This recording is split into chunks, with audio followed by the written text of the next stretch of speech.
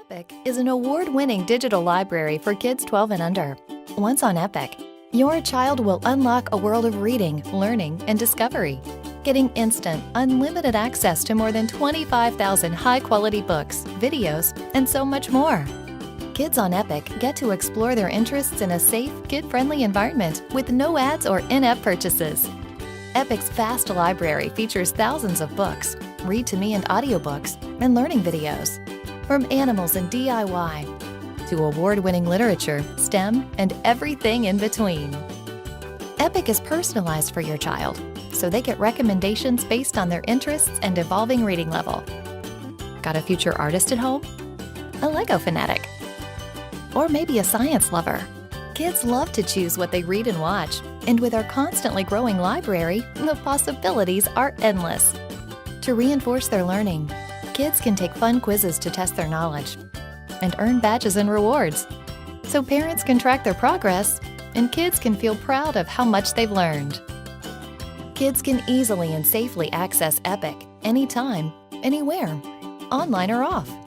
It's an entire digital library of knowledge and fun at their fingertips, and it's just one click away. Discover why millions of kids love reading on Epic. Start your free trial today.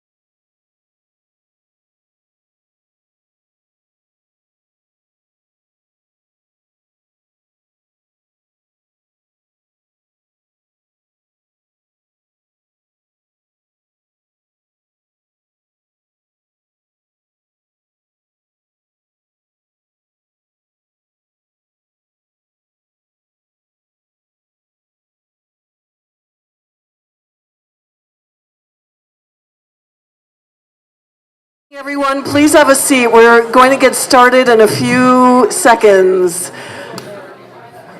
This train is running on time. This train is running on time, I agree. Move toward the center. Please do not enter with beverages or food. You just sit here, I'm sitting on the stairs. I like to sit on the stairs.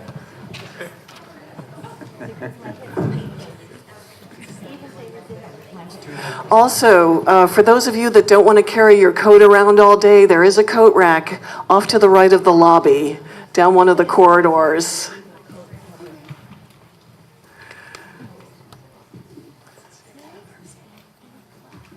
Good morning. Good morning. Good morning. Good morning. I'm Cindy Weil. I'm the director of the Center for Children's Literature here at Bank Street College, and I am thrilled and delighted to welcome you all here today for the 47th Annual BookFest.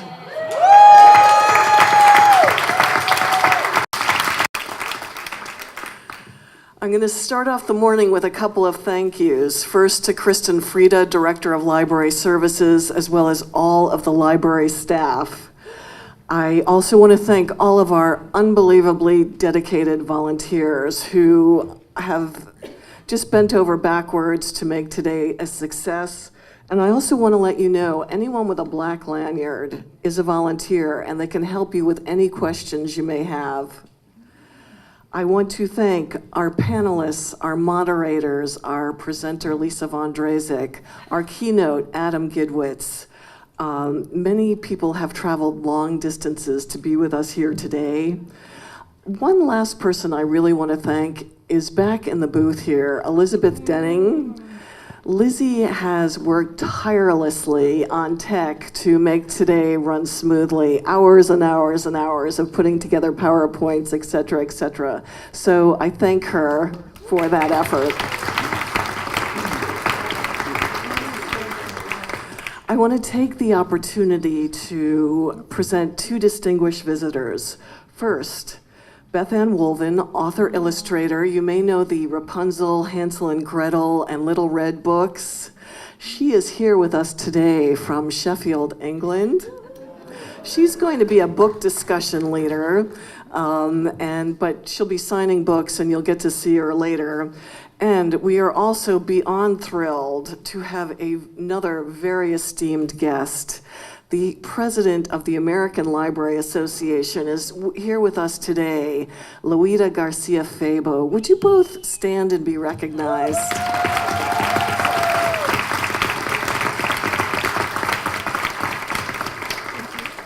Thank you so much for coming, both of you. Twitter, if you want to tweet. The network is guest. The password is BSC at 2018, and you'll see signs all over with that information for you. Please use hashtag BookFest18. That's on the back of your program. Will you take a second to acknowledge our sponsors? Sponsorship helps keep the cost of BookFest down for everybody, so it's affordable for more people. Our sponsors have been incredibly generous again this year. You can't miss the 200 or so 20th anniversary blue Harry Potter bags. Because of their bulk and the number of people we have in this room, we ask you to please leave your gift bag in the lobby until you leave for the day. But they're out there, and we really are very grateful to everyone. I want to give a special thanks to KidLit TV for being here and to Epic for their sponsorship. They are live streaming the event. After BookFest, you can use the URL on the back of your program to assess the entire day, including there'll also be individual and group interviews on that tape, so you can see your favorite authors up close and personal later. You can archive that stream is going to be archived, so you can go back to it at any time now, 10 years from now, and revisit things. The Bank Street Bookstore is going to be selling books today during your lunchtime and also after BookFest. We are also offering a $5 raffle. The first prize is 2 tickets to BookFest 2019. Wow. There is a second prize of a $50 gift certificate to the Bank Street Bookstore. And then there are many other second prizes as well. So 3 chances for $5. A few other details. There are men's and women's rooms on every floor of this building, including if you go out this way. We ask you to stick to the discussion group to which you've been assigned, as well as your lunch choice, and those are on the back of your name tag. Note that great Spanish language books leader Carmen Colon is ill today. However, at the last minute, Jessica Agudelo of the New York Public Library has stepped in like, last night kind of thing. We are extremely grateful to her so that wonderful book discussion session can go on. If you haven't already done so, please silence your phone. And now, it is my great pleasure to begin our morning. Our first panel, Collaborative Couples in KidLit, is moderated by the marvelous Shelley Diaz.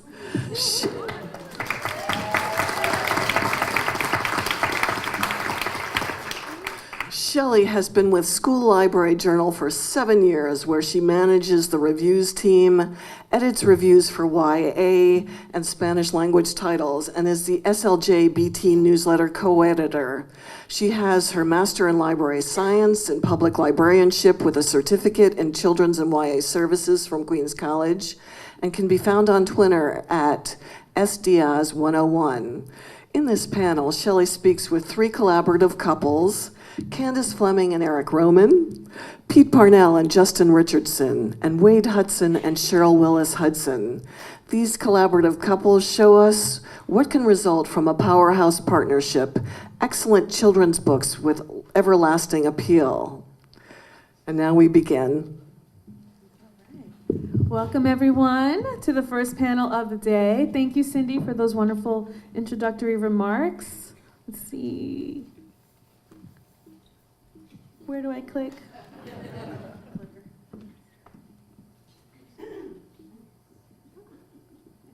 have to turn it on. There we go. Okay. This one. Okay. There we go. See? we got through our first technical difficulty.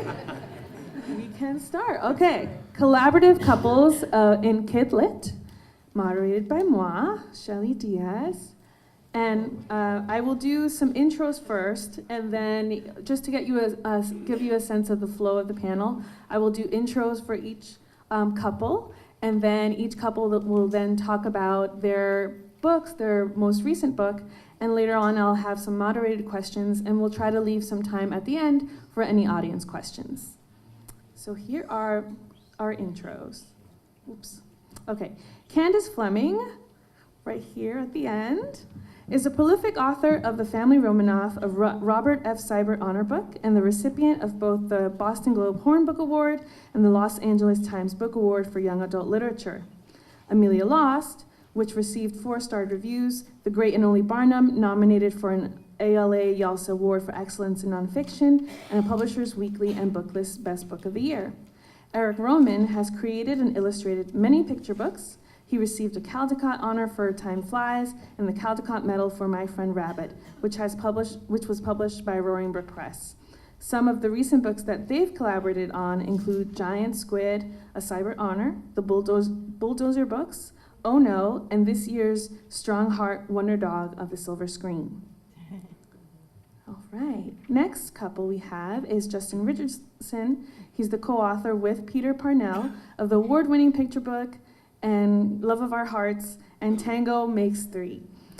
Dr. Richardson is an assistant professor of psychiatry at Columbia and Cornell and the co-author of Everything You Never Wanted Your Kids to Know About Sex, but Were Afraid They'd Ask.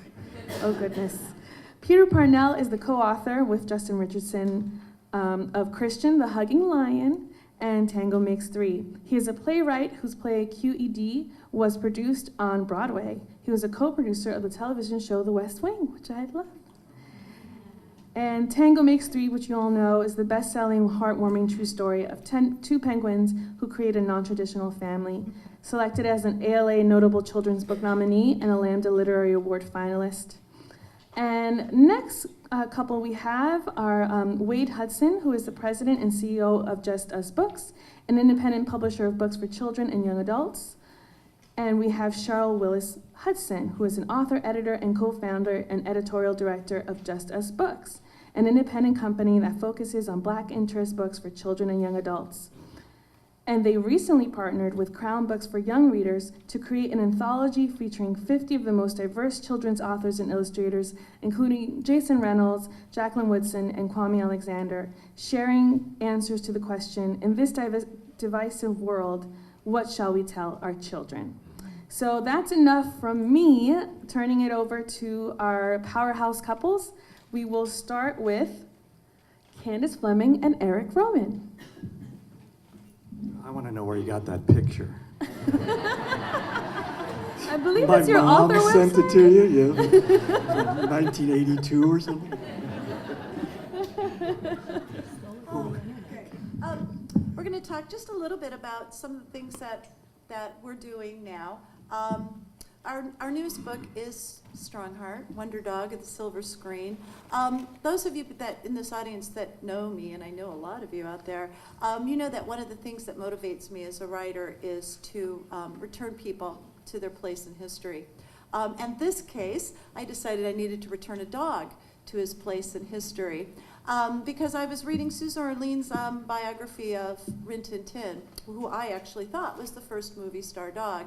And she manages to mention in, I think, 1.5 pages, another dog, the first movie star dog, which was Strongheart, which of course made me curious, right? And as often happens, I'm motivated sometimes by annoyance. I thought to myself, really? So Rin Tin Tin was a copycat, or a copy dog in this case.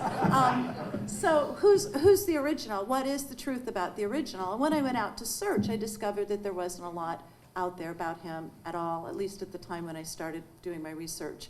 And so I began to piece together his life. And I discovered there was this amazing dog who was the very first dog in Hollywood.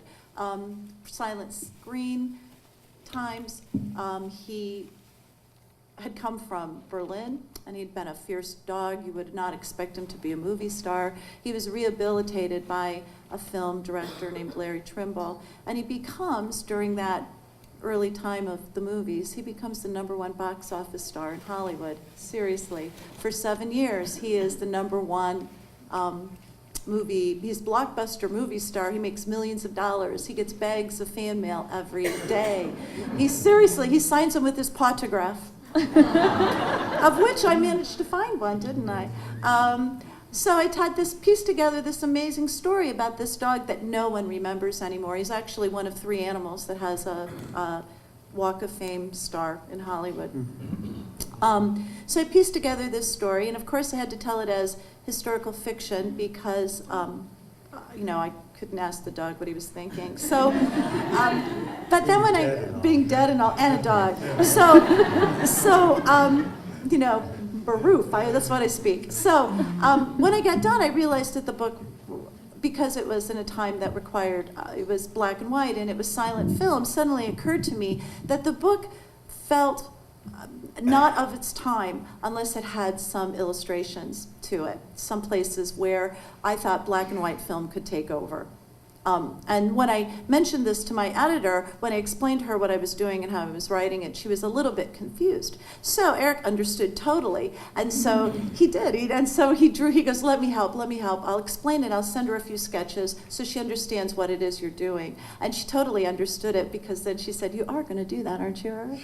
So let that be a lesson to all you illustrators out there, an object lesson. Volunteered to do it. The great thing about the writing was Candy writes picture books, and so there's always room in the writing for the visual language to tell part of the story. And it went the same with this book. So as I'm reading through it, there are not holes, but there are places where I knew that an illustration, a picture of the dog reacting, a picture of the dog doing one of the actions that we know that he did, would make sense with the words. And so it started off as being just, 25 or so illustrations, and it ended up being 70 because it started making much more sense to tell the story that way. So, and we collaborate. That's sort of the way we've always collaborated.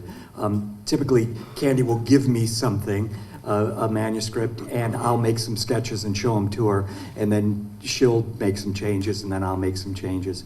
Giant Squid was different because I gave her illustrations that she wrote from, so it was the opposite. So we've collaborated in a number of different kind of ways. Yeah. Okay. And next we have Justin and Peter. Hello, we're a collaborative couple, and I'm confident that's the phrase that would have come to your mind if you saw me hustling Peter into the elevator this morning. We thought we'd just say a little bit about how the fact that we're a couple is what resulted in our being the ones to write this book about these penguins, because it was very much, it wouldn't have happened had we been single. If Peter wouldn't have written this alone, I wouldn't have written this alone. But it was the fact that neither of us were children's book authors, but we were both involved in pursuits that kind of came together with this book. I'm a psychiatrist, and I had started a Center for Gay and Lesbian Mental Health at Columbia in the late 90s, and had been invited because of that by a consortium of girls' schools in New York City to talk to them about how to talk to the girls about HIV. So this is in 1994. And went to that meeting, the heads of these schools, and said, you know what, I think really, maybe you should start talking to the girls about sexuality before you talk about HIV, and do you talk to them about sexual orientation? And they said, I don't think we could talk about sexual orientation with our girls. And that began a long process. I mean, no, that sounds like, can you remember? But this was, this is 24 years ago. In New York City, people did not talk about sexual orientation with kids in K-12 schools, and the schools were terrified that parents would find out that they were talking about sexual orientation to their kids and not apply to that school. So the schools started talking to one another and started to bring me in first to talk to the faculty members and then to talk to the parents. And you can imagine that when there was a speaker who was going to talking about sexuality to girls, that it was 8 o'clock in the morning at the Burley School and 250 parents showed up. And one of the first questions was, how do I talk to my daughter? How do I give my daughter a healthy attitude towards sex, but prevent her from having any? But I was there to talk about, specifically talking about sexual orientation development, and parents would say, well, what is a good book for my daughter to read or for my son to read? I realized that the parents were very preoccupied with finding the right language to talk about sexual orientation and not say something that was age inappropriate or that might disturb their child or might influence their child's sexual development. And there really wasn't that much. I remember being at Nightingale Bamford, and one of the parents said, what about the girl Heather Has Two Mommies, which is a trailblazing book which many people had heard of because it was controversial in New York City. And one of the parents said, well, I read that to my child, and this is the earlier version of Heather Has Two Mommies. And there's that scene where they go for artificial insemination, and the gasp in the room was quite loud. So I had this very much in my mind. How to help parents think about talking about this with their kids. And meanwhile, Peter and I were in the early stage of thinking about having a child and how we were going to go about having a child. And then there's Peter's background, which is quite different from mine. Oh, sure. Well, I'm a freelance writer, and I write plays, and I write for TV. So really, my whole, I tend to see the world as you work very hard at something that may or may not ever happen, and there's a certain amount of, okay, what is this idea? How much time will I be able to spend on an idea? And frankly, we've been together now over 20 years, and at this point, when was it? Several years before the book was published, when we were one Saturday morning in this process of talking about children, about having a child. We read an article in the New York Times in the Arts and Ideas section, what they called it at that time, that Denisha Smith had written, which we have here actually called The Love That Dare Not Squeak Its Name. And it was the story of Roy and Silo. And Justin was reading it and said, across from the breakfast table, listen to this. And he started to read the article aloud and essentially said to me, I think there's a story here that would be interesting to try and tell. And again, given my background, at first thought, no, impossible. We're not going to be able to write this. But in fact, we did, and we jumped in very quickly and wrote a first draft, really within a few days, and then it took a long time after that. But that's how we began to write Tango.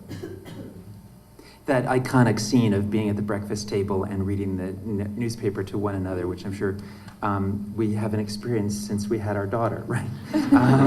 But that used to be great.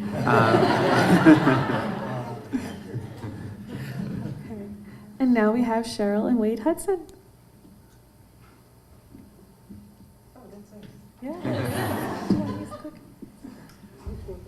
This one right here. Some of our slides are sort of out of order, so I'm going to start with what shall we tell them. This is the question that was raised. Wade came up with this idea. We are a couple. He's the husband, I'm the wife. He's the president, I'm the vice president.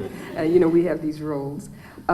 We've been working together for more than 45 years on children's books and other kinds of projects.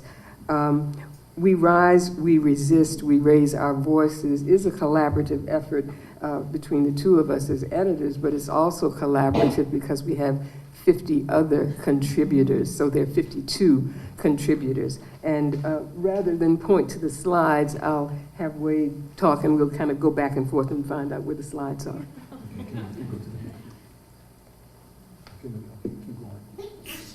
Keep going. That's the one. Oh. Look at those afros. That's okay. Actually, Cheryl and I have been collaborating since we first met. And our first, I guess among our first collaborations was we wrote our own marriage vows. Oh, that's right. You remember? Yeah. And it was a funny scene because the minister who married us had to memorize the vows, and they were rather long. And he was sweating profusely, you know, trying to remember. But he had his little, you know, what we call a cheat sheet with him, and so he did a good job. But that was one among our first collaborations. But after we got married, we worked together on a number of different projects. I am a playwright as well, and I've had some of my plays produced on the stage. And Cheryl helped to market and to do playbills for the theaters that we work with.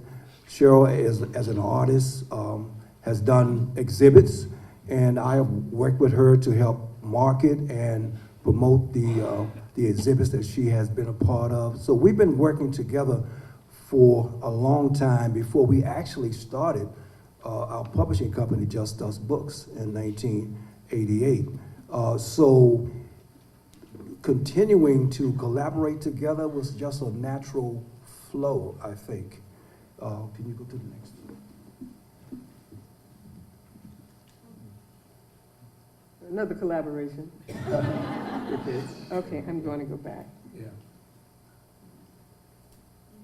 Okay, so talking about We Rise, We Resist, We Raise Our Voices, this is a collaboration that came out of response to really a political situation in 2016. We were looking at the results of the election and were frankly appalled.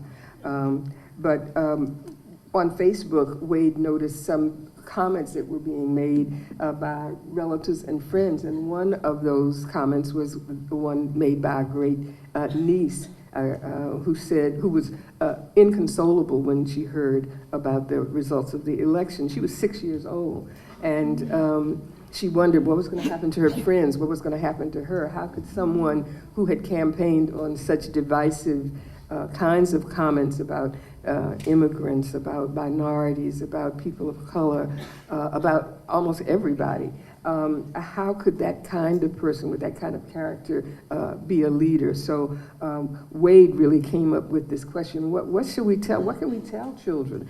And the rest kind of became history. We had worked with a number of authors and illustrators in our own publishing program, and we thought, okay, there are plenty of authors and illustrators who can speak to this because we speak to children all the time about things that are important to us. And this was a kind of controversial subject, but we went from there. And actually, we drafted a proposal that we sent to some of our friends in the industry, including Rita Williams Garcia, who's with us this morning. And the response from them was like phenomenal. In fact, I don't know if you remember, Rita, you said, I am in, count me in. And you actually sent your contributions, I think, a couple of weeks later. And James Ransom, who's a great illustrator, also responded very quickly as well. And before, I guess it was about 2 or 3 months, we had really gotten about 80% of the contributors who had committed and signed contracts and also had started submitting their contributions. At Book Expo, it was 2017, right, Phoebe? I was taking a break, and I heard someone call my name. Wade?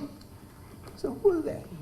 And it was Phoebe A. from Crown Books. And Phoebe and Cheryl and I, we've known each other for years, and work together on different projects dealing with diversity and inclusion in the industry. And so she asked me what we were working on, and so I told her about the anthology. She said, oh, okay, we need to talk, Wade.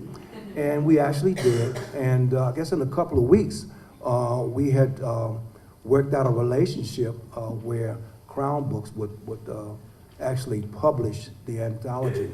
And we're just so happy that we've established this relationship with Crown, because they brought a lot more to the table, I think, to help get the book in a more national exposure. And we've gotten really great reviews.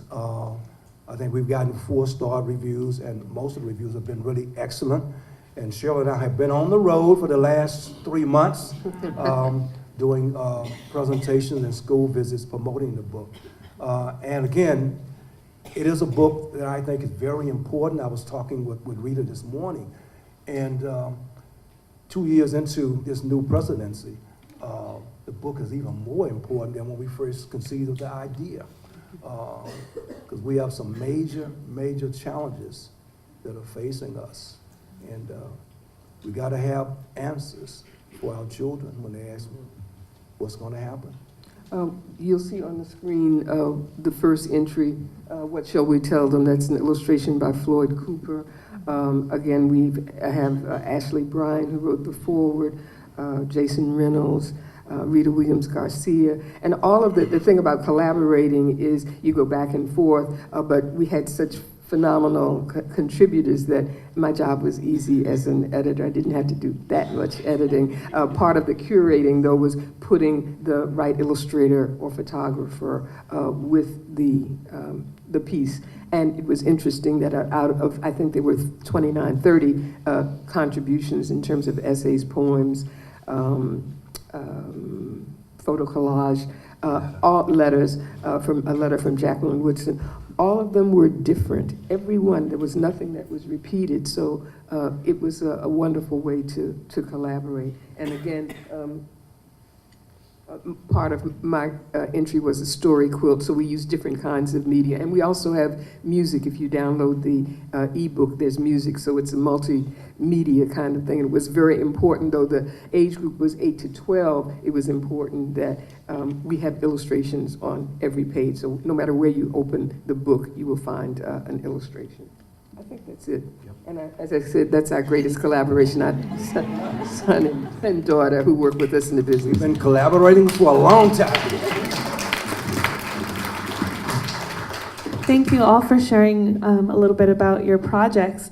And I have 1 or 2 questions, and then we'll see if we can go to the audience. So my first question is, a big part about making relationships successful, whether professional or a personal one, is to make sure each partner has their own space, right? Whether it's physical or creative or mental. So how do each of you carve out your own space to work? How do you know when it's time to converge again, especially in regards to a project that you're working on together? So maybe if we can start at the end. Yeah, space. We live in the same house, and people always ask that question.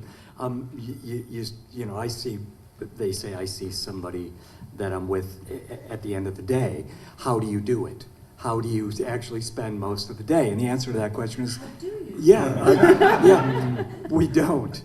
We both have separate spaces, and one of the great things about collaborating with Candy is she knows what I do and respects it, and I know what she does and respects it. So typically when we work on something, Candy works on it separate. I don't usually see it till it's some sort of finished form. I'm different. I'm the needy one. And so like while I'm working on the illustration, you can just back off just a little bit. Yeah. You can see why we spend all this time together. But I'm the needy one, so I want to show her. And so I'm working on something in illustration. What do you think? And you're usually pretty positive about it. And so when we bump into each other at lunchtime or that sort of thing, we typically don't talk about work, but when it's time to show to one another, that's when that coming together. So there really isn't any need to divide or think about dividing space, because it just sort of organically happens in the way we work.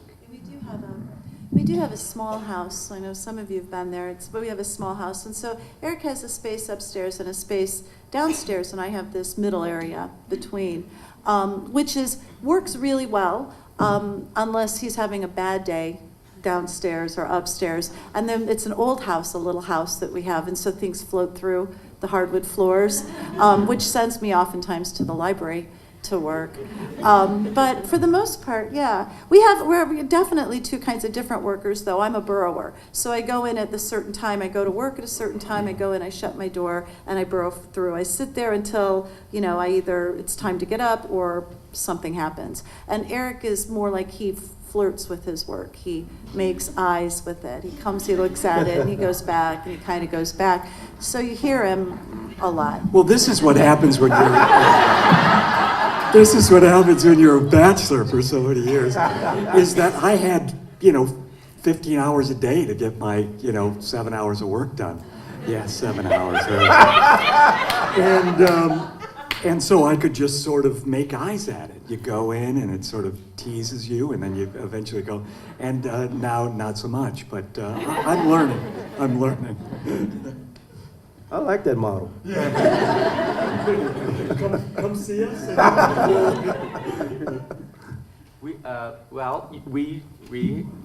have an apartment downtown, and we have our separate spaces. We have a space, a wonderful study, which is where I write, and there's also a desk there for Justin, which is completely covered with bills and stuff. I mean, he could never work there. So actually, Justin writes in the kitchen mostly, and in the dining room. And before we had Gemma, weekends also we sort of went to our separate areas to do the work we did. And now I'm lucky that I have, once one of us has done drop off in the morning, I have certainly the morning time to write, and then afternoon if it's to do other emailing and things. And Justin is at the office during the week and seeing patients. So it's a very different, we have a kind of regular work week, and then and see each other obviously at dinner, and one of us usually preparing dinner, and Gemma's back, or we've done pickup. And then weekends are more free-form because of Gem. We sort of, if we can, we have time to do some writing, but much less than we used to do. I like your word burrower. Yes, That's, burrower. And we still live in the apartment that we lived in from the beginning, though now we have 2 floors. But when we were when we were looking at purchasing this apartment, there was a room that was like the study. And I knew that Peter, that would be where he would go and kind of disappear. And I remember saying, I like this apartment. I'd love to get this apartment, but only if we can take down that wall between the study and the hallway, just like open that up. So it's very much been for us a process of Peter having been a natural person to sort of go into his private retreat, and me trying to get in there and mix it up with him. How old is Gemma? She's 9. And when did you first, how old was she when she first, When has it changed? Well, your dynamic in the house? Yeah, well, when we wrote this, we thought, well, we're trying to have a child, let's first try to have a book together. Don't wake you up in the middle of the night. Right. And has it changed? Yeah, well, as I said, we don't read the newspaper in the morning anymore. But she's, such a source of inspiration for us. And one of the things that was so wonderful about having Gemma was all of the children's literature that it brought into our world. That's been because 2 books before each nap and 2 books at bedtime was just such a joy for us. Space, what I find, space. Well, what I do is, what I've done, I've given Cheryl 80% of the house. Cheryl, she quilts, and I mean, she's great, she's wonderful at it. And so we have about, 30 or 40 quilts. in the house, and they're everywhere. Everywhere. But anyway, I'm really a night person, and Cheryl is a morning person. So my creative juices tend to flow better at night. So Cheryl is up in the morning, and she's at the computer creating or doing whatever she's doing. And I'm in the bed asleep. I'm usually up 8:30 in the morning. But when we first started our company, one thing that we paid special attention to was to make sure that we identified the responsibilities that each of us would have. Cheryl handles the editorial and the artistic part of our company, and I try to stay away from that unless she solicits my input. I tend to deal more with the operation of the company, including marketing and sales, and she stays away from that area. Sometimes. Well, who is that laughing like that? No, it's true. I mean, I've learned over a period of years to kind of stay in my lane, although I kind of try to dip into marketing sometimes, because you have to have art and production in marketing as well. But that makes it easier, and really does help a lot that I'm up at 5 and have a little bit of quiet time.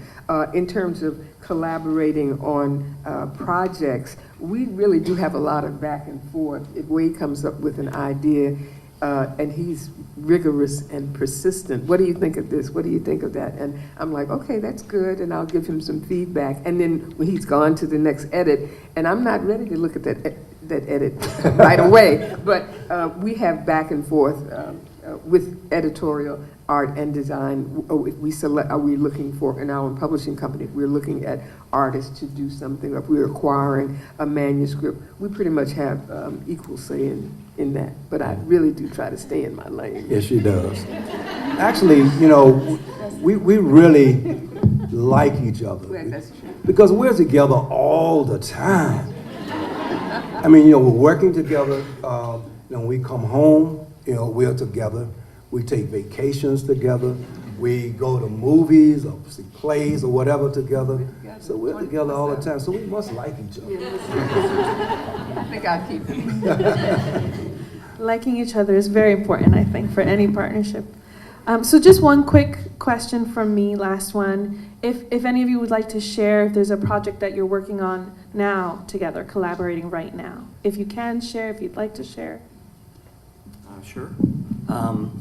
We had done this book with the esteemed Neil Porter. I don't know if you've met him before. He's over there if you want to.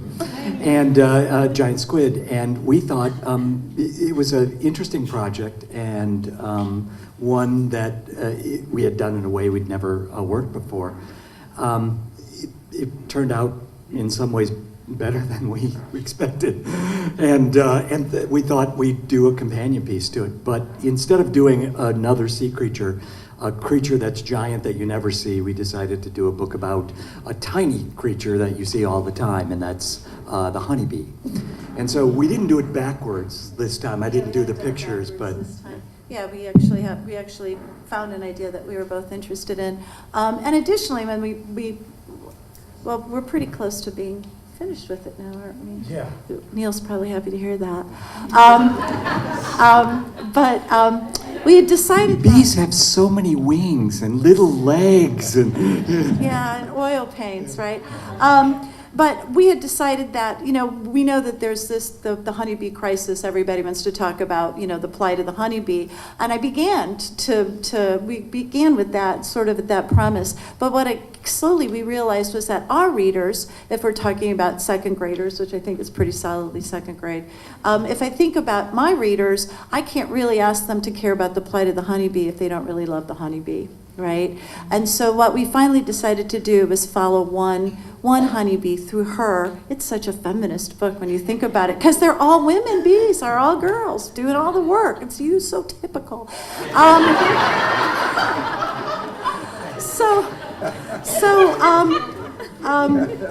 We're going to follow one worker bee, one worker bee from her birth or from the day she arrives, chews her way out into the hive to the very day that she dies. So we will follow her life cycle. And it is my writers group, who are a tough bunch, right? These are published writers. They're a tough bunch of women.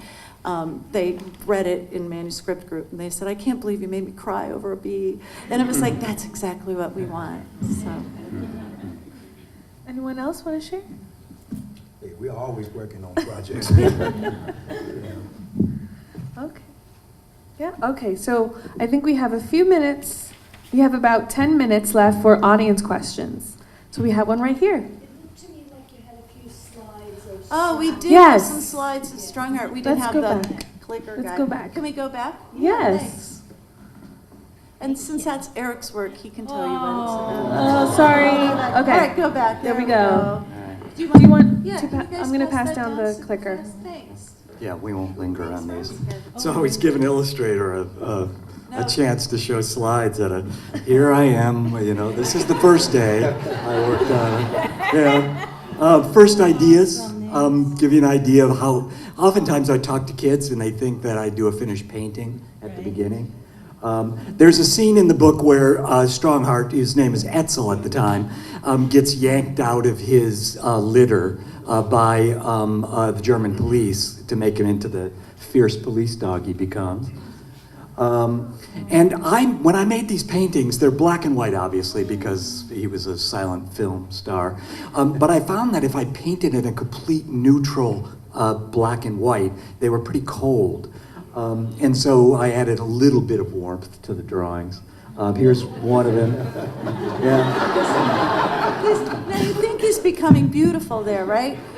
He's in makeup, you think he's becoming beautiful, but in fact they're making him look messy for a movie called The Silent Call, so he's supposed to be in the wilderness. I asked Eric when I saw this picture if there was actually handheld blow dryers, I was like checking his history. And of course he did his research. And Yeah, absolutely. they were invented in June 1920, I've discovered. Yeah. And I had to think, how do you make an illustration that doesn't tell everything? Because, of course, the text, the story that Candy was telling, told so much. So how do you use the words and the story together to not seem like they're separate, but when they come together, they become one bigger thing? Pictures and words bloom into a story. And so with some, I had to really hold back. And so when you look at this, you might wonder, what is Strongheart thinking? But it's really clear when you attach it to the text that would be on that other side. And then finally, that's just the picture of Strongheart. I grew up with German Shepherds, so this looks to me more like Blaze than Strongheart, but you don't need to know that. If you see the book, I see the arc here. You can actually take off the cover of the jacket, and this picture is underneath the. And additionally, if you open it up, you will see that the Hudsons have their collaboration. They're beautiful children they showed you, and if you open up our Strongheart book, you'll see it's dedicated to our very own Strongheart, our only collaboration. We have a dog.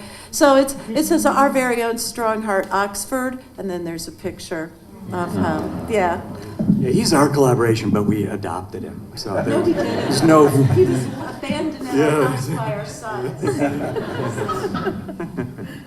All right, any other audience questions? Right here? All of you actually do collaborate together, but I know traditionally publishers try and keep the illustrators and the authors separate. What are the disadvantages that you see to your actual collaboration, or what do you see as why is this tradition of keeping the illustrators and authors kind of separated by a wall? Did everyone hear that question? Okay, just want to make sure. Ours was a little bit different. Lisa and James Ransom collaborated on one of the pieces next. As a matter of fact, we had invited James to contribute a piece, and he said, I'll contribute as long as Lisa's in it. So we had them do a piece together, and it really depends on the vibe that you have. As a publisher, we don't encourage that, but there are some author-illustrator pairs that have traditionally worked together, and we can honor that.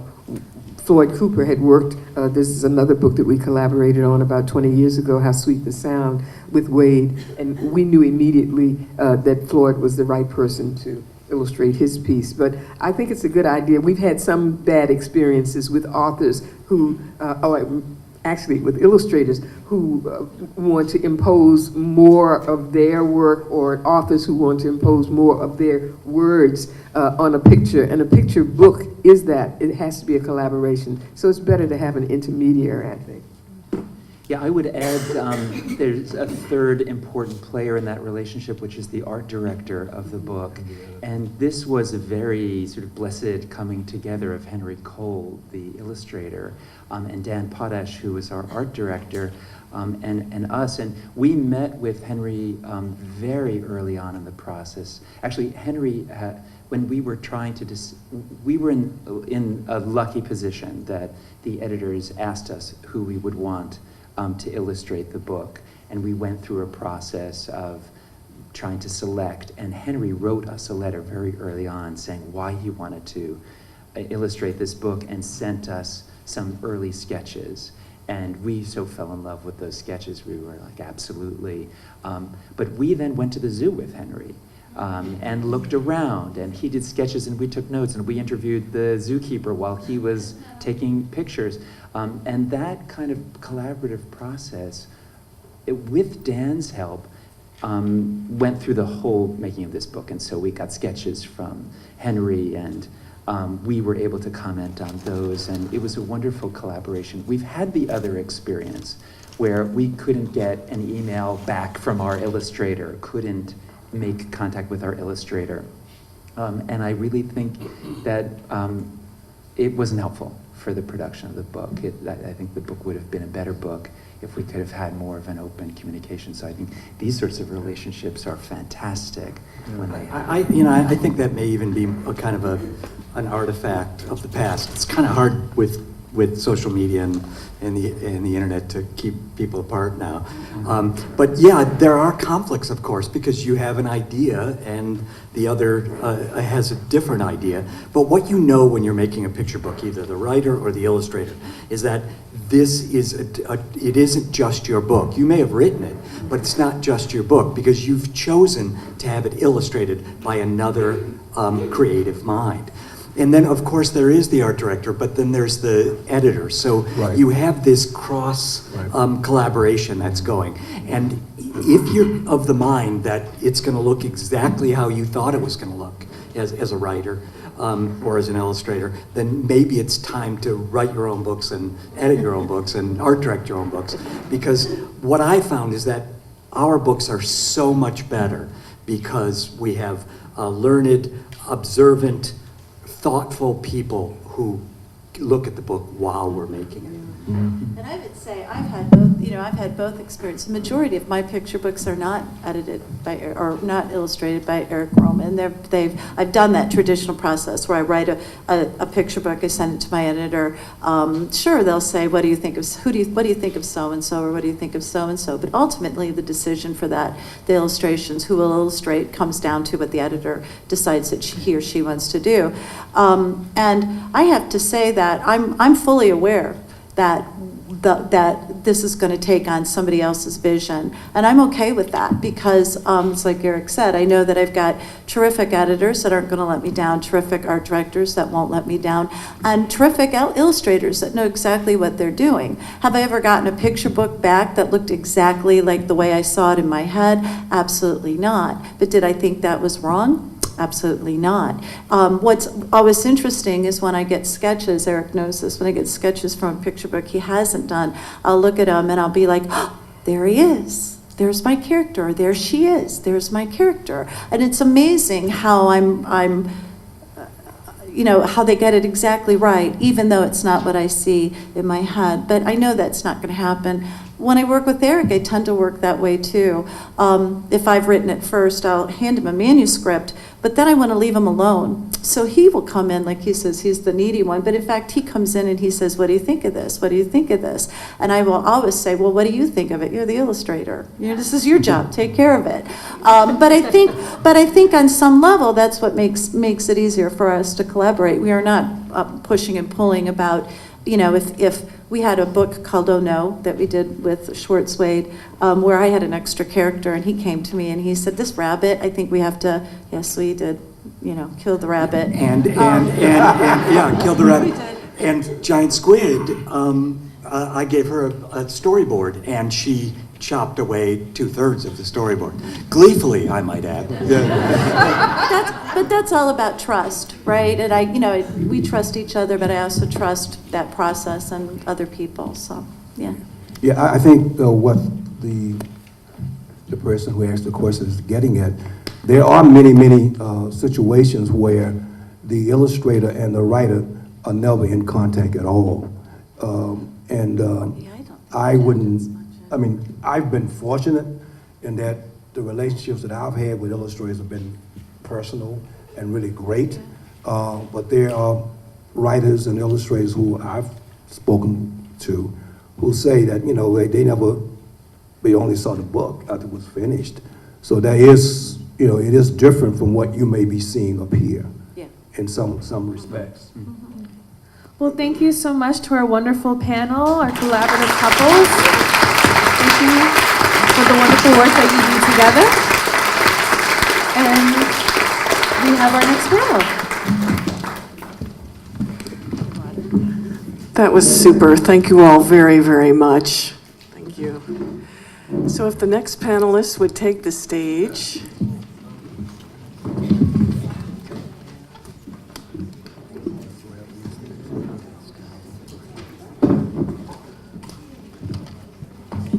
Hi, how are you?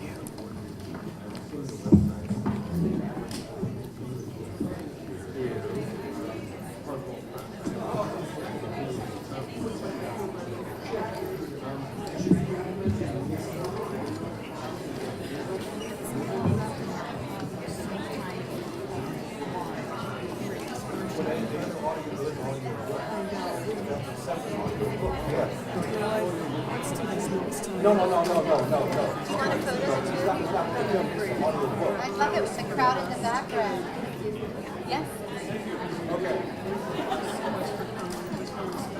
Thank you. Take care. Next panel, please take the stage if everyone would be seated.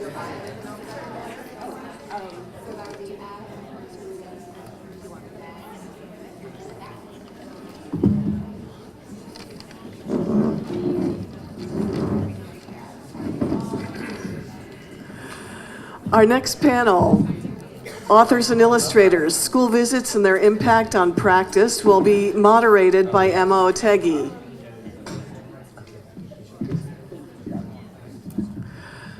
Emma is the author of the picture book Marty's Song for Freedom, published by Lee and Low.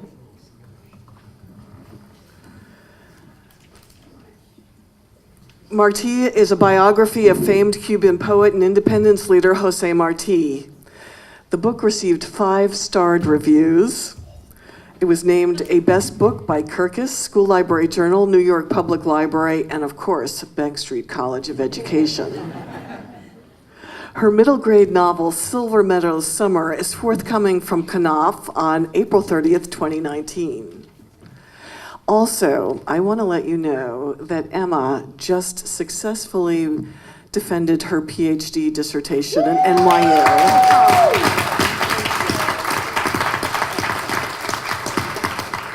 She's an expert in Latin American history, and you can now all officially call her Dr. Emma.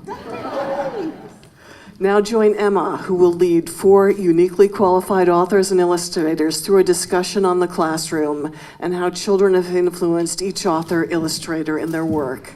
Thank you. Thank you so much. Do we have the clicker floating around?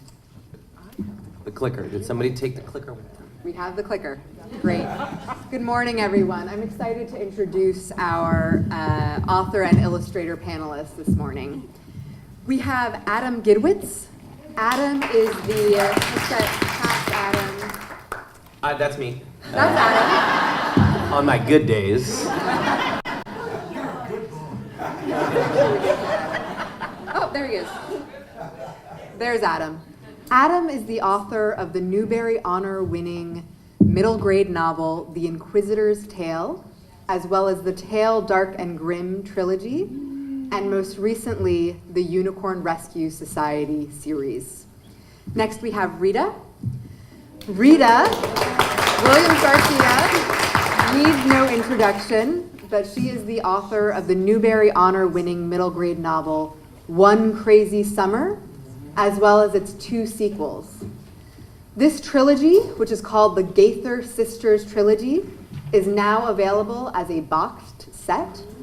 And Rita's most recent book is Clayton Bird Goes Underground. Stephen Savage is the illustrator of the New York Times best-selling picture book, Polar Bear Night, which was written by Lauren Thompson. He's also the illustrator of several other books for young readers, including Super Truck, Little Tug, and the Where's Walrus books. Kat Ye, oh, you all got now. Kat Ye is the author of the middle grade novel, The Truth About Twinkie Pie, which was a Crystal Kite Award winner and was a Best Book of the Year on several lists. She is also the author of the middle grade novel, The Way to Be, the picture book, The Friendship, and others. So let's dive right into our questions, because we've got a couple of them. So my first question has to do with the author and illustrator's classroom experience. I would love it if you would share with us a little bit about your experience in the classroom. That can be as a student or as a teacher prior to becoming an author or illustrator. Adam, let's start with you. As some of you have heard me speak before, know that I have a ton to say about this, so I will choose very selectively, and I will try to say something that I have not said before or will say later today. Some of you may know that I went to a Montessori school for the first couple of years of my life, and I was kicked out in the first grade. They said that I was not Montessori material. I don't know what that means, but I wasn't it. And when I went to my new school, I continued to get in a lot of trouble. I spent a lot of time in the principal's office. So that when I became a teacher, I think I was very sensitive to the needs of children who had no desire to be in a classroom. So one of my proudest moments as a teacher was as a math teacher of second graders. I decided as the math teacher of second graders, and these were very excellent math students, these kids, I would invite a bunch of guest teachers to come in for each unit to co-teach the unit with me. And all of these guest teachers happened to be my identical cousins. Yes. So, for example, when we were doing cooking and measurement, we would do measurement through cooking, and we had Pierre le Chef came in and taught the kids cooking, who looked a lot like me but had a very bad French accent. First, we did statistics, and we were using baseball cards, and Coach taught them everything. That was me in a baseball cap. And my favorite was Shifty Eddie, so we did probabilities with these kids. So Shifty Eddie wore a fedora and a vest, and we did a lot of blackjack playing. Second graders can be very good at blackjack. If any of you teachers need to make a side living, running a blackjack game of 7-year-olds is a great way to do it. So I would tell the kids, like, I'm not Adam, I'm Shifty Eddie. And they would be like, you're Adam. I'm like, no, I'm not. And this one girl was like, you're Adam. I know you're Adam. I said, why do you think I'm Adam? And she said, you guys wear the same belt. And I said, yeah, we're identical cousins. And she goes, oh. But one day, there was a little boy in my class, Eli, and he got, after class, I was Xeroxing right after class, and he got right up in front of my face, and he goes, you're Adam. Say you're Adam. Tell me you're Adam. Admit that you're Adam. And I'd been talking about, Shifty Eddie had a lot of, things about him. He liked gambling. He got really nervous when sirens were outside. And in Brooklyn, there were always sirens outside. So this kid gets in my face. He says, admit that you're Adam. And I said, okay, Eli, I'm Adam. And I walked him back to his classroom. His shoulders were going up and down. And I said, Eli, it really seemed to matter to you that I was Adam. Why was that so important to you? And he said, well, I just have a lot on my shoulders this year in 2nd grade, and I can't be worrying about the police too. See, you gotta be sensitive to those kids, what they need. Okay. My years in school were not all that interesting by comparison. Well, I am an Army brat, and I traveled from New York to Arizona to California to Georgia and then back to Nueva York. And I didn't just go to one school in each state. I went to many schools in each state. So it was always very hard to kind of have a home. But I have to say, in my early years in California, the really good thing was that it was California, and it was wide out open spaces, and it was the 60s, and everybody was trying all kinds of new things, and so we had very hands-on approaches to everything. Everybody wanted Herr Skinner for the 6th grade because he had a shark cadaver in his class. And so that was the whole thing. You wanted to know, what did you do with the shark cadaver? And if you had like an older sister or brother that had Herr Skinner, they wouldn't tell you. You'd have to wait until you were in the 6th grade. So, so everything was all about, wow, we get to do this in this class and that class. So in my class, we had a whole focus on Native American studies. We probably called them, I'm sure we said Indian. And so we had a lot of visitors from local Native American communities who come and teach us art. So we had basket weaving, we had printing, we learned Navajo songs, we learned work with clay, Adobe, and all of that. So I had a very hands-on kind of approach to everything. In my 4th grade, my teacher also said that we were going to Japan, and I was sad because I was the only one who would not be able to go with my classmates. And so, she saw I was very, very sad about that. And I said, my mother's not going to let me go to Japan. And she said, oh, don't worry about it. It will be all right with your mother. So I knew my mother. Miss Issy ain't letting nobody go to nobody's Japan. So I came to school the day that they were all going to go to Japan, and when I walked in the classroom, the whole classroom was made over, and so we had all of this art, and we studied poetry, different forms of poetry, Sinquin, haiku, like everything, and then we learned Japanese brushstroke art, and then we did video. We did kind of like a video exchange with a Japanese classroom. She got on like the Super 8 or Super 16, whatever it was, and made a video of us. And then, and we said things in American and sent it over, and then they sent to us as well. So I really had that wonderful kind of, hands-on, try it, see it, experience. And then we moved to Georgia, where everything was different, and you had to say yes, ma'am, and no, sir, and it was just very regimented. And then we got out of Georgia quick. My father was made to retire from the Army, and then we came to New York, where I was now in the 7th grade, and in that very first year, there was a brutal murder on the playground. A 7th grade pusher stabbed to death, and a 9th grade reformed user. And so I remember that we were then on lockdown in our school, and until everything was cleared away. And so I was writing feverishly that day. You know, I was just writing, writing about that. And so, people, my classmates were like, "What are you doing?" I'm getting this all down while it's fresh. It was like just writing, and I might still have a page of that somewhere. But so I went from a very sunny environment to a very regimented one to a very, oh my God, where the heck are we environment. And I have to say, each and every one of them have served me well.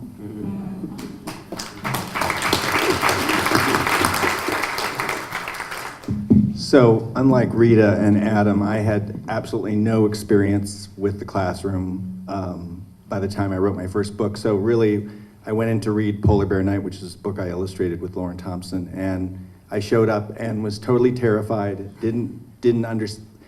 I was a single guy, I was not married, I was, what am I doing here? I'm not interested in any of you people here. Thank you for your honesty. So that was 10 years ago. So in the 10 years since, I have done 10 books. I've had a child who's now 9, and I've totally made friends with the classroom, and I've learned a lot from it. So. Hey everyone, good morning. I grew up in a Quaker school, which they're called Friends schools, and I went to my friend's school in Pennsylvania, Westtown Friends, from kindergarten until I graduated high school. So I pretty much spent my entire life there. I was always a reader, and I was always a very quiet child. I was shy in the classroom. Our elementary school was very small. In fact, I think up until 6th grade, there were 5 other girls in the class, and I think 10 boys. So I was always sort of in small environments. And you would think that would make someone maybe more open, but I was always incredibly shy and incredibly quiet.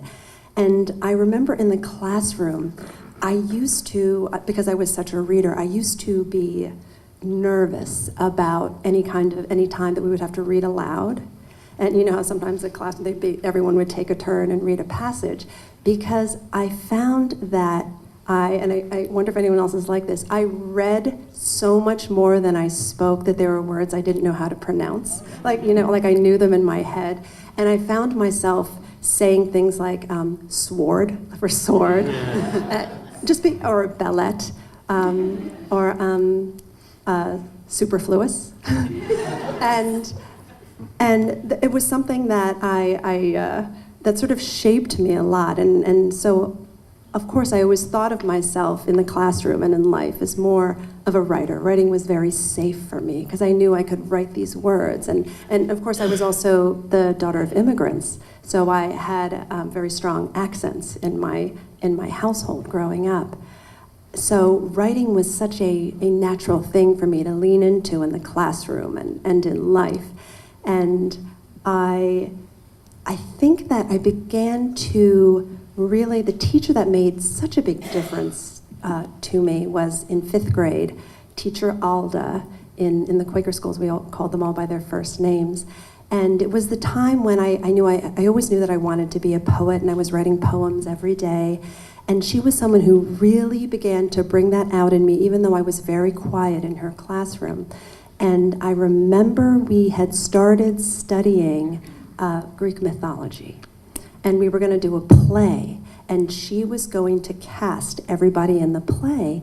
And when it came to this one and I was definitely the person who would maybe, be in the chorus for Pirates of Penzance, things like that. She said that she wanted me to be Athena.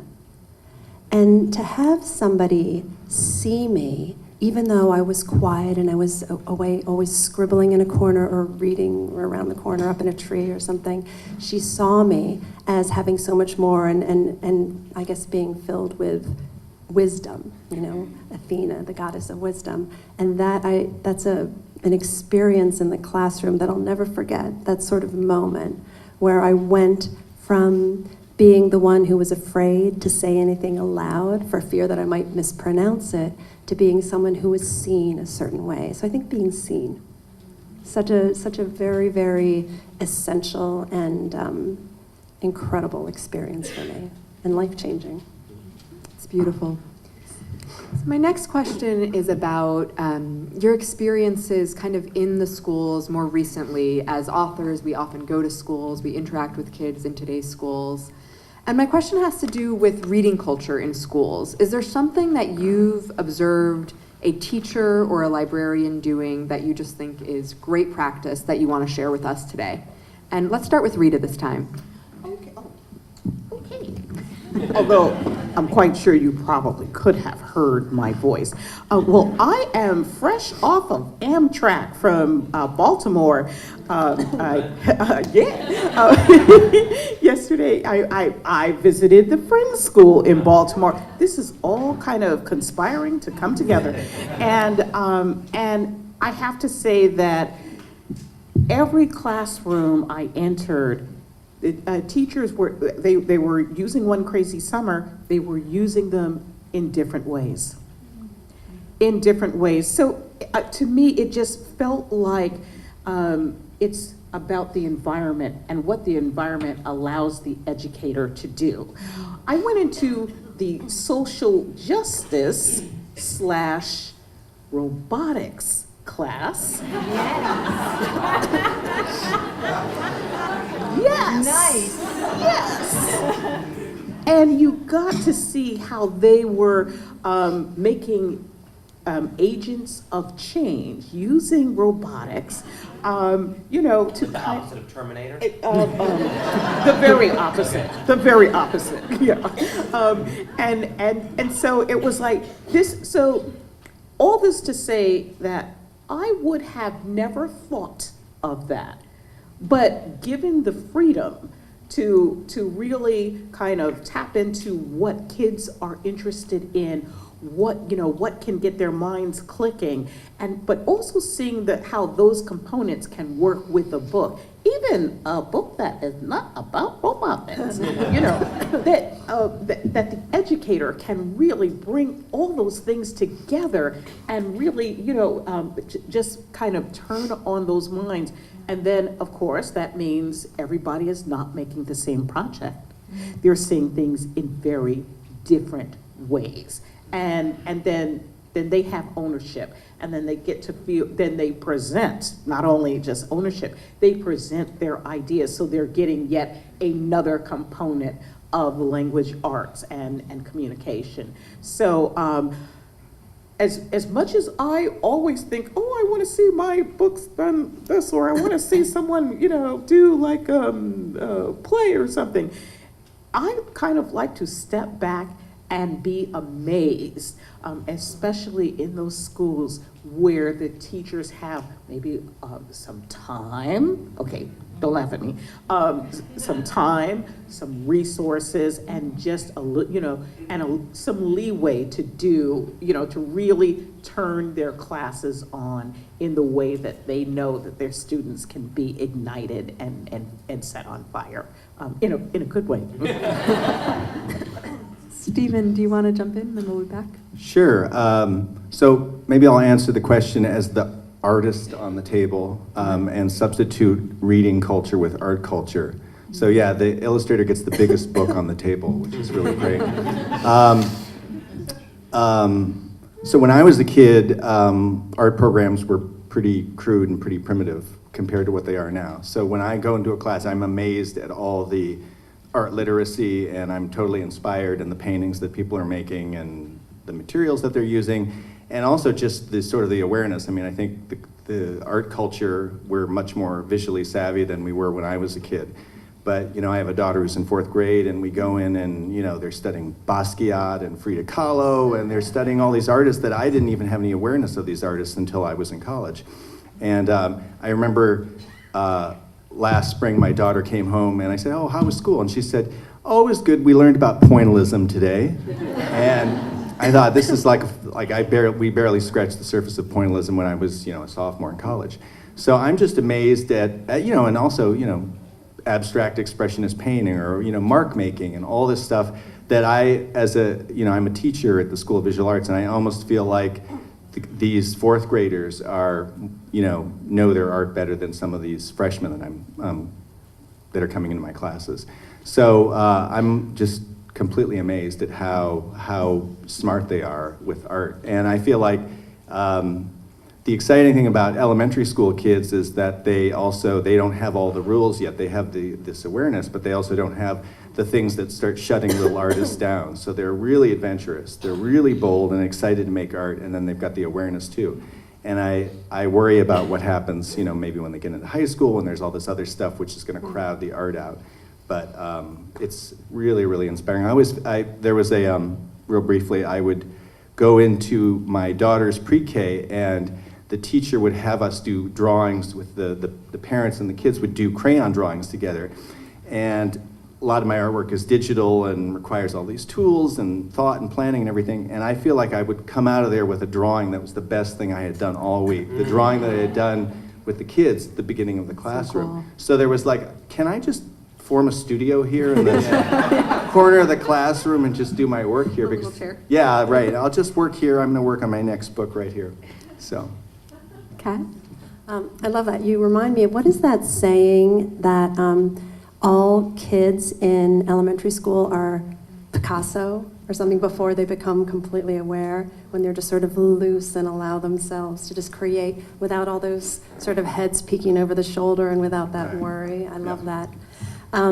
Something I feel as if I've been to so many schools this last stretch, and something that I've been seeing that I'm so excited about, as someone who had anxiety about reading aloud in a classroom, or anxiety about being in that structured line where you could see your turn coming up to read and you would hold your book. I love seeing this sort of relaxation around the reading culture, not only in the way that reading levels are looked at, but also in the way that the libraries and the reading areas are treated, the way that the kids are sort of grouped in casual group discussion, that they can lead around the books, the ways that the books are discoverable in a way that a child can pick something and say, oh, I like this, and maybe I'm in 5th grade, but I'm going to read a picture book, or maybe I'm in 4th, but I want to read this because even though it has fewer words, it interests me. And so I think that having that freedom and that non-judgment and that non-structure about allowing a kid to just discover what makes them super, super happy.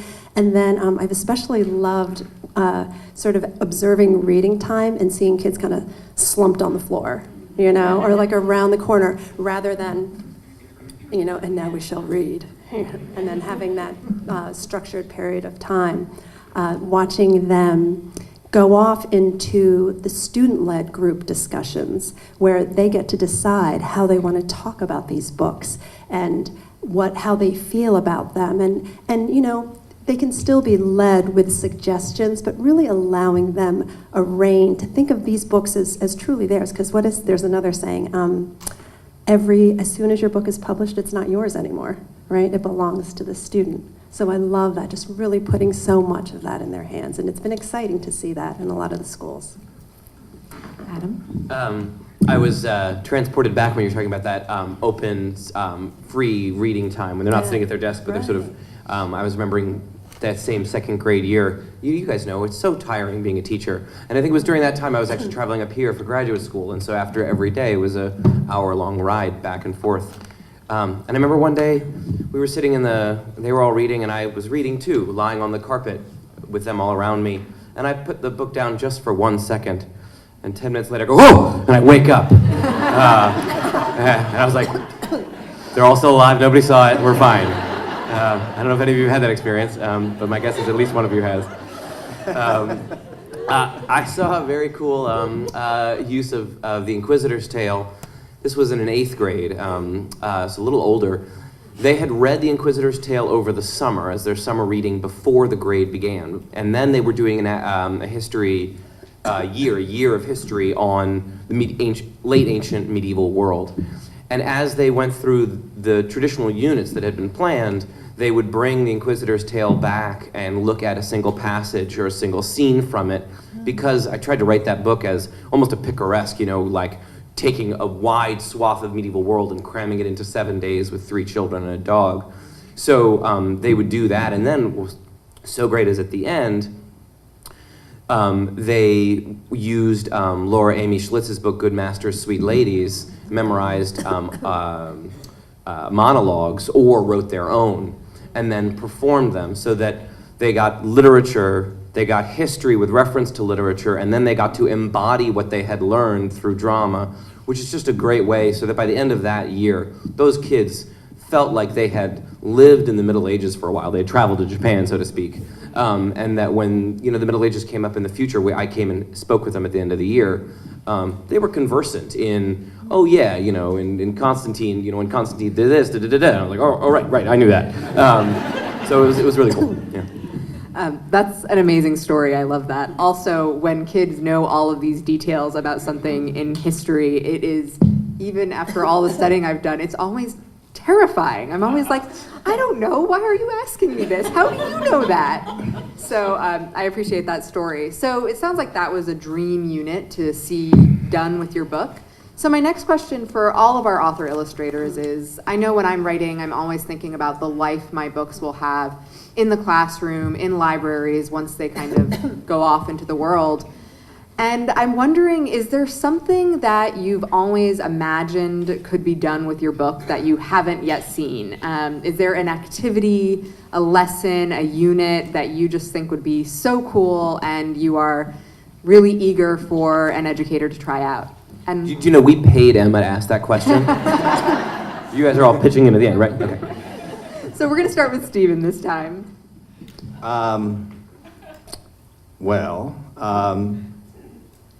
I don't know if it's a structured unit. I mean, I love it when I was a kid, I learned art from picture books. So if I could look over the shoulder of a kid in the library and see them drawing, a walrus from Where's Walrus, I would love that. There was, I was in love with Aliki's books and I learned how to draw an Allosaurus from her drawings. I don't know if Aliki's here, but thank you for that art instruction.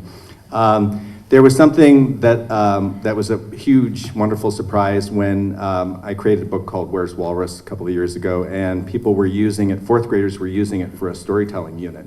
So because it was a wordless book, the 4th grade teacher was having them create stories based on, where could the story go. And I think that, most of my books skew pretty young. So if one of my books can be used by an older grade, that's fabulous. That's great.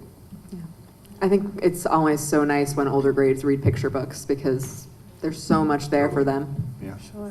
Okay.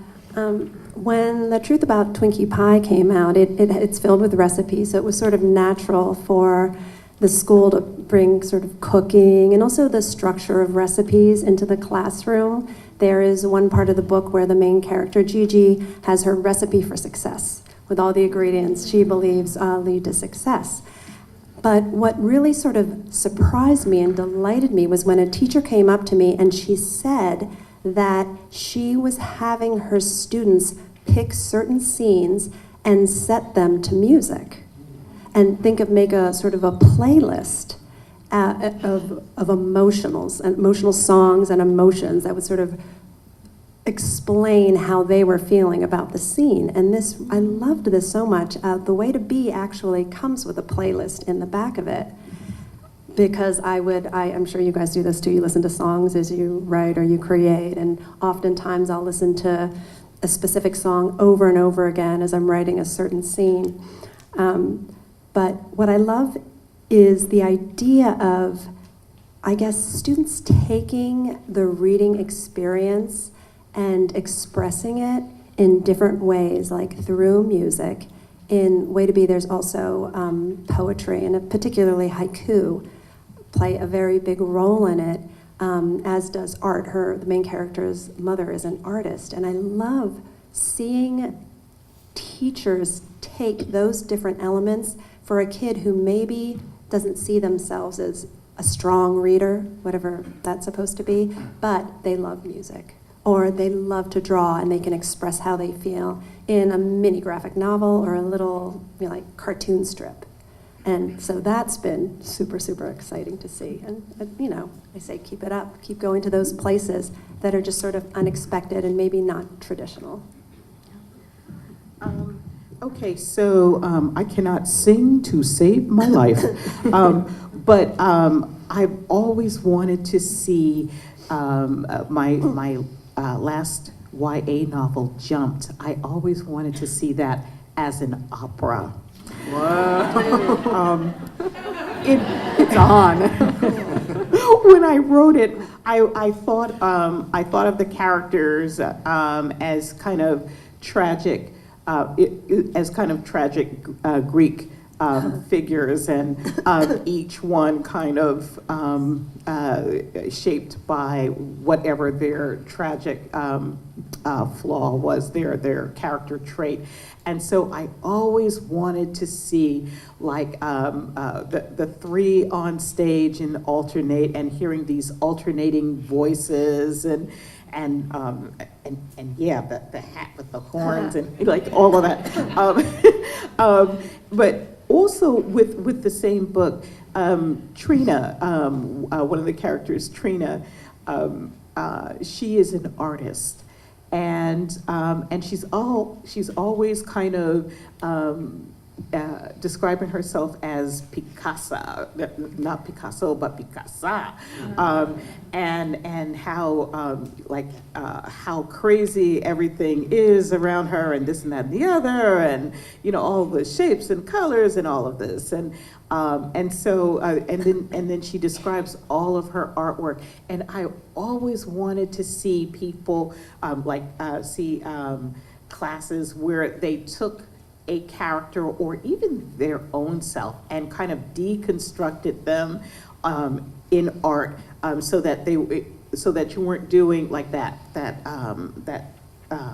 representational portrait, but something that a piece here, a piece there, this big, that small, things to really talk about what aspects of character are heightened, and just another way to kind of come at character through a visual motives, through motives. So I always was waiting for an art teacher to kind of send me that email with those JPEGs. This is how we deconstructed character.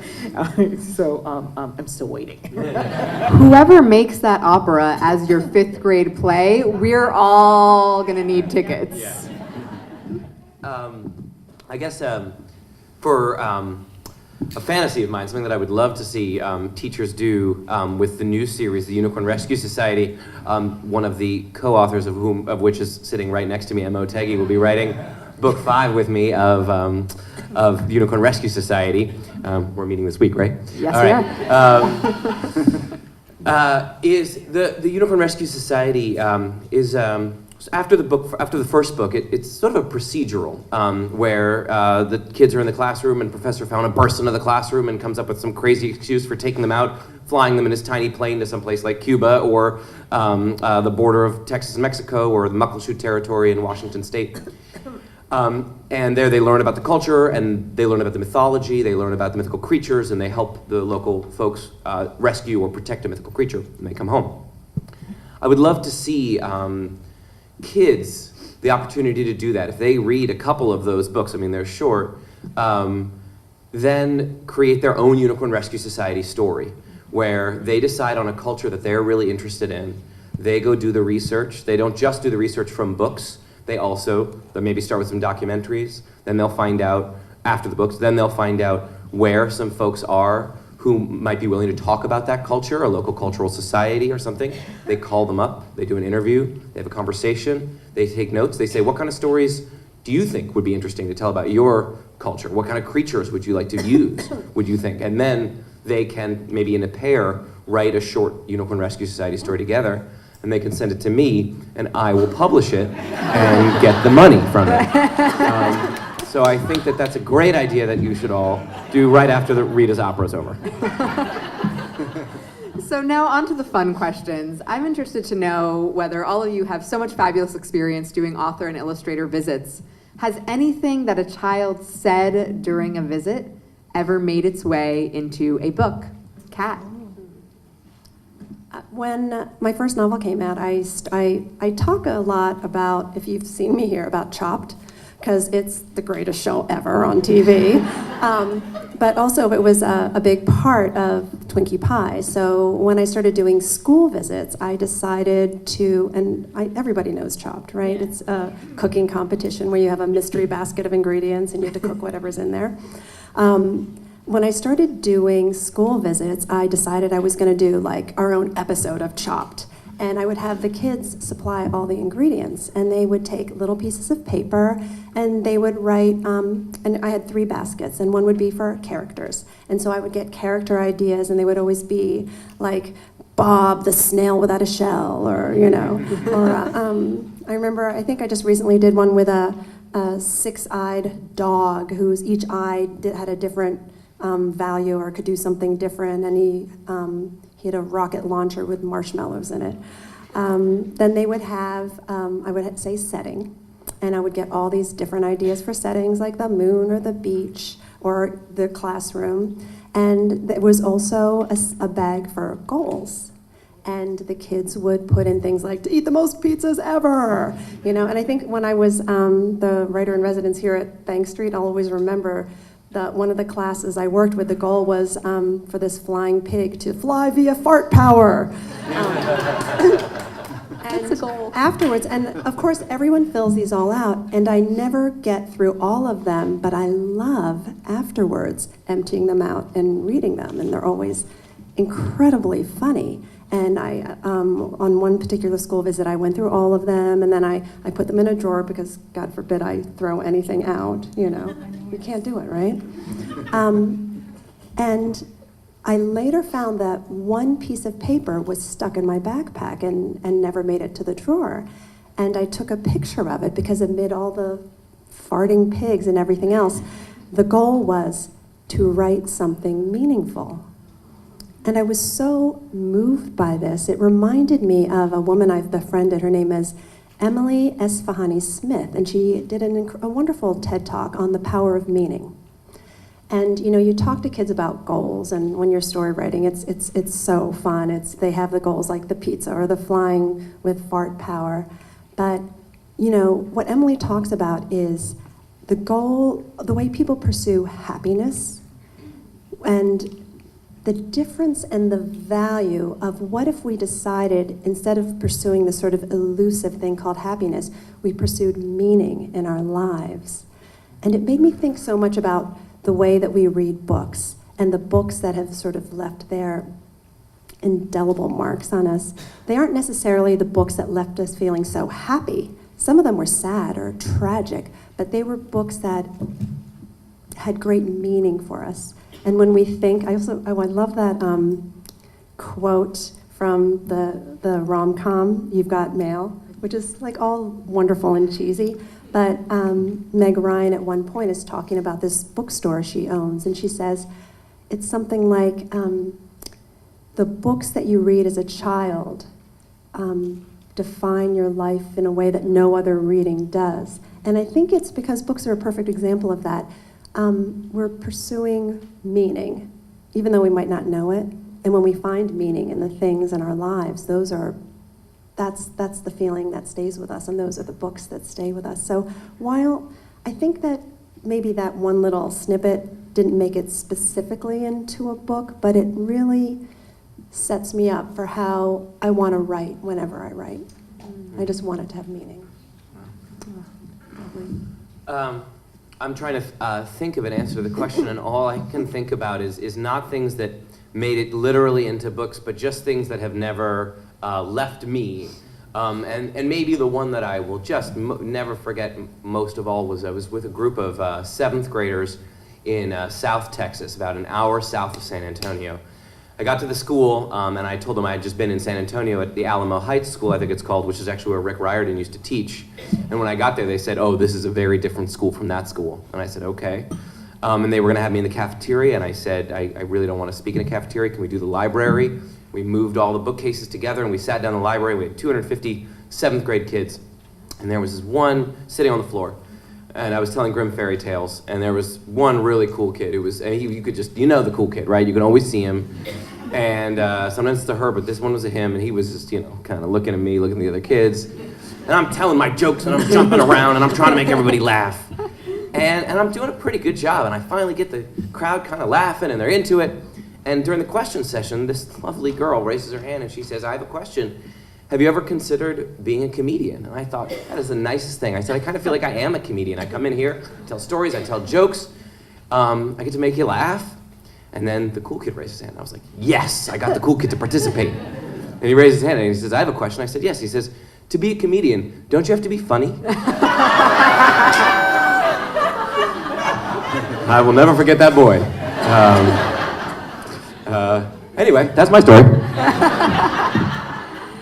Yeah, I too have an unforgettable student. Oh, geez, it's, yeah, I guess it's not really all that funny. So I'm sorry. So the short answer is no, I don't have someone who kind of inspired me to write something.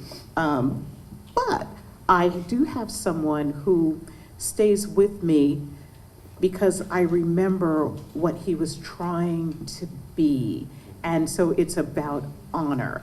And it's this kid who I went to Far Rockaway, and I did my little, you know, my presentation. We all had a good time, and he participated, and so I just knew he was one of the, you know, one of the pillars of the class. But he was trying very hard, and I could see he was really reaching for the language. So, like, I really wanted to encourage him, and no one was making fun of him. So I knew he was kind of the tough guy in the class, but he was really trying his heart out, and so I could not wait until he came by. Like, you know, they had the little line, and couldn't wait until he came by. And so while I was signing the other books, the police had come in, and they had handcuffed him. They had handcuffed him in the library, and I could see that that was what was happening. And so here's the thing that you learn as a writer. When you're studying your subject, you don't look at them like this. You know, you want them to be. And so you're very careful about how you're studying them. And so I knew what was going on, and I knew he was looking over because he didn't want me to see. So I kept talking to the other person and signing and hoping that I wasn't going to run out of people to sign. And it took them the longest time to do this. And the poor kid, he just kept looking over, like, please don't look, please don't look. And then finally, they took him out. And so, you know, so he kind of stayed with me for the train ride home and for a long time after that.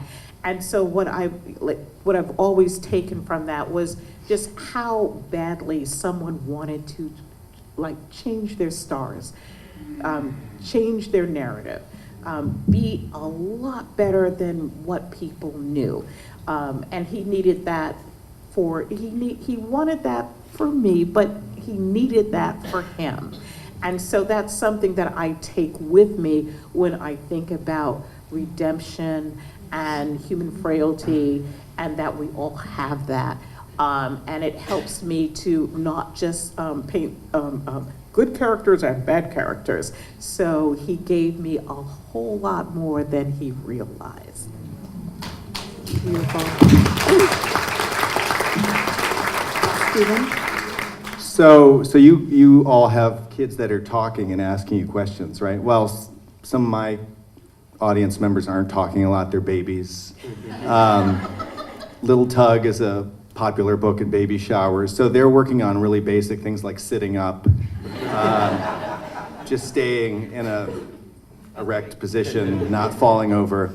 No, if I'm going into a pre-K class on Tuesday, and there won't be a lot of talking. It'll be me talking, them listening, them working on their sitting up, keeping their hands still. So it's interesting. What I had said earlier, when I went into the classroom to present Polar Bear Night, I started learning about sort of the values of the very early young classroom, and it's things like, and these are things that I guess I had been connected to as a child, but needed to go back and learn something about them. You know, a sense of belonging, a sense of, you know, my book Little Tug is about being a helper. I've done a number of books about being a helper. I mean, like really basic, I don't mean to diss the babies in the group, but baby stuff, like what it is to be a baby. Or I've had teachers come up and say, you know, some of these kids have never been to a reading before. You're like the first person that has ever read a book to them.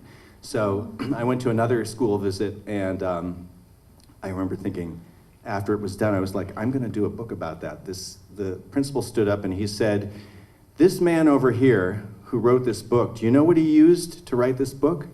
He used perseverance. And if you if you say it really slowly, you can really, it really is a theme for an entire book. Like if you're, and he said it slowly, he's persevere, and the kids were mesmerized. They were like, this is the takeaway for today, is this one word.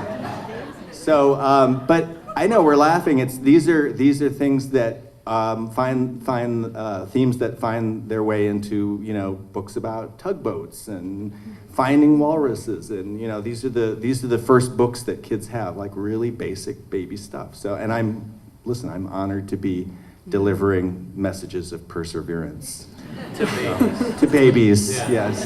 That's wonderful. Well, we are unfortunately going to have to wrap up. Thank you so much to all of you. And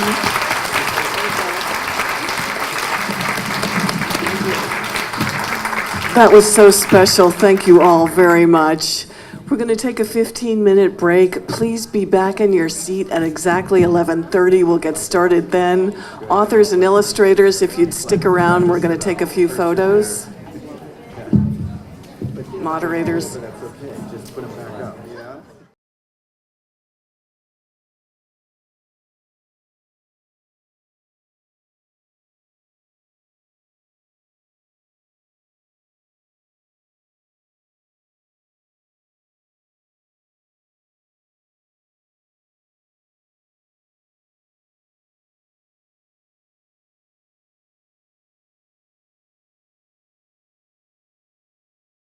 Epic is an award-winning digital library for kids 12 and under. Once on Epic, your child will unlock a world of reading, learning, and discovery, getting instant, unlimited access to more than 25,000 high-quality books, videos, and so much more. Kids on Epic get to explore their interests in a safe, kid-friendly environment with no ads or in-app purchases. Epic's vast library features thousands of books, read-to-me and audiobooks, and learning videos. From animals and DIY to award-winning literature, STEM, and everything in between. Epic is personalized for your child, so they get recommendations based on their interests and evolving reading level. Got a future artist at home? A Lego fanatic? Or maybe a science lover?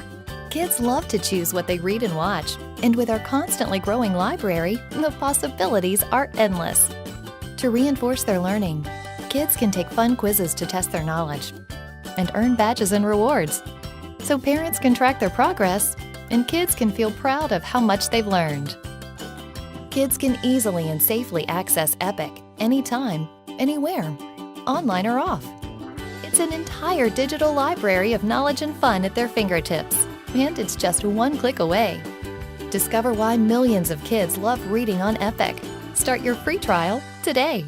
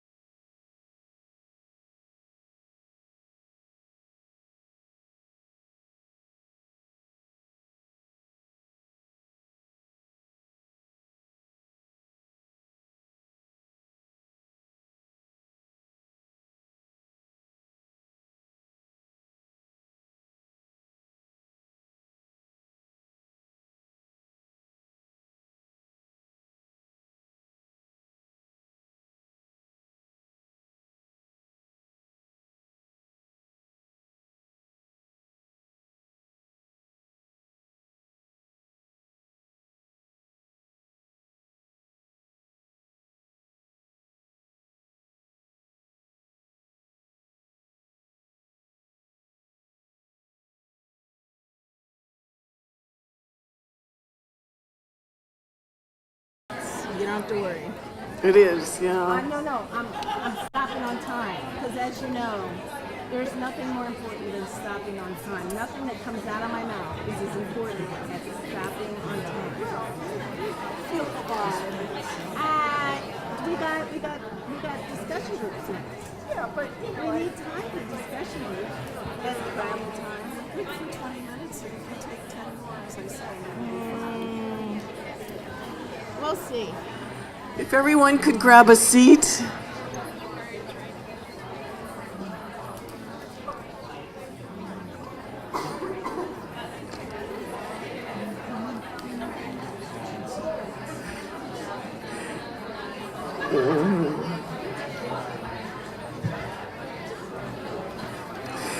It's my great pleasure to introduce Lisa von Drezek.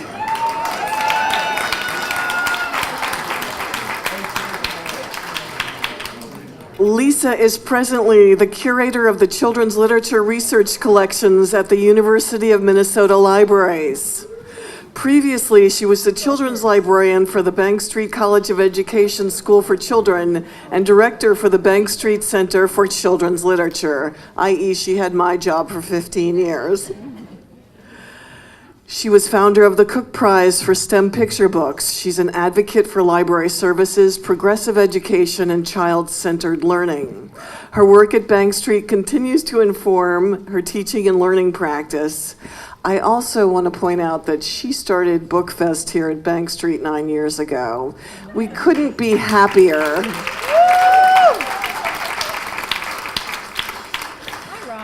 We are always delighted when Lisa comes back to us, so I'll turn this over to her now.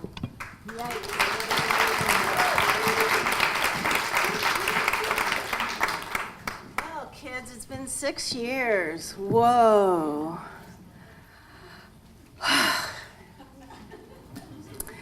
I look out on this auditorium of people, and the phrase that comes to mind is, "These are the faces of my people." So today I'm going to talk about writing in libraries, and it was great hearing these panelists because all I kept thinking was, I'd rather just reflect on what they said. But instead, I'm going to talk about something I've been working on for 25 years. This is where I work, in case you're wondering. They have a massive quantity of space, but I also teach children. I teach teachers. I teach graduate students. And I embed writing in all of my practice. And it could be stories. It could be cartoons. And the reason I can do this is I am the children's librarian.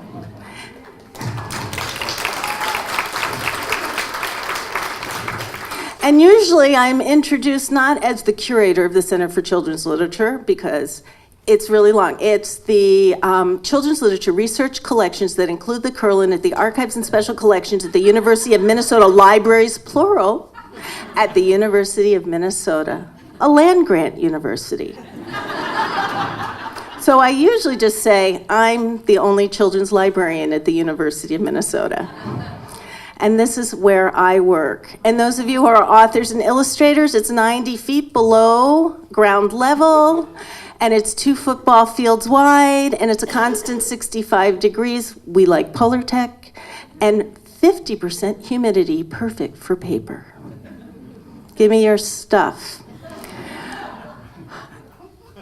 And when I teach all subjects. I'm embedded in math classes, in science classes, in art classes, in children's literature classes, surprisingly enough, because we hold original art primary source documents of some of our favorite books and some contemporary books. So we hold Millions of Cats and her diaries, Wanda Gogg's diaries, Wanda Gogg's sketchbooks, Wanda Gogg's manuscripts, and her family scrapbooks and photo albums. And people come from all over and do this research and create new materials, which we also hold in the collection. People like Kate DiCamillo give us their manuscript pages. So this is the first page of the first draft of Because of Winn-Dixie. Oh yeah, it's a god-awful mess. And if Kate DiCamillo was standing right next to me, and she's about a half an inch shorter, she would say, no, I don't want anyone looking at my dirty laundry. But I want children and graduate students and writing students, and I want everyone to know that writing starts as a mess. You take off that editor's hat and you write. I hunker down early in the morning around 5 or 6 a.m.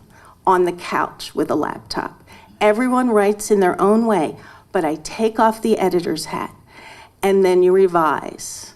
When I revise, I have Law and Order on. Everybody has their own system. So here is Whistling for Winn-Dixie, which eventually became Because of Winn-Dixie, Chapter 1.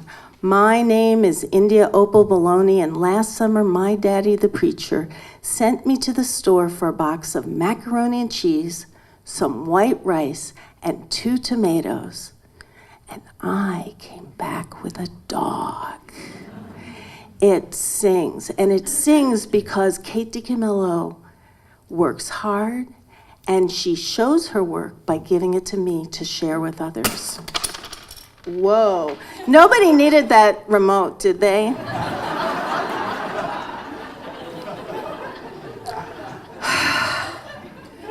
So, Liz is up there going, oh, crap. There's a break. You can fix it then. So, when I became a librarian, I was a librarian trainee too at the Brooklyn Public Library, and this book was published. Brooklyn's in the house. Kids Have All the Right Stuff, Inspiring Your Children to Put Pencil to Paper by Sharon Edwards and Robert Malloy. This book is out of print, but you can still get used copies, and they're going to republish it next year, revised. I'm just telling you right now. And this book changed my life because I had a year to enter library school, and I was desperately afraid of writing because I had writing anxiety like you wouldn't believe. I got sick to my stomach, I got nauseous, nothing. I never handed anything in. I mean, just terrible. And I read this book, and I was inspired to put pen to paper because I knew to take off the editor's hat and just write. And Robert Malloy was a researcher, and he had graduate students who couldn't write, and he had college students who couldn't write, and then he worked his way down through high school and middle school. And do you know what he discovered?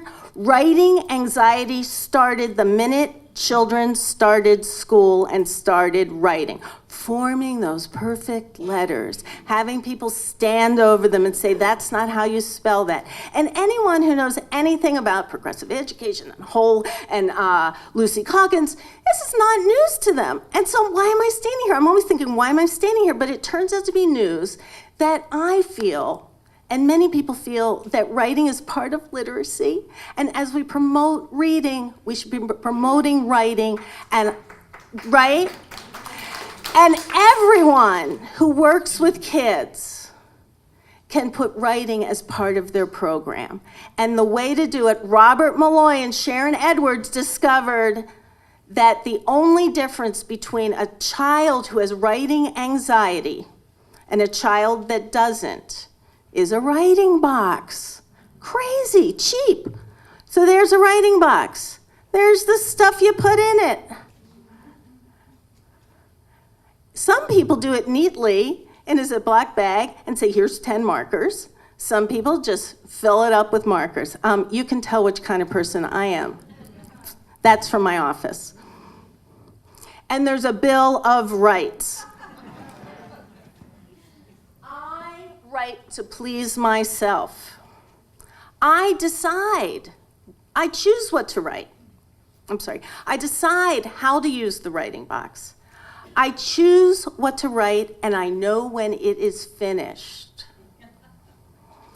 I am a reader and a writer right now. I have things to say, and I write every day. I write when I play, and I play when I write. I can write from my imagination and my experience.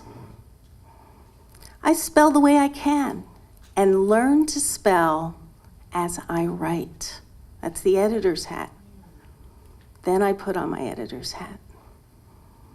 I learn as I write, and I write as I learn. Now, there's many resources online, and if you Google me and writing boxes, you can get tons of them. We made copies of an article I wrote about this, but one I like a lot is called Read Write Now, because it talks about child development in writing. And did you know, and I'm sure many of you do know, that there isn't an age where you should start writing, that children who cannot form letters are already writing and communicating. And they can tell you all about what they're writing. They can tell you that story. And people say, do you have any kids in your office? There they are. It's like random, I have random class visits. Suddenly 75 kindergartners from the Hiawatha Leadership Academy show up. But fortunately, I have writing boxes. And you don't need a table and you don't need a desk. You need mentor texts. This is a great mentor text, How I Became a Pirate, and you can read that aloud. And then you can make maps. This is a 2-year-old made this map. Supplies, did I mention supplies?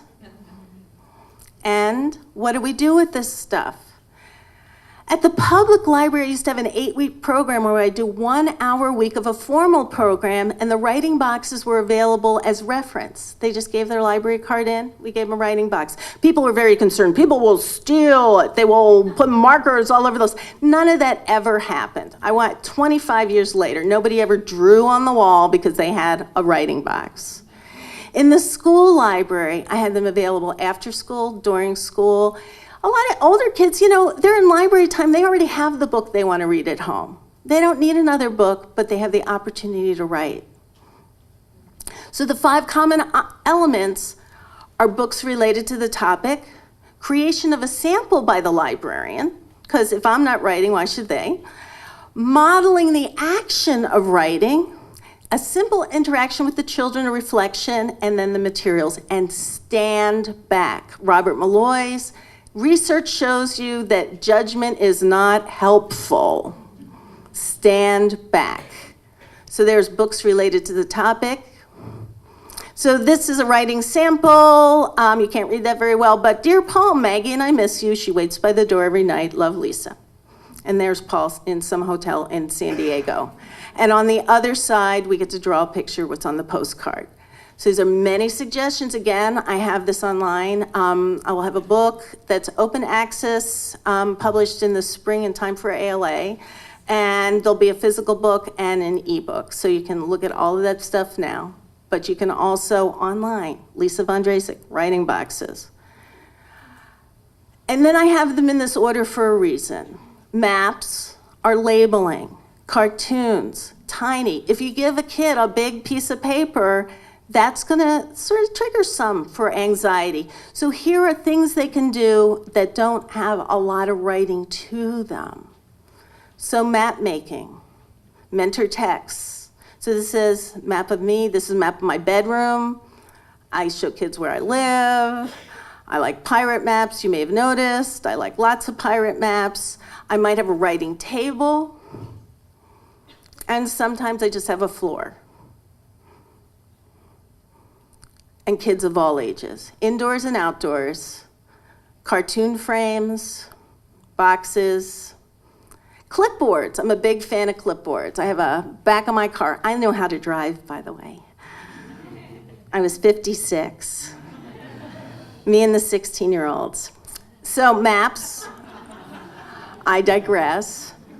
A map of a room, a fantasy map of a room. This kid wants his room to have skee ball, air hockey, table tennis, very active. And I was the one who took all the tables out of the children's library here. So these are kids from Bank Street. I went into the files and found some Bank Street kids writing. I love this one. This is a map of the digestive system. If you go all the way to the bottom, you don't want to go here. A map of forever in the past.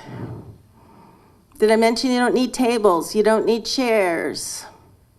Hieroglyphics and secret codes. Books, hieroglyphics, go on the internet. You can just grab them. There they are.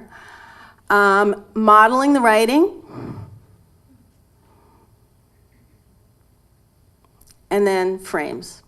Just something, they can make signs, they can make messages. Look how neat that person who put them all in the little bag. Clipboards and sharing. Kids love to share their work.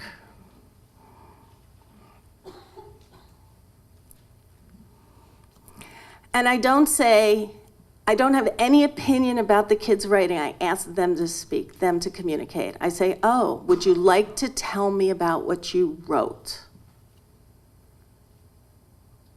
And then I wait. Because they will write. And I was truly surprised how many people wanted to share. This is a grown-up at a writing, at the Twin Cities Book Festival. We always have writing at the Twin Cities Book Festival. And I separate the parents from the kids, because that's the perfect way to keep them from hanging over them and saying, that's not how you spell that, that's not how you form. You know how to make an A. You know, Rita, you know how to make an A. Now, I say to the parent, I say, don't you want to write a letter? Of course you do.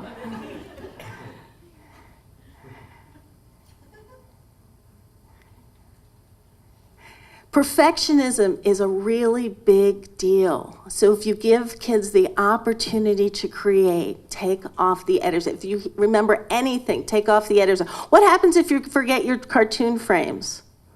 Make cartoon frames. It's not a big deal. Minimal prep,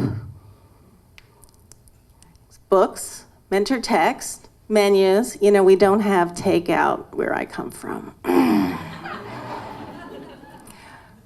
Recipes are fabulous, chopped, no kidding. You can ask any group of second graders, what do you like to make in the kitchen, and they can write the recipe. We can have an imaginative recipe, or you can have a real one. You can have mentor text that can see the framework of a menu, a framework of a recipe. They can put it together. How do you make this? What are you missing? You can make it messy, then you can write it over. If you would like, you can give it as a gift. Newspapers, so this is more writing. Do not wait to prep the day of the activity. Because if you go by the bodega and you're picking up the newspapers and that's the headline, do you really want to discuss why this guy was busted? Really, so prep a few days ahead. Sunday paper's a good one. Again, you need no frameworks. You can just model it. You need a headline, you need a paragraph, you need a picture, and then you got a newspaper. That's Brian, he's out of Harvard right now. Joey's 9/10s get the rest of the year off. Nice. And again, all ages. So this is a cartoon frame that I give out when I'm doing public events. And remember accessibility. Sometimes it means having adaptable environment. Sometimes if you've got a kid with CP, you just want to tape the paper down. If you're working on the floor, that's the perfect place to do that. But remember, writing is a collaborative experience sometimes. Not those of us who hunker down, but others. And so it is noisy, and I'm for that. So writing letters, there we go. See, I repeat things so you get that. Poetry. One of my favorite prompts comes from Joyce Sidman's Red Sings from Treetops, A Year in Colors. Spring, in spring, red sings from treetops. Cheer, cheer, cheer. Each note dropping like a cherry into my ear. Red turns, the maples feathery, sprouts in rhubarb spears. Red squirms on the road after the rain. So I also don't believe in erasers. I say, look, you made a mistake, just cross it out. I'll give you another piece of paper, do whatever you want. So she tried orange, she tried blue, and then yellow spoke to her.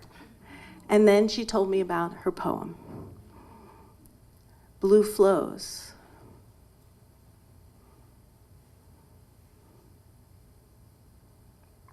Black fights. And I never worry about how much they write. Some people have this like quantity thing. Some kids will write 2 words, some kids will write a whole page. Given the freedom to choose your books, we know that. Give children the freedom to write whatever they want, and then let them share. And sometimes give time. There's time for sharing, because some kids have a lot to say about what they're writing. And I do this in one-on-one in the library, but I also do it at public events. This is at Symphony Space. I just pass around the mic. But also respect privacy. The people who do not want to share don't have to share. Not everybody wants to. And I'm a person who likes time to reflect after I write. I'm not going to write something and share it with you. I need time. So I think you get the point. Privacy, spelling, inspiration, that's where the mentor texts come in. Who's the writer? How do you edit? What do you do with the parents? Separate them. Standing back, not commenting, ask them to describe. Oh, I see. You wrote a lot. Can you tell me about it? And perfectionism. These are the things that will help children not have perfectionism and allow them to write what they want to write. Remember, they who make no mistakes make nothing.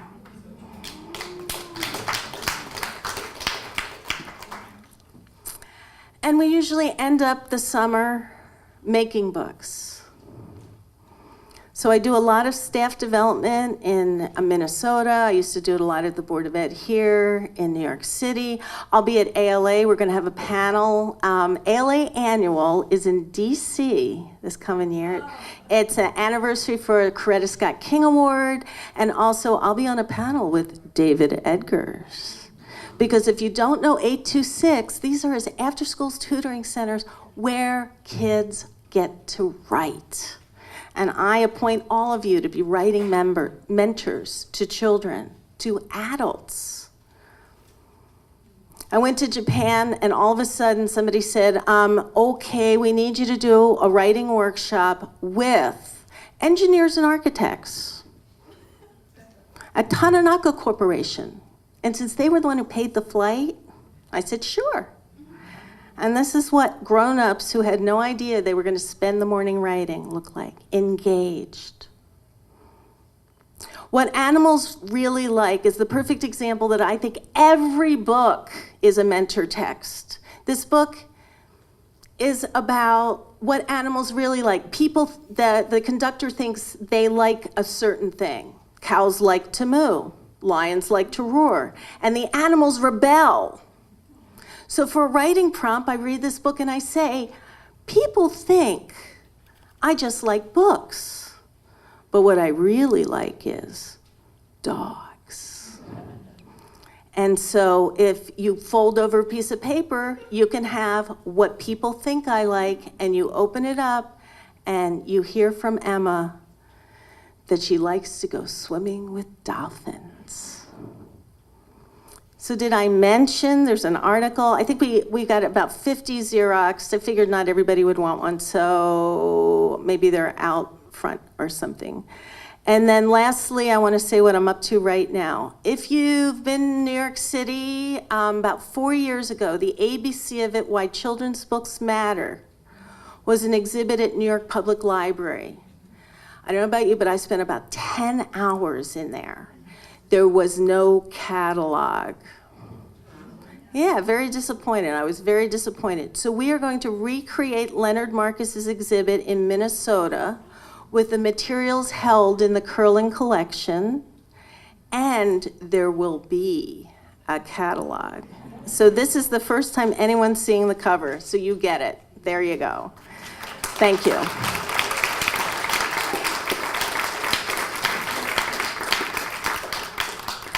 How are we on time? 2 minutes. Okay, so when people are signing out there, I'll be just out there if anyone wants to chat with me about what I'm up to, or Eric, make a plan. I can give you a FedEx label. People like to give me stuff when they die. It's a very depressing job. That's what I mean. Don't wait. Don't wait till you move. Don't put me, well, you can put me in your will, I guess. Fine. Okay, thanks.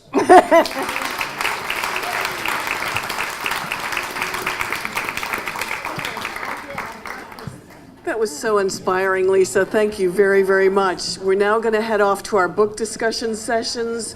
Note that room 50, if you just give me 1 minute, room 505 is in the back of the library. Your book discussion and lunch choice is on the back of your name tag. Please stick to both. Don't forget to buy a raffle ticket. Enjoy your sessions. Please be back in the auditorium at 1:55. Panelists, moderators, authors, illustrators, please stay behind to be interviewed by KidLit TV. Have a good afternoon.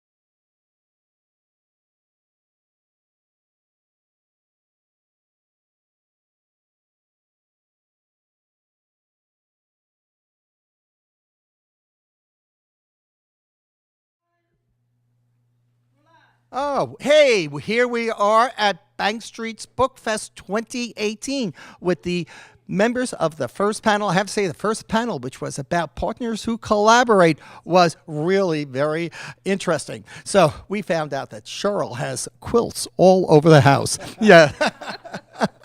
Yes, but we found out a lot about the making of this book. So tell us a little bit about that.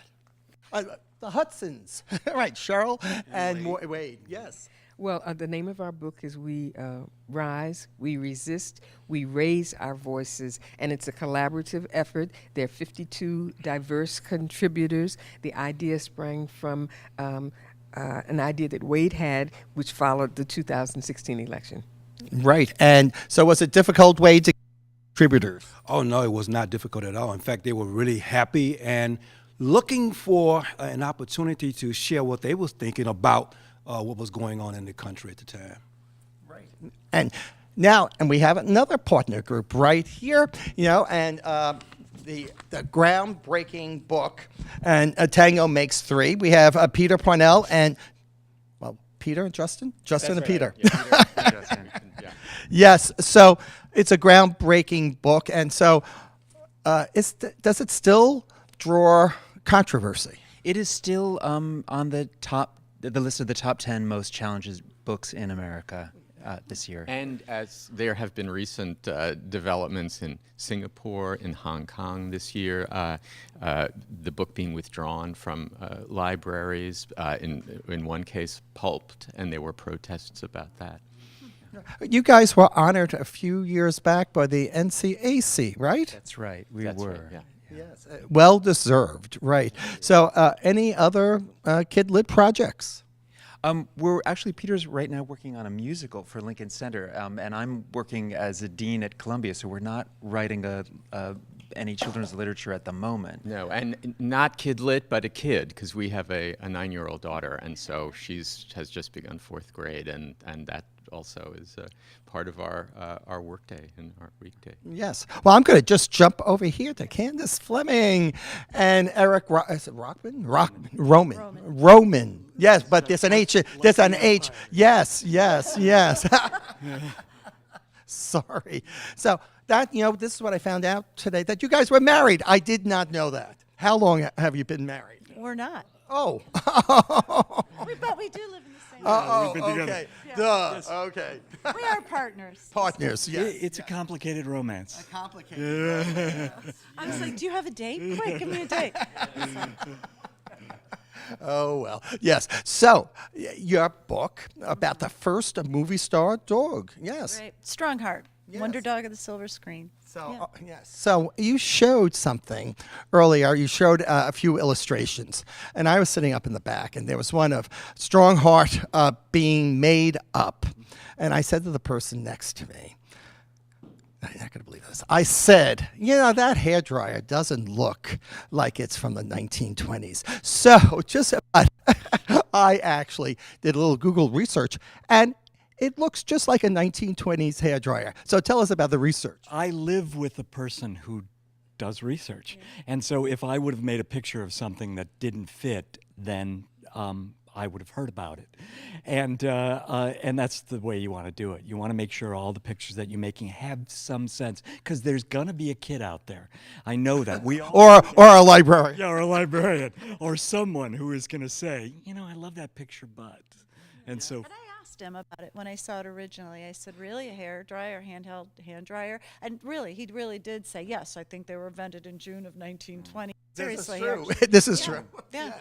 Yes. So, yes. Perfectly coiffed hair isn't something I think a lot about, for obvious reasons. And so when I was making it, like I said, it's the opposite. It's a dog that's not being made up to look good, but a dog that has mud and dirt and hair blown. So he looks like he was out in the wilderness for a long while. Yes. And another collaboration in the works?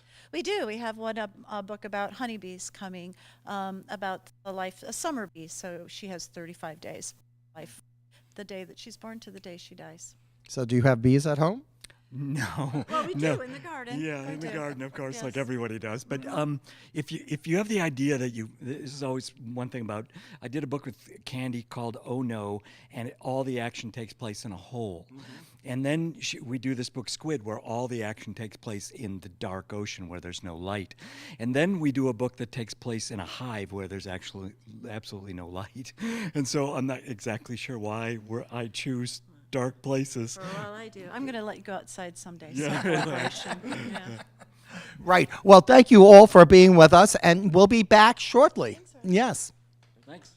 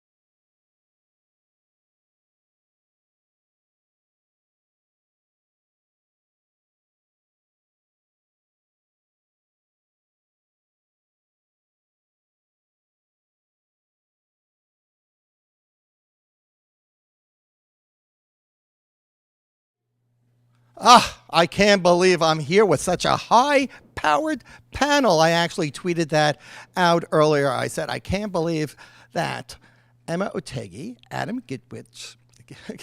You said it. I said it, yes, said it. but yes. Rita Williams Garcia, yes. Kate Cat, yay! And Stephen Savage. Well, thank you for joining the Bank Street Book Fest. And so you have a new series coming out. Tell us about it. So the new series is the Unicorn Rescue Society, written by me, and starting with book 3, I'm co-writing it with authors, other authors. So it takes place, it's 2 kids travel around the world rescuing mythical creatures from danger. And I'm co-writing with authors from the cultures that the Unicorn Rescue Society visits. And it's fun, it's funny, it's fast, and there's a little blue Jersey devil with red wings. It's pretty cute, too. Yeah. And can we announce one of your future co-authors? I hope you will. Yes. Her name is Emma Otegi, and she's standing right next to me. So, yeah, yes. So, in addition to her own work, she is also a co-author of this series. Yeah. Yes, and so they're off to a place that Emma knows a lot about. Yes, in book 5, they'll be heading to Cuba. Which you wrote about in the Jose Marti's Song of Freedom. Yes, it's the subject of my first book. Marti's Song for Freedom is about one of Cuba's great independence leaders. Yes. And a member of the New York State Writers Hall of Fame. Yes. As of this year, he was inaugurated into the New York State Writers Hall of Fame. Right. Yes. That was lots of fun. So besides that book, what other books? In April, my middle grade novel will be published. It's called Silver Meadows Summer, and it'll be out on April 30th from Knopf. Right. And now, but we all need a round of applause for Emma because you just defended your dissertation, and so it's now Dr. Emma. Congratulations. Yes. And Rita, will I see you at the National Book Awards? You're usually a regular there. I know. I will be hanging up my shoes this time, Oh. but I will polish them up next year. Right, because at the National Book Awards, you can always find Rita and sometimes me on the dance floor. Yes. But so besides dancing around, what else is new? Well, I am coming down to the wire of my deadline and getting my manuscript in. I haven't written. Feels so new. It is a sitting in St. James, and I'm going back into history. So the title is Sitting in St. James. Yes. So St. James, I'm assuming, is a church or cathedral?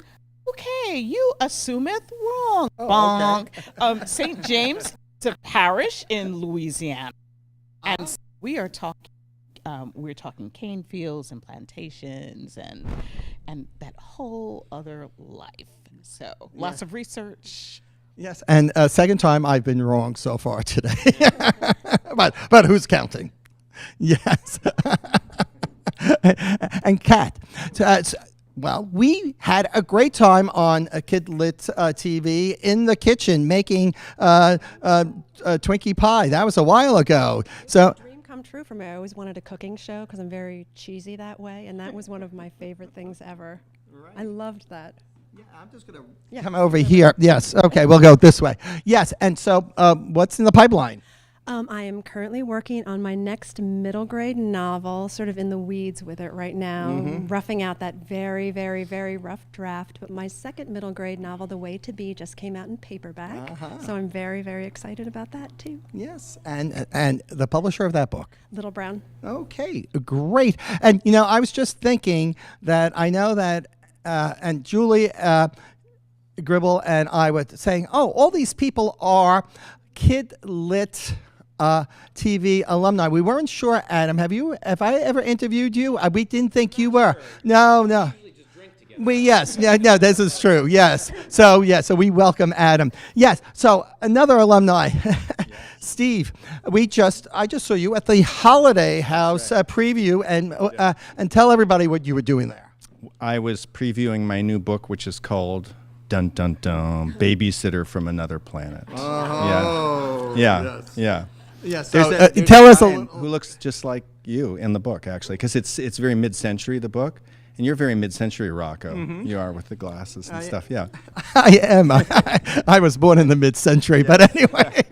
Me and you both. Yeah. Yes, but today. Oh, I'm turning back here because you had another book. Yes, you have it. Yes. See, I'm an illustrator, so you have to be able to see it. It's visual. This is true. Yeah. What do you think? I think you like it's it? great. Yeah. Yes, Jack B. Jack B. Ninja is he has the Ninja Master. You look a little bit like the Ninja Master because I'll show you. He's got a little sash here. And look at this little Ninja Master sash. Yes. Yeah. You teach ninja. Yes. Martial arts. Yeah. And so these are all published books. So anything in the pipeline, as I asked already? Let's see. We've got ninjas. We've got babysitters. We have a book that's in the pipeline, which is about road signs that come to life. Yeah. Oh. I know. Yeah. Watch out. Ooh. So we already have done for the baby. So we have to think of something else for the road sign. Yeah. Well, it's a wordless book. So here's what it sounds like. Very good. Can't wait. Can't wait. Yes. Well, thank you all for being with us, and we'll see you all soon. Okay.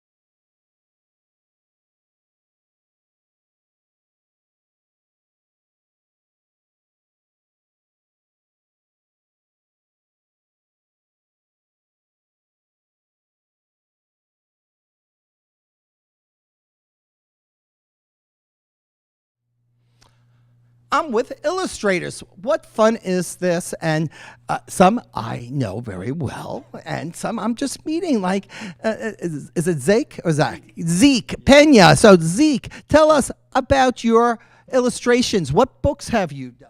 Yeah, so actually I'm new to this world, so thank you. Well, Yeah, so this is the book that I'm here for, Photographic. It's a nonfiction biography about Graciela Iturbide. She's a Mexican photographer. And so I also worked with Isabel Quintero, and it was published by the Getty Publications and distributed by Abrams. So yeah, so it was really exciting to focus on this work. She has amazing work, and so we basically just track, her story from being a young girl. We have the first photograph she ever took here, all the way up until right now. She's still alive, living in Mexico, and still, shooting photography. So is this your debut picture book? It's actually the first time I've ever published. I'm new to this world, so I come from kind of painting and doing that kind of gallery museum thing. So this is my first book, first publication. Yeah. Someone's calling you with another job, I think. Yeah, no, that's okay.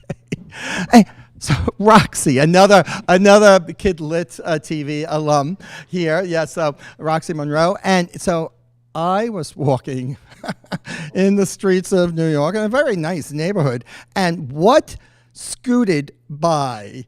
What do you think? It was a Norway rat. Probably. I did not ask to see the passport, but anyway, Norway rat. Which is, of course, the famous, very smart New York rat, and also the brown rat. They're all three names. Yeah, and they're pretty big. They're big. And did he? So where was this during the day? No, this was in the evening. This was in the evening. Yeah. Oh, okay. Yeah. And what did you do? I just let the guy scoot by. I let him scoot by. Yes, yes. And I said, I wonder where he's going or where he's been. But why do you know so much about rats? Well, I have a book out called Rodent Rascals, which I researched. And as you said, Rocco asked me when he did an interview a few months ago, did I have models? And the answer was A, no, I didn't have models. Their model fees were too high. And B, I don't do that much research that I want to pull rats into my studio. So, yes. So you just walk on the street. There you go. Yeah. Yes. And John Parra. Yes, John, welcome. Yes. And so many books, and many of your books are based on actual people, right? Correct, yes. Yes. Yeah. So some of the titles? Well, the one I'm going to be talking about today is based on Frida Kahlo and her animalitos, which are many pets that she had, which was a wonderful thing. Because, Frida growing up to me, this was more personal because Frida growing up to me was such an inspiration as an artist, and just learning about her and having this sort of specific aspect about her life and about her pets and her home, and it was just a magic, yeah. So that was the best part about that. Right. And what are you working on? Well, currently I just have a book coming out called Hey Wall, a story of art and community with Susan Verde. And it's about a little boy who creates a mural in his neighborhood, kind of a Brooklyn-esque neighborhood, which I really enjoyed. And then I have 3 other books that I'm working on currently right now. One of them is actually about Little Free Libraries. Oh, really? Yes. Little Free Libraries, and about Todd Bull, who was the founder of Little Free Libraries. I think I've met him. He's still around, right? Yes. Yes. No. He passed away actually on Thursday. I'm sorry. I'm sorry to hear that. But his story lives on, obviously, and he's created this wonderful, amazing legacy. And just getting to know him was a pleasure. And so that is going to be a very special book. I think. Yeah, a lasting memorial to him.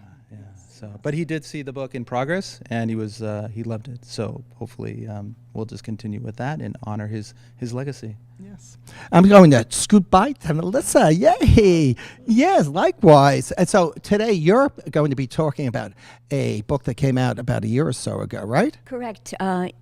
Some Writer, the story. Some Writer. You said it. You have to say it. Some Writer. The story of E.B. White came out a year ago, exactly. Yes. Yeah. Yeah, but this it's just on a long line of people that you've written about or created. Yeah, I've had so much fun doing biographies the last few years. Peter Mark Roget, Horace Pippin, Tony Sarg, the inventor of the Macy's parade balloons. Every one of their lives just kind of blew my mind. And truth is stranger than fiction. No question. Their lives were remarkable, all of them. So it's fun to find that, piece together that puzzle with each of them. So is there someone else that's coming up? There's someone. I'm going to keep my cards close to my chest, but it's coming. Yeah. There's a lot of. Oh, I have a book about Rube Goldberg that will be out in a year or so with Catherine Timish. So I can talk about that one. Yeah. So for the people that do not, I know who Rube Goldberg is, but for those who don't know who Rube Goldberg. Rube Goldberg has now become a verb. He was a guy who had this wonderful cartoony engineering sensibility cartoons, and now people set up all sorts of weird contraptions. There were contraptions, and the band OK Go has one of my favorites where they splash paint, and it's just mesmerizing. It's engineering at its best. Right. Yeah. Well, and that's coming out. They'll be out in more than a year. Oh, yeah. Okay. You. I have a book with Kwame Alexander coming out called How to Read a Book, a totally different sensibility. So that was super fun. Yes. Yeah. Well, I can't wait to hear what you're going to be saying in your panel this afternoon. And so thank you so much for being with us. So we'll be back. Epic is an award-winning digital library for kids 12 and under. Once on Epic, your child will unlock a world of reading, learning, and discovery, getting instant, unlimited access to more than 25,000 high-quality books, videos, and so much more. Kids on Epic get to explore their interests in a safe, kid-friendly environment with no ads or in-app purchases. Epic's vast library features thousands of books, read-to-me and audiobooks, and learning videos. From animals and DIY to award-winning literature, STEM, and everything in between. Epic is personalized for your child, so they get recommendations based on their interests and evolving reading level. Got a future artist at home? A Lego fanatic? Or maybe a science lover?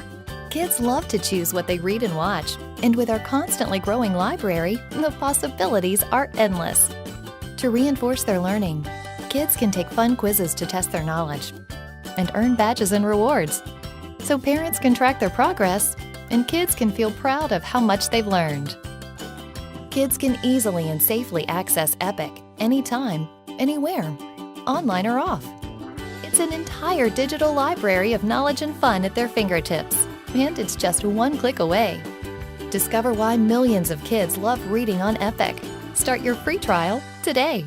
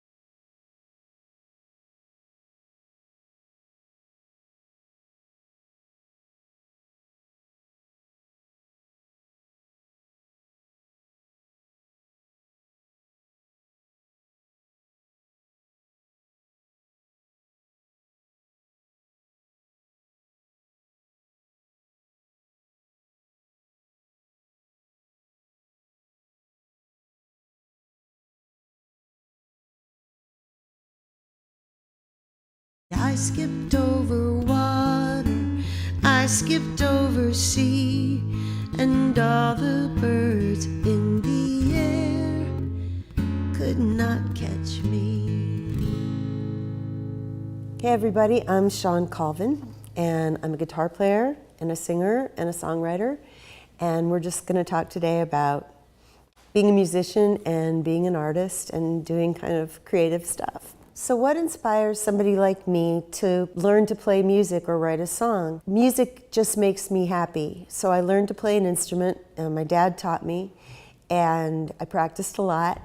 Then to write a song, I just think about what I might be feeling. Sometimes I don't even need the guitar. I'll just write down thoughts and ideas and make that into a song later.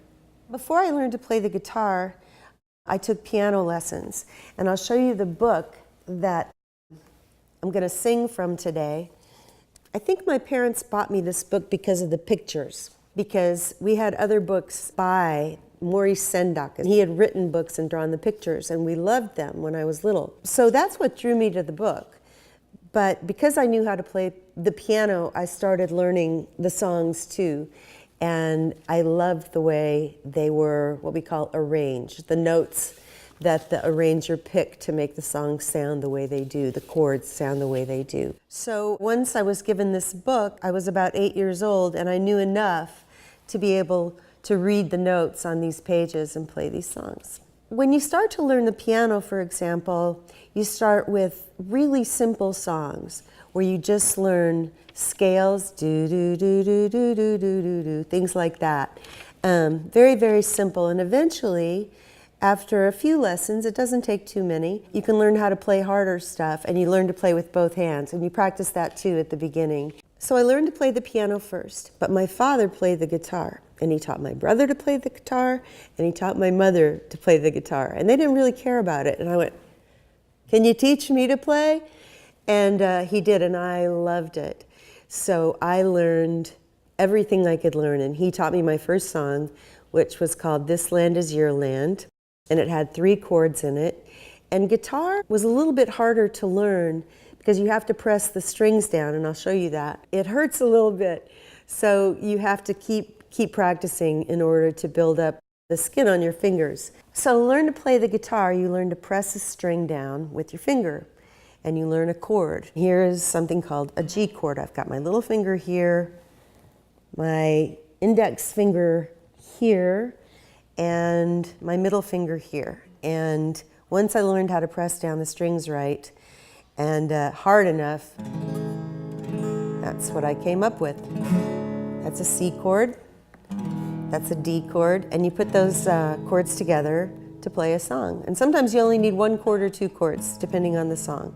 So all you really have to do is learn to put your fingers down one place and learn how to do it enough so that you can make the sound come out. So I'm going to play you a song. I'm going to use something called a thumb pick, because I learned to play like that. And I also learned to strum, but I learned how to use this thing too, which is a little bit harder, but it's pretty. My father taught me to do that too. So here we go. This is out of this book. It's called Lullabies and Night Songs, and this is called The Nut Tree.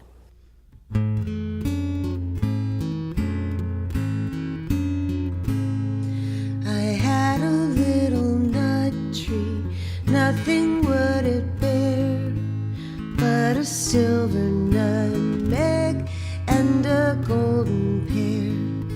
The King of Spain's daughter came to visit me, and all was because of my little nut tree. And I skipped over water, I skipped over sea, and all the birds in the air could not catch me. Her dress was made of crimson, jet black was her hair. She asked me for my nut tree and my golden pear. I said, so fair a princess never did I see. I'll give you all the fruit from my little nut tree. And I skipped over water, I skipped over sea, and all the birds in the air could not catch me. I had a little nut tree, nothing would it bear but a silver nutmeg and a golden pear. The King of Spain's daughter came to visit me, and all was because of my little nut tree. And I skipped over water, I skipped over sea, and all the birds in the air could not catch me.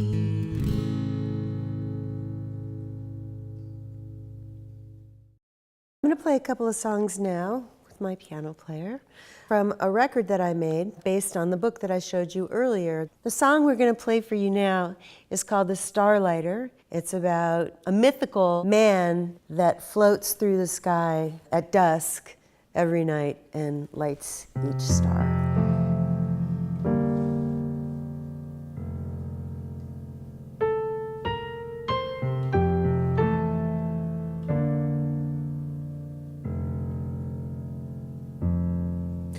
When the birds on the wing and the birds in the tree, comes the old starlighter whom none may see. First in the west where the low hills are, he touches his wand to the evening star. Then swiftly he runs on his rounds on high, till he's lit every lamp in the dark blue sky.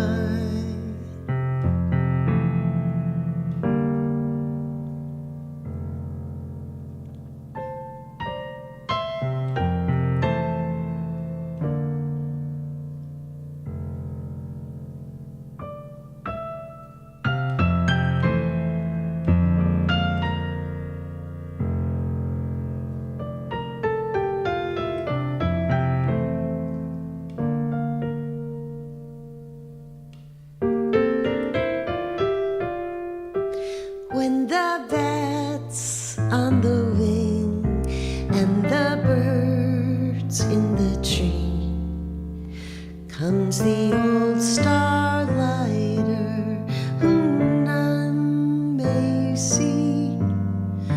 First in the west where the low hills are, he touches his wand to the evening star.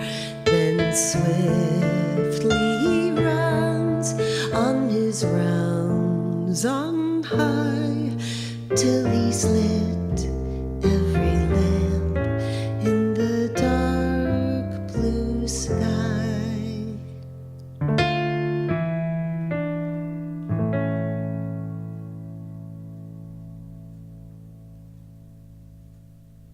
The next song that we're going to play is called Minnie and Winnie, and I loved this song when I was little and was learning these songs, partly because of the picture. You'll hear in the song, they slept in a shell, and it just captured my imagination. These two little women sleeping inside a shell on the seashore, and I don't know why they're there or what they do when they're not sleeping in the shell, but it's so sweet, and I loved it.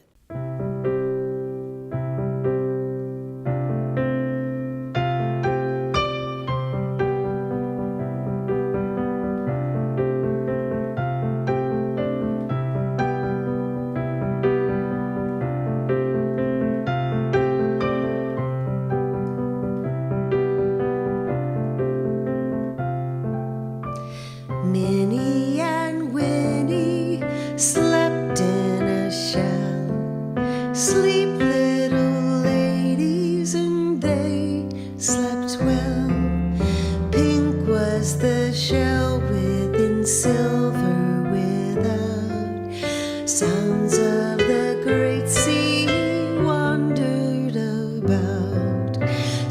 little ladies, wake not soon. Echo on echo dies to the moon. Started a green linnet out of the croft. Wake little ladies, the sun is aloft.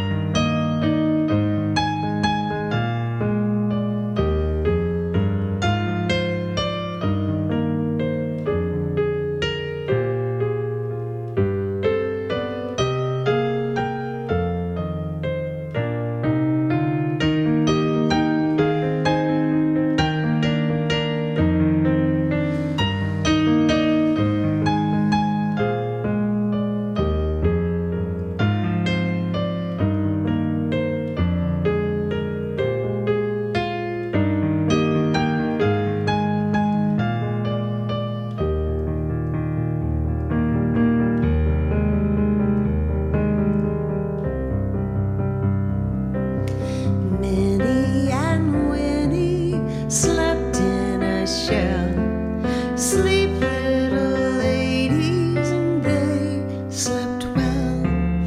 Pink was the shell within, silver without. Sounds of the great sea wandered about. Sleep, little ladies, wake not soon. Echo on echo dies to the moon. Started a green linnet out of the croft. Wake little ladies, the sun is aloft. Ladies, the sun is aloft.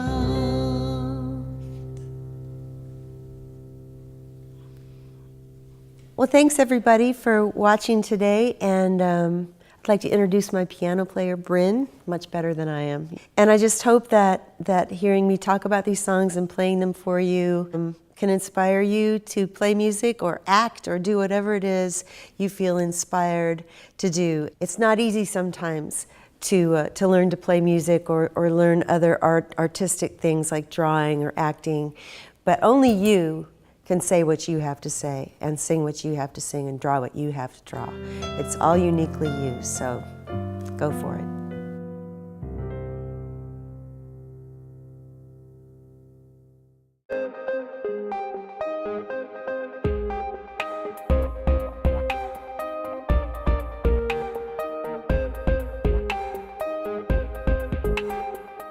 I've been scarred and battered, my hopes the wind done scattered. Snow has freeze me, sun has baked me. Looks like between 'em, they done tried to make me. Stop laughing, stop loving, stop living, but I don't care. I'm still here. This poem was written by Langston Hughes, most likely here, in this home, where he lived from around 1947 until his death in 1967. Langston was born in Joplin, Missouri, but he lived many places throughout his life, including Kansas, Ohio, Washington, D.C., Pennsylvania, New Jersey, and Chicago. But Harlem, New York is where he called home for much of his life. The poetry of Langston Hughes is at the heart of my newest novel, Finding Langston, the story of a young boy who moves north from rural Alabama with his father after the death of his mother. In Chicago, he struggles to fit in with classmates who tease him and call him country boy. But it is only when one day he makes his way into the George Cleveland Hall branch of the Chicago Public Library that he begins to discover a world he was shut out from in rural Alabama. In his discovery of the library, he's introduced to literature, history, the poetry of Langston Hughes, his mother's legacy, most importantly, a part of himself he never knew he had. When we get downstairs, she says, "My name is Mrs. Kimball. I'm the adult librarian, but Miss Cook at the desk will help you with your selections." Her voice is so crisp and clear, she makes every word sound special. Miss Cook is the children's librarian. Librarian, selections. I don't know what any of those words mean, but I aim to find out. Thank you, Mrs. Kimball, I say, happy when she turns to go back upstairs. I go back to the shelf and back to the book with the words from my heart. I take it from the shelf, looking around to make sure it's okay. I sit at one of the empty tables close to the window and open the book. I'm going to write me some music about daybreak in Alabama, and I'm going to put the prettiest songs in it. Rising out of the ground like a swamp mist and falling out of heaven like soft dew. I'm going to put some tall trees in it and the scent of pine needles and the smell of red clay after rain. I have to stop. I can feel the choking in my throat that always starts right before the tears. I look to make sure no one's watching, but everyone's looking at their own books. Miss Cook is at her desk busy sorting through cards. I stand so fast I knock over my chair. Miss Cook looks up. Would you like to check that out? She asks. Ma'am, I say. She waves me over. I stand in front of her at the desk and she tells me I can borrow any book I want with a library card. But first she needs my name and address. A place where you can borrow books, I remember Mama telling me. Before I give her my address, I ask, are you a librarian? Yes, I am, she answers with a smile. A librarian is someone who lets you borrow books in a library. One word down, I think. 4501 Wabash. She writes that down. And your name? Langston, I tell her. I chose to highlight the work of Langston Hughes because much of his poetry mirrors the emotion of my fictional Langston, who is struggling to find courage, strength, and joy in the midst of his own grief over the loss of his mother. After reading Isabel Wilkerson's The Warmth of Other Suns, the epic story of America's Great Migration, I was struck by the heartfelt stories of many of the people she highlighted in her book, who migrated north from the rural South from the early 1900s through the 1970s, and decided I wanted to create a fictional character, a young boy who came to Chicago and was able to experience a very different life than he had in the South. As a child, my favorite place on earth was the library, and so it became a natural choice for me to place my character, Langston, in the Chicago Public Library as the place where he finds sanctuary in a new city. Research is crucial in getting the details right. On my desk, I kept photos of the Cleveland Hall Branch Library and a photo I found of a home in Alabama I imagined to be Langston's, with a big magnolia tree in the yard, to remind me of his life in the South versus his life in the North. Because Langston lives in a kitchenette apartment in Chicago, I not only looked at photos of kitchenettes, I read personal accounts of people living in the apartments. I watched the movie Raisin in the Sun from the Lorraine Hansberry novel, which recounts the story of one Chicago family's struggle during that time period. I listened to the music of Louis Armstrong, Louis Jordan, and Cab Calloway, and reread works by Zora Neale Hurston and Gwendolyn Brooks.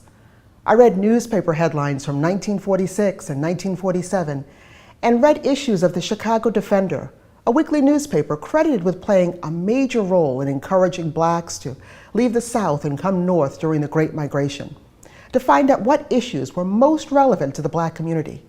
Sometimes gathering information can happen a lot closer to home. Try visiting historic sites like this one, or one in your own community, or simply ask those around you, a grandmother, an aunt, a neighbor, what life was like for them during their youth. Ask them about the games they played, the movies they watched, their favorite dances. You'd be surprised at the stories you can uncover by just listening. That is how I conducted research for my book, Finding Langston. I hope I've given you some ideas for ways you can research and begin writing your own stories. If you have any questions or comments, be sure to leave them in the comments section below. Thanks for joining me today on Past Present, giving past stories new life.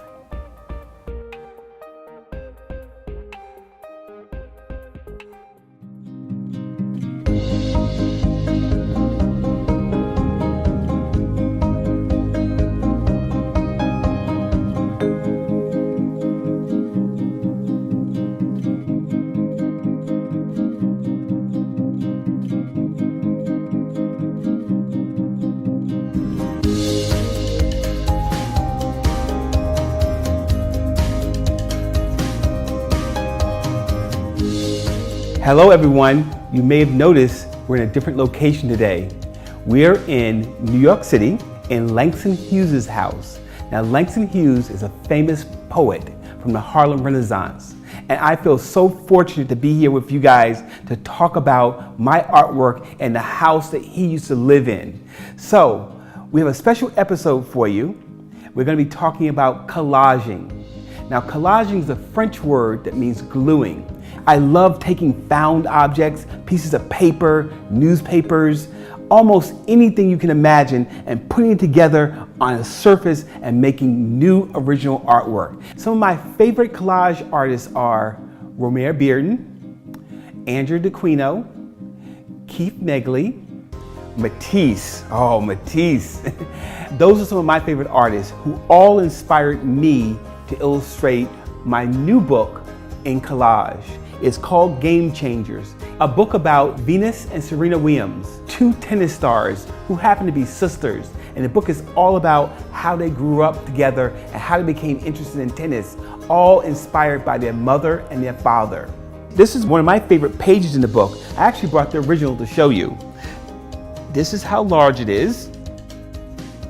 And this is all paper that I found. If you also look very closely, you'll see how I use star hole punchers to make the stars. So there's paper behind the paper. So this was so much fun to put this together and glue it down and make an original piece of artwork. So today I'm going to show you how I created some of those images. And the supplies we're going to need are pieces of paper. I actually have different color papers, craft paper, anything as you're going to see can be used. Scissors. A hole puncher, and a glue stick, or paste, or anything that can glue down your paper can be used. One of the first things I did was I went online and I found a rabbit. We're going to start off with plain brown paper in different shades. I have dark brown, medium brown, and I have a very light brown. And those three colors we're going to use to make our rabbit. The most important thing is to really look at the shapes. You may remember back in episode 1, I talked to you guys about shapes and edges. That's going to be really important this time, because in order to make this look like a rabbit, we have to really look at the edge of the rabbit, the shape of the rabbit, and try to capture that. So what I do is I take out the dark paper, and I'm going to take out my scissors, and I'm going to start cutting out that edge. And I'm really looking and studying the movement of the back part of that rabbit. Okay, it's sort of round and it's elongated. It sort of looks like this. Look at this closely, we can see that that's the back side of the rabbit, how similar they look. That's what you want to look for. And that's all about the edge and this total shape. Now we're going to take this lighter brown and we're going to cut out the head shape. So we cut out the shape of the head.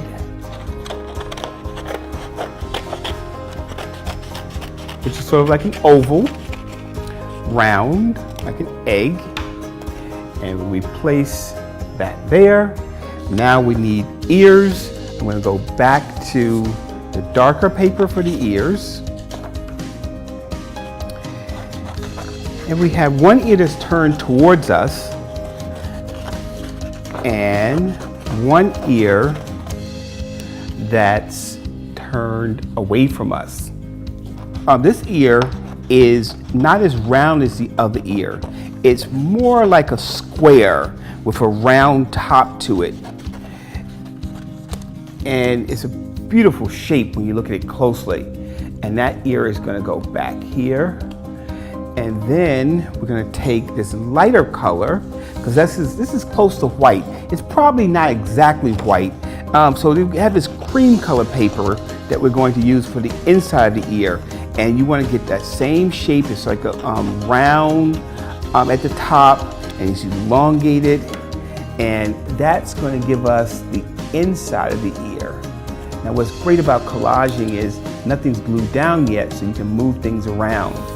And now we're going to cut out the light part that's around the eye And that looks kind of like an oval, so that's sort of elongated. But again, the fun part about collaging is it doesn't have to be exact. I actually like sometimes when it's a little off. We make that eye a little larger than it's supposed to be, but that's quite okay. And now we're going to cut out the little nose, and the nose we're gonna really just take a small part, I'm going to show you here, and we're going to think about it as a soft triangle. So one part is rounded and one part is a regular triangle. I'm just going to cut it down, just make it a little smaller, just to see how that looks. I'm going to put that right there for his nose. Now we need an eyeball. And I'm going to do something a little different here. I'm going to take a black piece of paper and I'm going to cut out a very small eyeball. I'm going to put it there, but then I'm going to do something different, a little different. I'm going to take this other piece of brown paper and I'm going to really try to get the shape of his eye now. And I'm experimenting. I'm not sure if this is going to work. We're going to see how we like this, if we like this or not. So now I have this eye and I have this other black piece of paper. Now I could put this down just like that if I wanted to, and that looks pretty good. But I'm going to try something a little different here because I brought along with me my hole puncher. I want to use it. I'm going to see if I can get this hole puncher to actually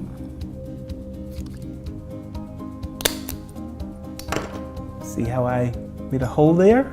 And I'm going to put down this black, and then I'm going to put down that. So now we have our rabbit, but something's missing. You're right, it's his tail. Now, let's say we look around and realize we don't have any white paper. We only have this. Now, this is one of the fun things about collaging. I can just use the back of this. So I'm going to tear this time.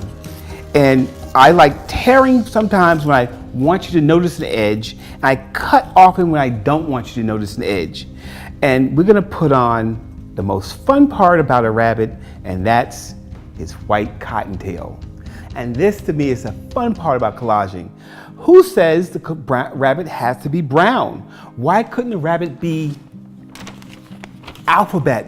His entire backside be alphabet. Or maybe it could be the color of these red leaves. Sometimes I will paint paper in different colors and use that as well. Let's see, for example, we have this, remember this? Let's see what happens when we take our scissors and we decide to change the color of his ears to flowers.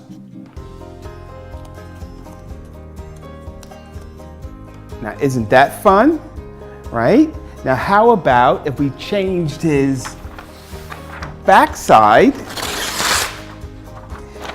to flowers also? Collaging is an enjoyable technique because you can swap things out as long as you get the shape that you want. You can have so much fun just interchanging things and making different types of rabbits. Now I'm going to change his bunny tail this time to make it brown, because just so you can see it a little better. And there's the bunny tail there. So what do you think of that? That's a lot of fun, right? Now we're going to glue this down and you're going to see the finished rabbit. And we have our body first. We take our glue, and you probably want to have a second sheet of paper to do your gluing on. Just around the edges are the most important part, and maybe a swipe or two across the back. And we're going to glue that down. Okay? And now we're going to take his head. You want to make sure you put the glue on the right side. I have done that before where I put the glue on the wrong side. Not fun. here is, we want to glue down the rabbit's head. That's good. You want to rub that down. That means it's sealed. We want to take that ear that's going to be underneath the head, that's on the other side of the head. We want to put some glue on the back of it.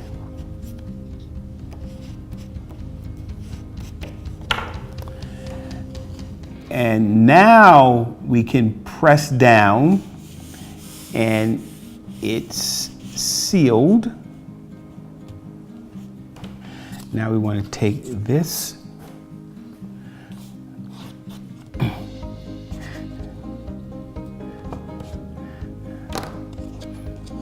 we want to glue this down here.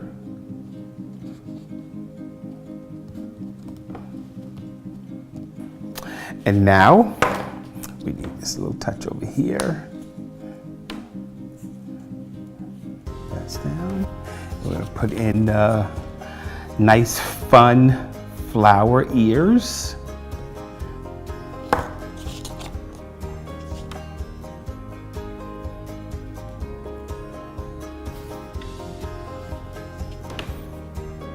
And we'll put down the nose. Make sure you have it on the correct side. And there we go. And then we're going to put down the white around the eye.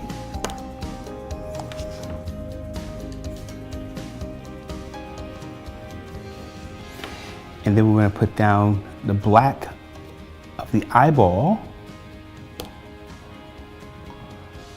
And then that fun part, which is the hole puncher and the brown part of the eye.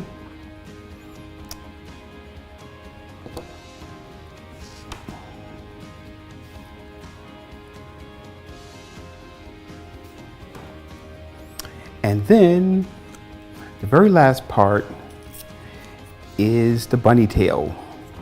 That fluffy bunny tail, which we change. And as an artist, you can change the colors of things. And we change it to a little brown bunny tail. There's our rabbit. I like him. And it was so much fun working on him with you. You know what? I think he needs a name. You can leave suggestions in the comments below. I'd love to hear from you. I'll see you guys the next time, back in my studio in the Hudson Valley. Take care. Welcome to What Becomes a Classic, the show that takes a closer look at those children's books that are just so good that they never get old. I'm Leonard Marcus, and I am here today at the New York Public Library's Schomburg Center for Research in Black Culture to talk about a very special book of poems for young readers, The Dreamkeeper by Langston Hughes, which was first published in 1932. With me to tell us more about this beautiful book and its author is Alexandra Mitchell, who is a reference librarian and archivist here at the Schomburg. Hello, Alexandra. Hi, Leonard. Thank you for having us here. It's a pleasure to be here. Langston Hughes, tell us a little bit about who he was. Langston Hughes is most widely known for his poetry, his work during the Harlem Renaissance, which we're here in Harlem, so it's a very special place to Langston Hughes. He was also a playwright and wrote a number of novels as well.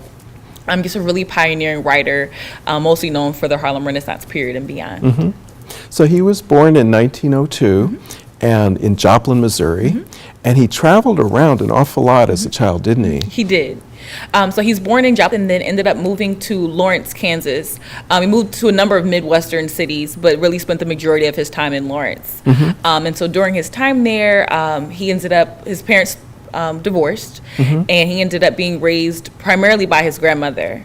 And so during his time with his grandmother in primary school, he was elected to be the class poet, which kind of spawned and sparked his interest in poetry and in writing, and that continued throughout his younger education days. He wrote for the newspaper and also a number of different publications. It feels like writing for him was almost a lifeline. wasn't it? It was, in a way. He during the time that he was separated from his parents, he really felt lonely a lot of times in his childhood, and so he turned to books. He turns to books. He turns to writing as a means to feel connected and as a refuge, really, for him during a tough phase in his adolescent years. And as a child, and really through most of his life, he faced a certain amount of prejudice, didn't he? Absolutely. For being African American. And one of the big messages of his poetry is having pride in your heritage, isn't it? It is, absolutely. He's, of course, a pioneer as a poet, but as a black poet and as a black writer, really instilling this sense of self. No matter where he is, he traveled largely throughout the entire African diaspora at a time when most African Americans weren't really traveling at all. And this really speaks to his diasporic roots in Mexico and Cuba with his father and different traveling. And this really enriched his writing and his writing about black people and heritage and black culture, and instilling a sense of pride in a number of his children's books, as well as his regular writings for adults. It's really interesting to me that the very first poems that he published were in a magazine for children, the Brownies book, in 1921. Yeah, so the Brownies book was an offshoot of the Crisis magazine, which was started by the NAACP, the National Association for the Advancement of Colored People, largely pioneered by major black history figures such as W.E.B. Du Bois. And so the Crisis decided to start the Brownies book. It ran for a little under 2 years, and it was like their children section of the regular Crisis magazine. And so he published his first poems, as you mentioned, in the Brownies books, which we have here at the Schomburg Center. Tell us a little bit more about what was happening in Harlem, what made it such an exciting place to be when Langston Hughes was living here. So Langston Hughes lived here at two or more different points of his life. When it was time for him to go to college, he begged his father to help him enroll at Columbia University, which is here in Harlem. And he did so under the guise that he would study engineering, which didn't really pan out in the long term for him. But it got him the opportunity to live in Harlem. He really took to the community more so than he did to the university. He loved the art scene. You know, the Cotton Club is happening during this time. Some of the poems in The Dreamkeeper are blues lyrics, aren't they? So he was very interested in the music that was going on around here. He was very interested in the music and rhythms.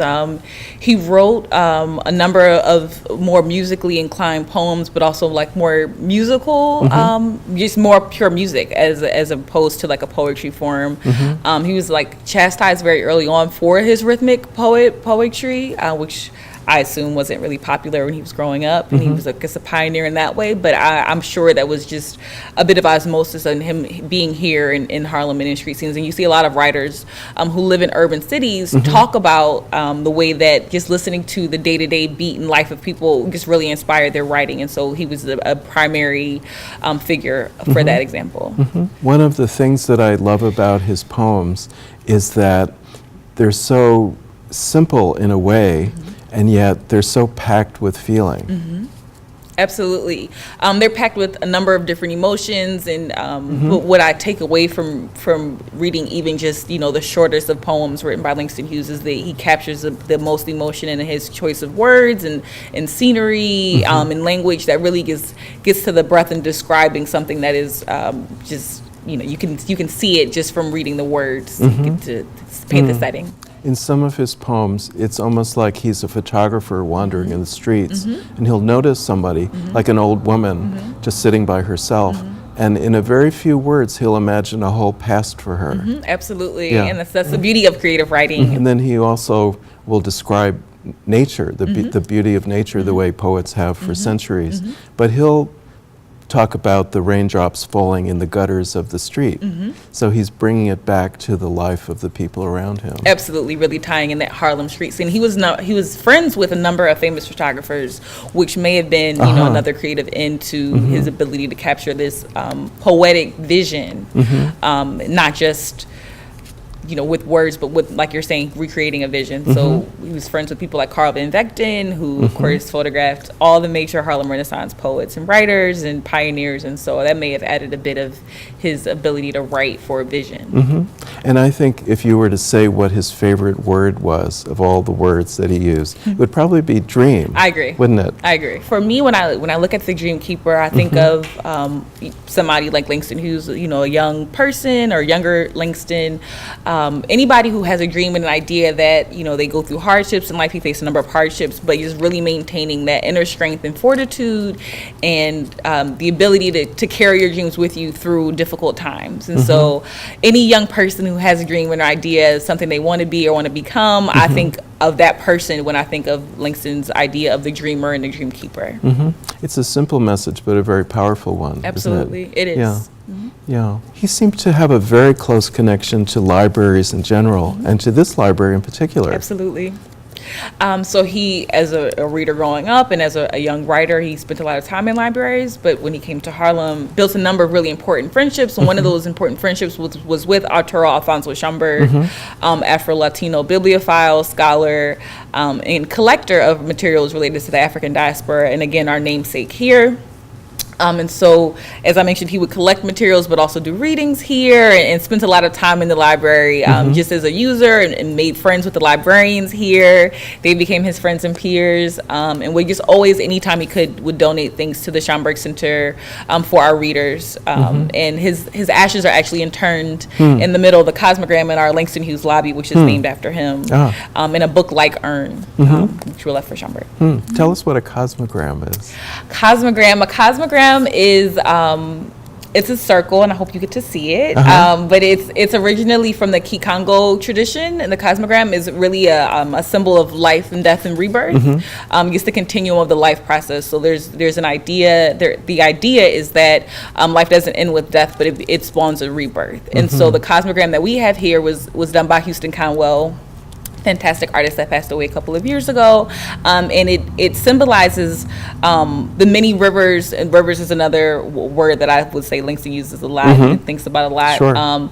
But the many rivers that Langston Hughes traversed throughout his life, and then also many of the cities that were important to his life. And so you see the birth line, you see where he's born in Joplin, Mississippi, you see him traveling through Cuba or through Mexico or through other parts of the diaspora, and then you see it ultimately ending with him here in Harlem, but then that idea that the life cycle continues on.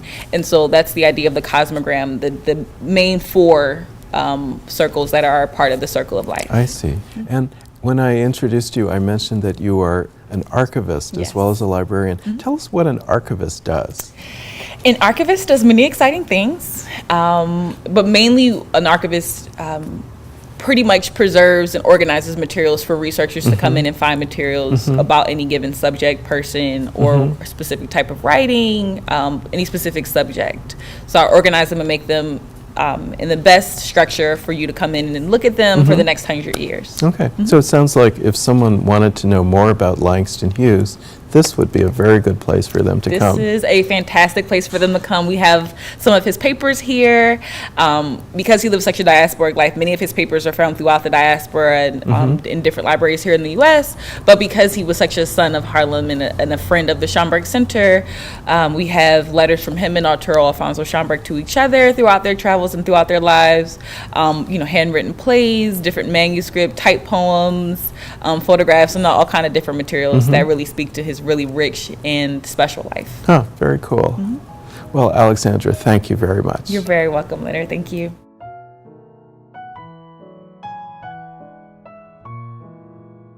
I can draw the sun and the stars and the moon. I can draw anything. How about you? Ready, set, draw!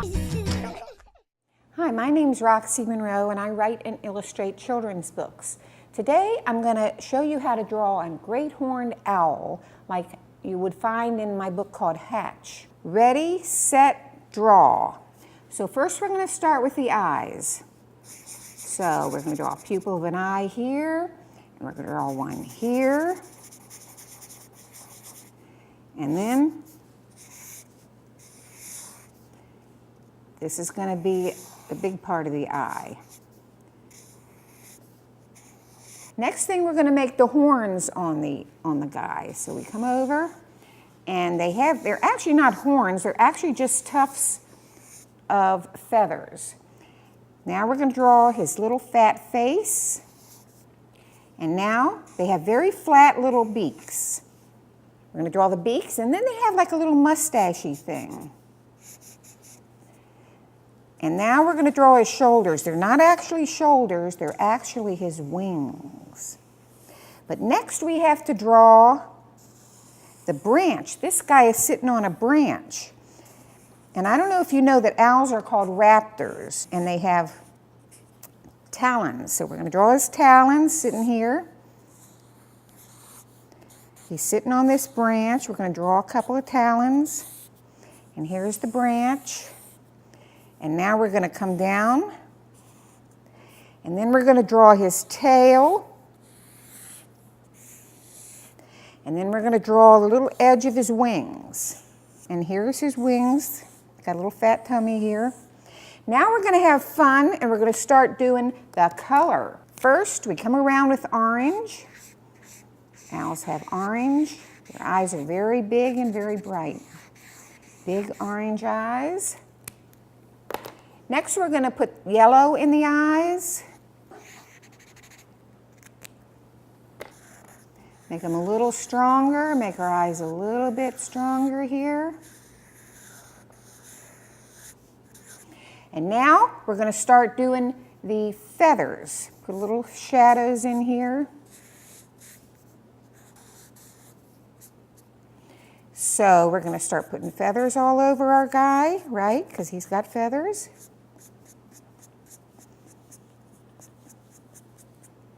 Down here where his wings are. I'm going to put a few feathers in his tail. Up here, lots of feathers. Now they usually have a black little beak. There's his little beak, and you know when you look at an owl from the side, he's got a very flat face. And then we're going to put his talons. We're going to make his black talons down here. Very, very strong feet and very, very strong talons. Now we're going to put some brown in, because our owl is brown.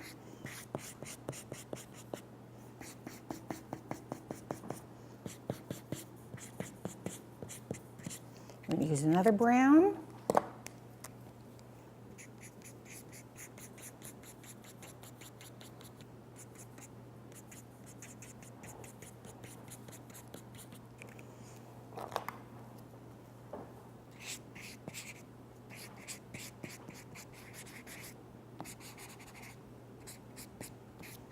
So we're adding little shadows here and there on our owl. Here's his tail coming down.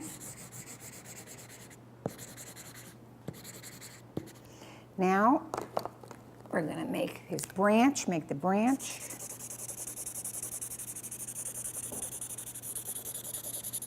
Now we're going to color in the branch.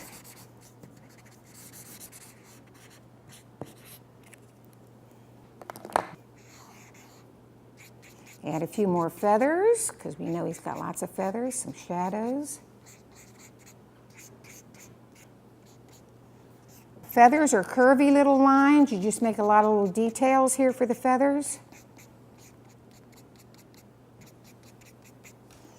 And we're going to add a little shadow down here where his tail comes down. And now we're going to add his chest feathers. So, and then they have a really kind of cool pattern of brown along. So it starts like this.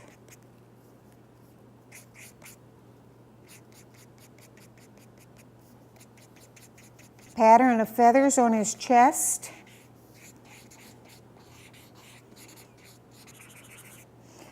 Deepen the shadows a little bit here and there to make them pop out.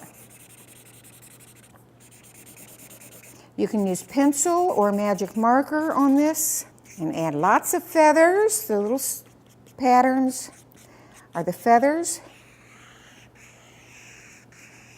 Define the tail. You can make the tail, define the tail. Make your lines strong. And of course, owls have a very expressive face, funny little beak. So this is my great horned owl. Maybe it'd be cool if you could do a great horned owl too, and find out how to share it with us in the post below.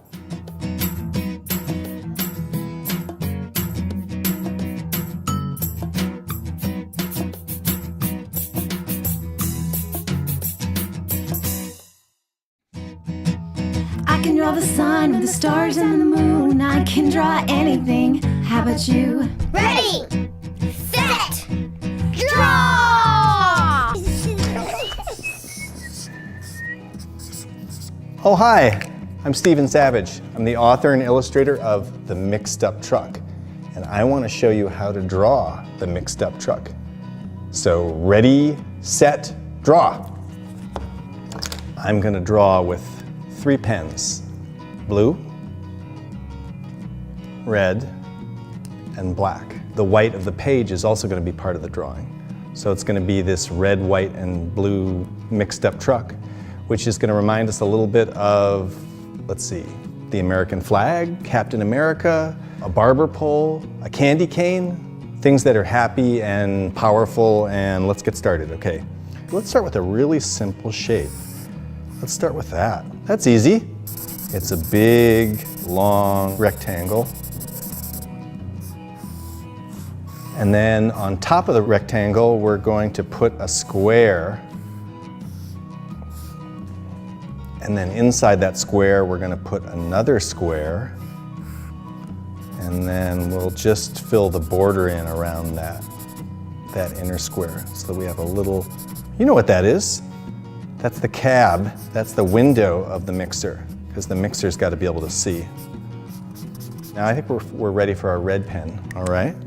So we're going to take the red pen and we're going to create a big egg shape on the back. Looks like it's carrying a big egg.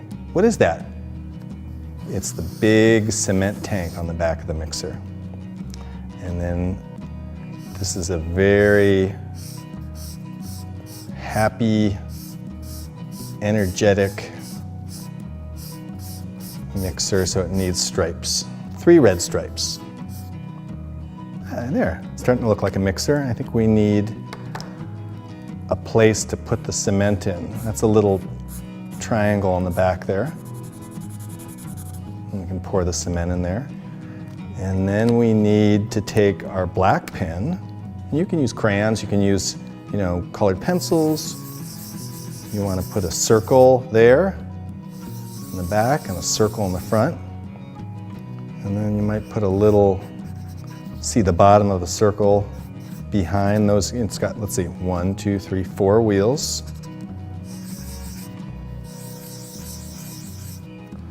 Now, this is a very special truck. It needs, what does it need? It needs an eye, because he's got a really happy, funny personality. Now he can smile and speak. Even though he keeps getting mixed up, he keeps trying because he's got a can-do, happy personality, so he needs a little mouth in the front there. And there we have it, the mixed up truck. I think he's ready to go.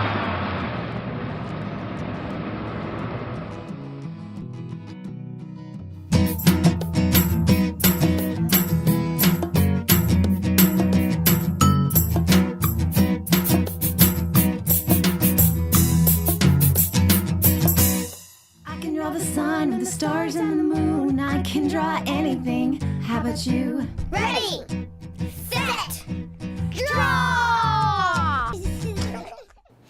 My name's Roxy Monroe, and I write and illustrate children's books. And one kind of book I do a lot of are maze books. So today I'm going to teach you how to do a random Roxy reversing maze. Ready, set, draw. So first I'm going to draw our page. And we're going to start off using pencil so we can erase. So in this case, I'm going to make a maze where you start at a parking lot and you take a trip up to a picnic table, and then we're going to work our way back on a different maze. So this is going to be the maze. Now the idea with the maze is to make it look visually complicated. So when people look at it, they go, wow, you did that? But actually, it's a very simple process. First, you start with the maze path. So I'm going to make a parking lot down here. And then we're going to, let's say we come up here. And by the way, one thing about mazes is that you want to keep the width of the line, the pathway, pretty consistent, not too thick and not too thin. So we're coming up here, and here we're going to have our picnic table. And we're going to make a little sign so when people come up here, they know they take this one. So we're going to go up here and we're going to draw this in pencil. So this is our first maze path, right? That looks pretty simple. Now we're going to take our maze path back. So what we do is we make the whole maze path first. That is the key to the whole thing. Now the key to a maze also is that you do not ever let the paths cross. You have to make sure that some of them go under and some go over in order to keep the two paths separate. So here we're going to draw a little bridge. So this maze path is going to come down here. We're going to draw a little bridge and it comes out here, and then hey, it actually is going to come over this area. You see, you don't let them cross, and it's going to sneak back like this, and here it kind of doubles up. We're going to make a point that you go this way so that you know that you go out this way and back this way. That's okay, but how do we make it interesting? Well, this is when you need your eraser. So now let's say we want to make a false path. We want to trick people. So we're going to come like that, and then we're also going to make it come over. Let's say we make it come over here. And then down here, we're going to make it come to another false area. And then over here, coming back, let's say we make it go out like that, and also out like that. Now it's starting to look complicated, but we know that there's really only one way out and one way back. Let's make another false start over here and make this come up and go like that. All right, so there's our maze path, right? We're going to start using the Sharpie. So here we go. And we're going to make our original maze path, remember? So this one comes all the way out.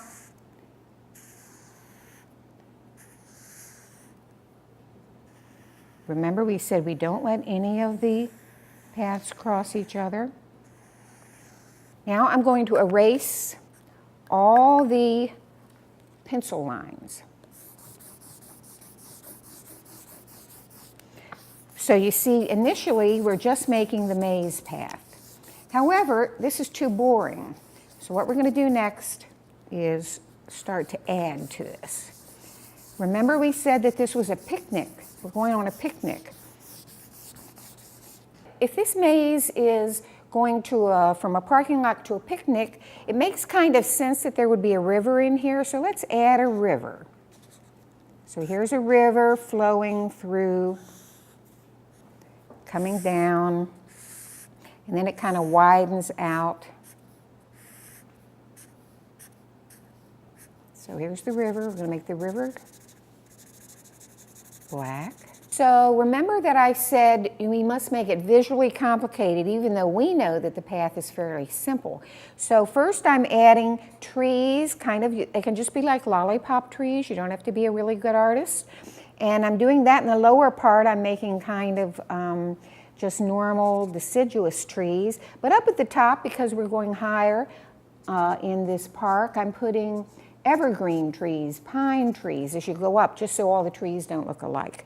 I'm adding a few rocks here and there because a park would have rocks in it. We're putting some deer in. And you can also make this a finding game. Say, find the deer, because the deer are hidden around in this. Then we've already added our river, but I'm adding a canoe to the river. I'm adding another picnic table with an umbrella. I'm adding a couple of people playing volleyball over here in the lower part. And now we're adding little people walking along the pathway. So again, the trick is to make it look complicated even though we know it isn't that complicated. So now you've basically finished your maze. It's always very nice to kind of add so that things look very, as I say, visually complicated and all of one kind of pattern. So if you did this maze and you saw how simple it was and gave it to your friends, they'd go, wow, you made that maze? And then they will try to solve it. Now I'm going to show you how, in case you forget, and by the way, it'd be very cool to color all these in. It could also be a coloring maze.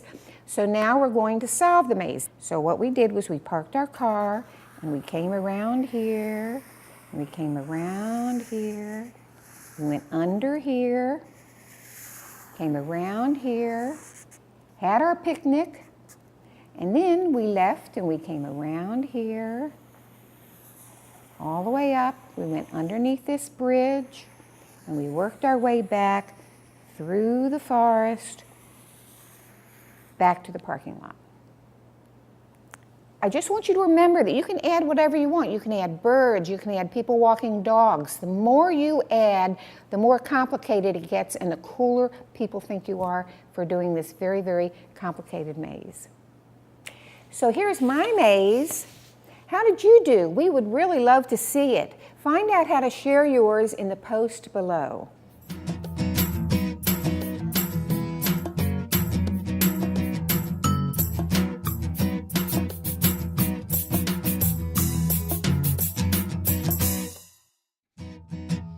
I can draw the sun with the stars and the moon. I can draw anything. How about you? Ready, set, draw! Hi everybody, I'm Steven Savage. I'm the author and illustrator of The Mixed Up Truck. And you'll see the mixed up truck, he has his name in lights. You can spell your name in lights too if you go to the KidLit TV website and download this beautiful sunset here in Brooklyn. And you can take some sticky letters and you can make your own name in lights. Here, let me show you how.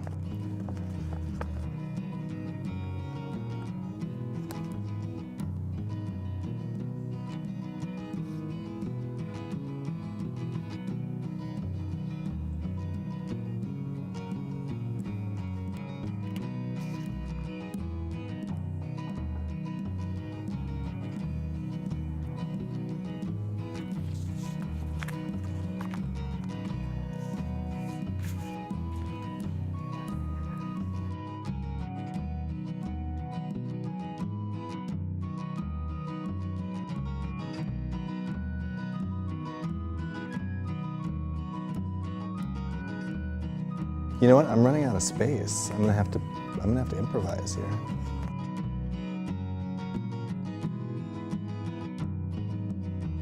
Okay, now I'm panicking. I don't know where my T is.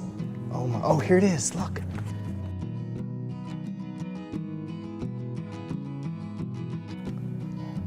KidLit TV.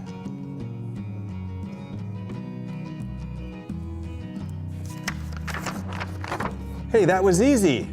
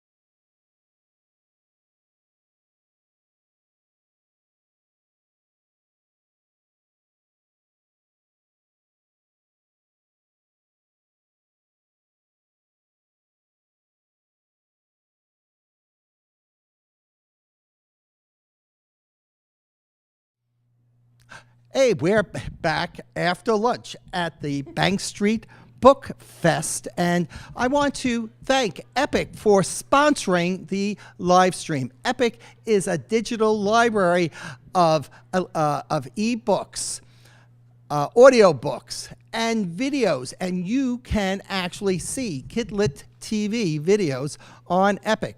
Check it out. And I have Myra Coleman here. Thank you so much. Thank you. Yes, and you're going to be on a panel, but we have some of your books. One of my favorites was selected to represent New York State at the National Book Festival, Next Stop Grand Central. And then we have Chicken Soup Boots. There you go. Chicken Soup Boots. Oh, I could go. Chicken Soup Boots, yes. And for you Francophiles, Ooh La La, Max in Love. Then every once in a while, there's a picture book biography. Thomas Jefferson. And speaking of picture books and people's lives, your newest book, which is here. What happened? Here it is, the finished copy. The Bold, I'll have you hold it. The Bold and the Brave. Bold and Brave. Yeah, Bold and Brave. 10 heroes who won women the right to vote. So it's interesting because you illustrated the book, but the author of the book is someone that's really not known as a children's author. No, but probably will be known as President of the United States at some point. Kirsten Gillibrand. That's Senator Kirsten Gillibrand. Yeah, from New York State. Yes, so the book is about 10 heroes. Extraordinary women who had the courage to do the unbelievable, and they did it. So we're grateful to them. So some of the names in the book? Sojourner Truth, Harriet Tubman, Susan Anthony, Inez Milholland. I know Inez Milholland. She is the woman on the horse. The woman on the horse. Yes. She was Wonder Woman, basically. Yes, and she died very young, didn't she? Yeah, she died in her 30s. She didn't live to see the vote, the amendment passed, but she was really instrumental in making it happen, and did it with extraordinary grace and humor, and a great love of life. Now, when you were researching these 10 women, were you surprised by any of them? I was surprised by all of them because I didn't realize the extent that they put themselves on the line. You know, they didn't just have tea and say we should vote. You know, they went to jail and they marched and they fought their husbands and they fought society, and they were really extraordinary. Of course, the earliest one, you know, that Sojourner Truth, who had been a slave and ended up having this extraordinary life. And so when you're surprised at the obstacles that people have, and you know them, but you can't believe that they actually did what they did. So, but all of them were amazing. Now, with researching, did you use any particular libraries, or was it mostly online? It was a lot of the Library of Congress and other libraries, and a lot online. But you know, now mostly we live online. So, yeah, and the photo references for some of them, of course, some of them are paintings, but most of them are photographs. Now, and this book, which is somewhere, right here, it's not. We're lucky. We have a finished copy, and this is the first time you've seen the finished copy? Well, a few days ago. Oh, okay. Well, close. I could say yes. It's the first time. Yeah, they wouldn't know. Right. Fake news. No. Right. So anyway, but the book goes on. The book's birthday is November 13th, I believe, is the right date. So soon. After the election, because Senator Gillibrand is running for re-election, so she wanted to keep her schedule clear for those things before actually having her book come out. Yeah, yes. Embarking on, and she really loves to meet people and speak to people, so she will be going around and doing a lot of talking about the book. Yes. Well, thank you, and we're looking forward to your panel. Me too. Yes. Very happy. And now I'm going to ask a visitor from abroad, right? Yes. Beth Ann Woven. Yes. Is it Woven? It's Woven, Bethan Woven. Yeah. Bethan Woven. Yes. So you have made a little industry over here in doing like a retelling of very popular stories like Rapunzel. One of my favorites, Hansel and Gretel, which we'll talk about, and Little Red. We all know who Little Red is. Yes, yes. Now, but let's just take a minute to talk about Hansel and Gretel. So the truth about Hansel and Gretel. Oh, they're just terrible children, really. You don't want to invite them in your house. They're awful. Yes, so Hansel and Gretel is out now with Peachtree. It's out this fall for you guys. So it's originally published in the UK, but I luckily have Peachtree over here who represent my books.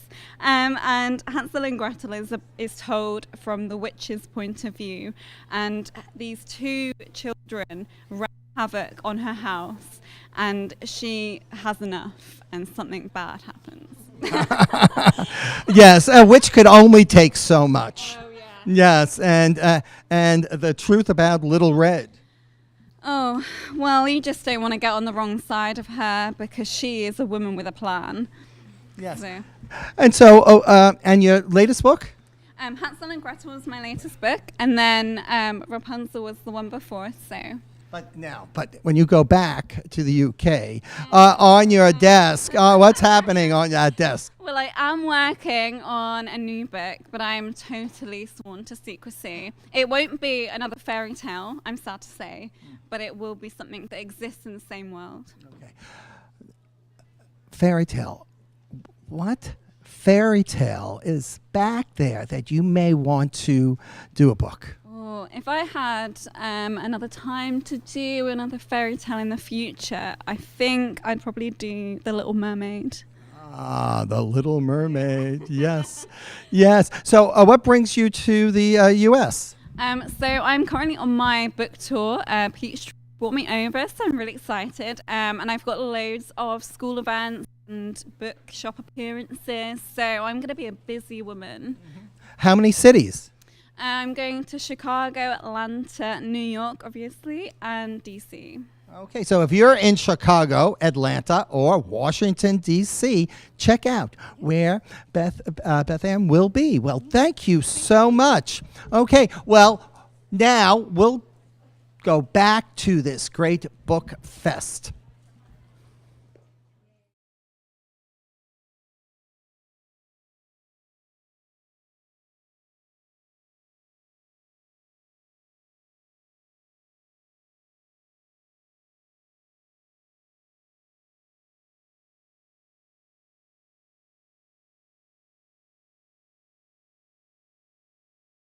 Epic is an award-winning digital library for kids 12 and under.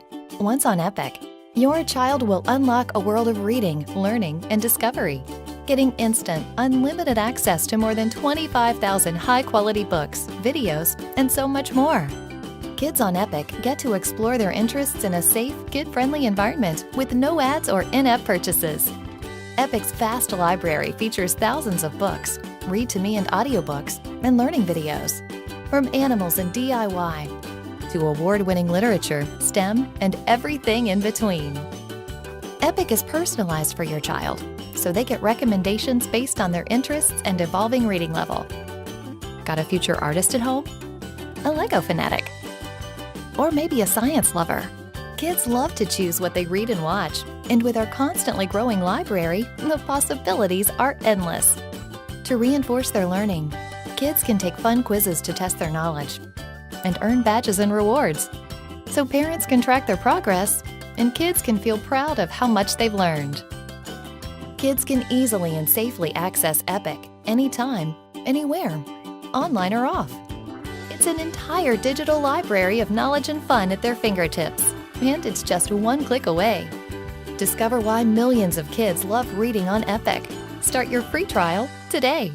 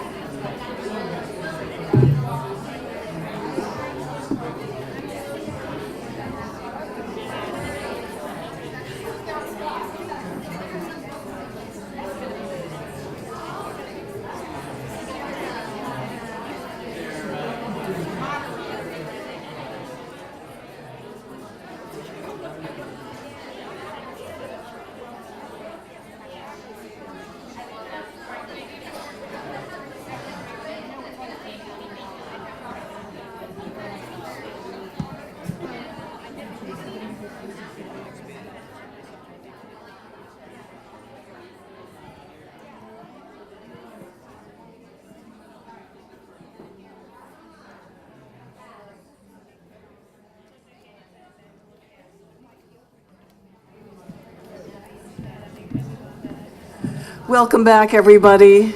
If everyone would move toward the center, we'll have enough room for stragglers. Our Director of Library Services, Kristen Frieda, is going to draw the raffle. So everyone pull out your tickets.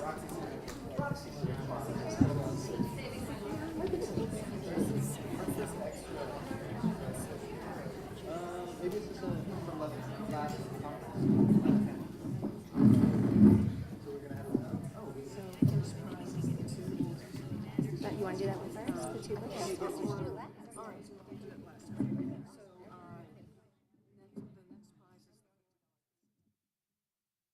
Greetings, everybody. I hope you enjoyed your lunch. Welcome back to the auditorium.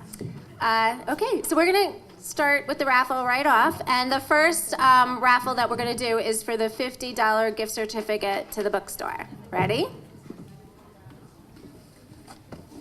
I need a bigger hole for me. Okay, the number on the ticket is 701815. We're not eligible, right? 701815.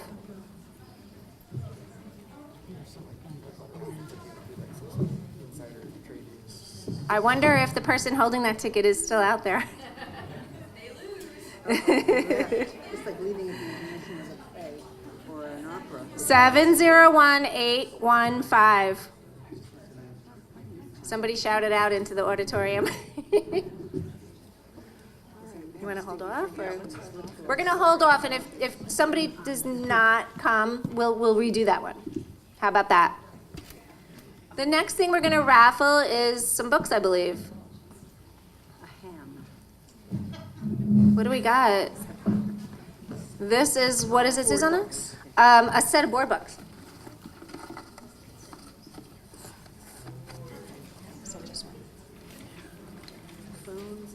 Okay. The board book number is 701801. 801? Yay, we have a winner this time.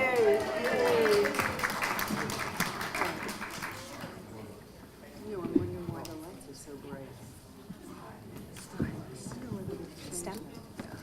All right, so now we have a package of STEM books. Okay. 701822. Yay!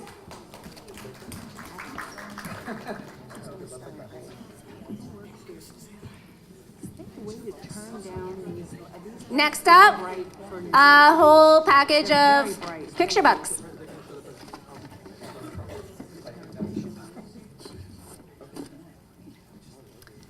The number is 701755.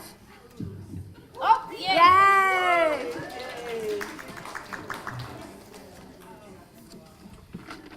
What are these? Classics. Ooh. Classics, etc. Including a Tommy Under. Okay, this is a set of what we're calling classics. That number is 701828. Ooh.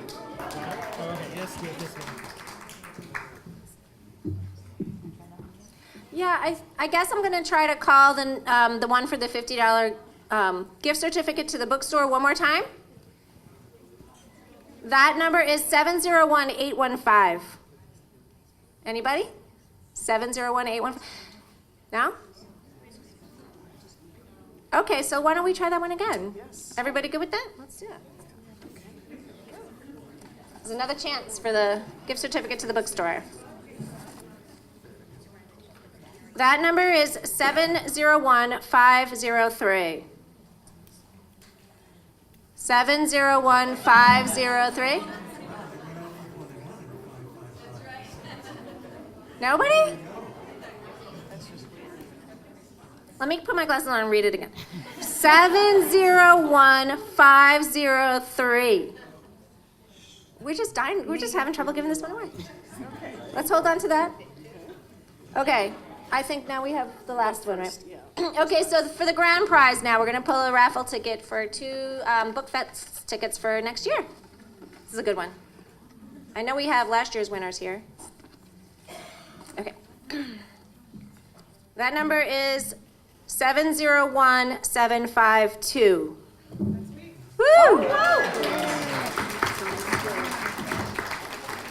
Okay, so I think for this, see us at the end and we'll make sure we're coordinated with you for next year. Because I don't really have anything to give you. But don't worry, we're good. Let me call this is the bookstore one again. It's 701503. Okay. Well, we'll try it again. All right. Could we ask everyone to move into while we're get some of the people off the stairs? Man, it's funny. Why are they on? Thank you very much.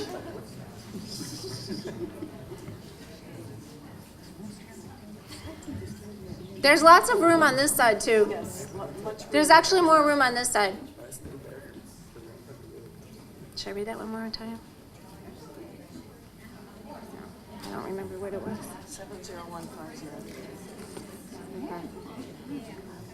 I'm gonna give one last chance for the gift certificate to the bookstore, that second number we read. 701503. All right, well, let's move on. We'll do one more. We'll do it again. We'll find somebody.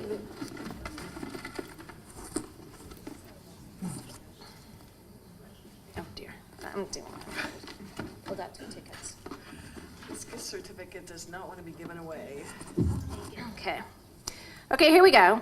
701833. Yes. All right.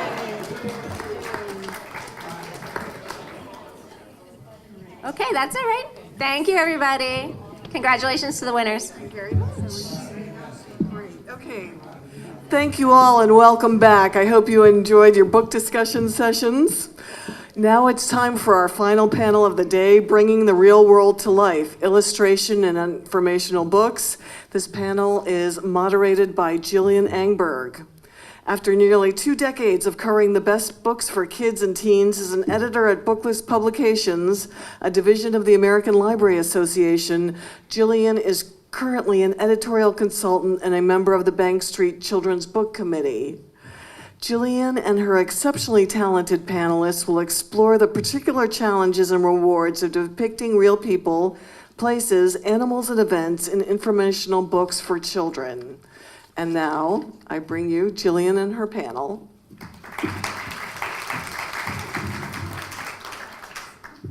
Good afternoon, everyone. How's the sound?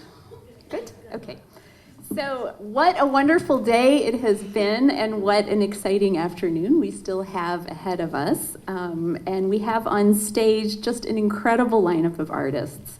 And we're going to be digging into this fascinating subject of creating children's books that are based on real life. So this is such a juicy topic to explore, this balance between creating art that's fully imaginative and then at the same time having this charge to represent real people, places, and in Roxy's case, rats. And for those of you, and if anybody has a rodent phobia, consider this your trigger warning. There are rats ahead. But I promise you that Roxy's book will help you appreciate these guys in a whole new way.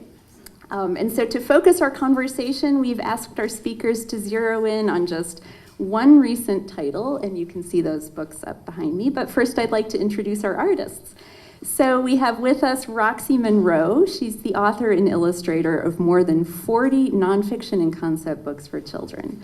Her books have received numerous awards and appear frequently on Best of the Year lists. And today she'll be inviting us into the wonderful world of rats and their cousins with Rodent Rascals, which is published by Holiday House. It's already received 3-starred reviews and counting. Welcome, Roxy. Next we have John Parra. He's an illustrator and educator whose illustrations have appeared in many award-winning titles, including Waiting for the Bibliobureau and Marvelous Cornelius. Today he'll be talking about Frida Kahlo and her Animalitos, which was written by Monica Brown and published by North South Books. And it was named a New York Times Best Illustrated Children's Book of the Year and an ALA Pura Belpré Honor for Illustration. Next, we have Myra Kalman, who has written and illustrated over 20 children's books, as well as many adult books, including a beloved illustrated edition of The Elements of Style. She is a frequent contributor to The New Yorker and The New York Times, and her work has been exhibited at the Metropolitan Museum of Art, as well as many other museums and galleries. And today she'll be talking about her upcoming title, Bold and Brave, 10 Heroes Who Won Women the Right to Vote. It's written by Senator Kirsten Gillibrand and published by Knopf Books for Young Readers. Welcome, Myra. And next we have Melissa Sweet. In addition to illustrating over 100 books, Melissa has also written 4 books, including the Caldecott Honor Book, Balloons Over Broadway, and the wonderful book she'll be discussing today, Some Writer, the Story of E.B. White, which became a New York Times bestseller and appeared on many Best of the Year lists. Welcome, Melissa. And finally, at the end, we've got Zeke Pena. Zeke says he creates illustrations and comics to, quote, remix history and reclaim stories about the border community using satire and humor. He's joining us today from his home in El Paso, Texas, to talk about his book, Photographic, The Life of Graciela Iturbide. It's a graphic biography written by Isabel Quintero and published by the J. Paul Getty Museum, and it won a Boston Globe Horn Book Award. So welcome to all of you. And given the visual nature of our topic today, we wanted to give our panelists the opportunity to really show us some of their work, take us through some slides. So we're going to have their presentations first, and then we'll have a conversation and hopefully leave time for some of your questions. So let's start off with Roxy. Okay, so I'm just going to talk about the art in the book, not the research or the writing necessarily. So in the beginning, this book is, the conceit of the book is that all of the rodents are real size in the book. The trim size of the book is 10 inches, so it's challenging when you get to the bigger ones to deal with it. So here's my first cast of characters. I wanted them to be geographically distributed. Some have big ears, some, and also physical characteristics, tail, no tail, big ears, big eyes. So this is my first little batch of characters. These are the notes I was making. I'm kind of sloppy, as you can see. So these are my notes, and I'm first getting familiar with them and deciding which ones. This is my storyboard.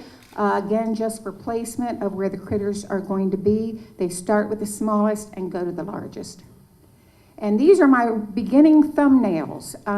I always conceive of the book visually first, and then I write the book. So these are early thumbnails, and these are some of the sketches, and you can see how they change a little bit. I modify them. Some more sketches of the layouts, full size. And when I got the go-ahead to start the art on the book, it was November 2016, and I happened to be going to SCBWI in British Isles to give a talk. So my husband and I rented an apartment on the English Channel in an old hotel. That is my makeshift light table. And years ago, I used to be a television courtroom artist in Washington, D.C., and I learned, number one, it's great for life drawing, great for making deadlines, and also you learn to work anywhere, so I can work anywhere. So this is my makeshift studio, and I made little teeny bottles of paint to get through customs, you know, or get through security.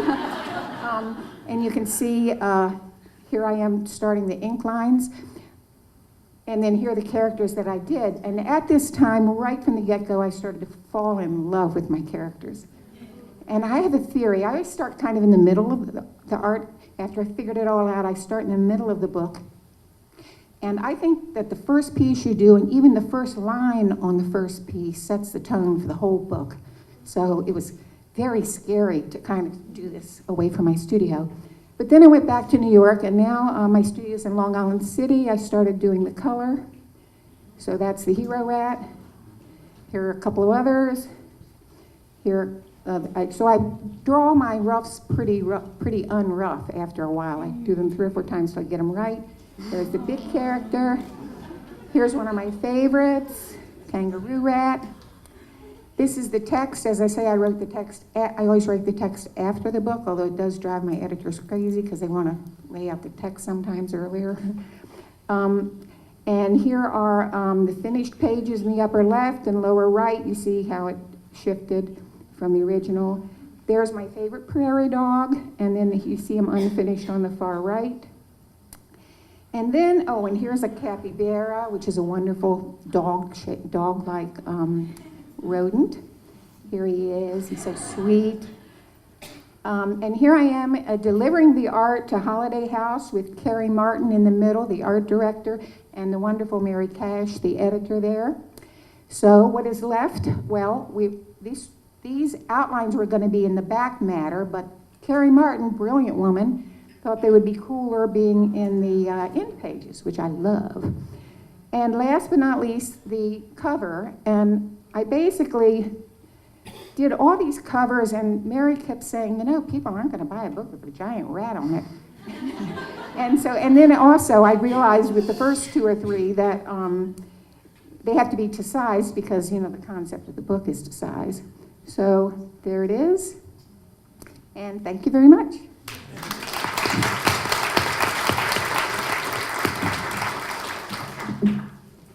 There we go. Hi everybody. This is my book, Frida Kahlo and Her Animalitos. Just to show of hands, how many people know who Frida Kahlo is in here? Oh, some places I go, it's like a few hands. Well, thank you for that. Again, if you didn't know who Frida Kahlo was, she's a very famous Mexican artist who was married also to an equally very famous artist. And her art, to me, growing up, was so inspirational and so meaningful. So to get to work on this project was very meaningful, because I've done a lot of biography, like nonfiction type books, and for this one was actually the most personal one in a sense, just because I had known her work for so long.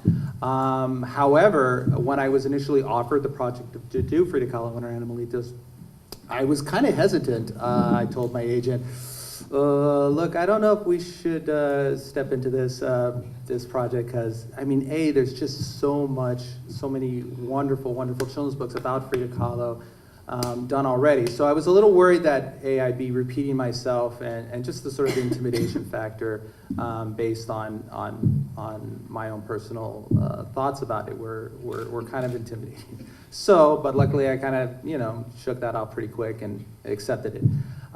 Which I'm very glad I did. And it's written by Monica Brown, and Monica Brown is just a wonderful author who I've worked on 2 other books, Waiting for the Biblioboro, and my very first picture book, which was called My Name is Gabriela, which had to do with Gabriela Mistral, a very famous poet from Chile.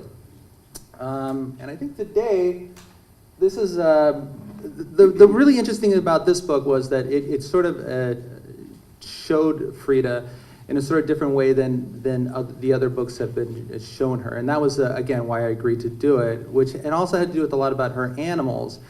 And when I started doing, again, going back in, looking at the research, thinking about who Frida was, I was struck by there was a video of her at home in Mexico City, and she lived in a house called La Casa Azul. And there was sort of such a down-to-earthness about her, and just this wonderful, quiet, beautiful, I don't know, just approachableness that I don't see as much today. And I think I wanted to kind of capture that part of her.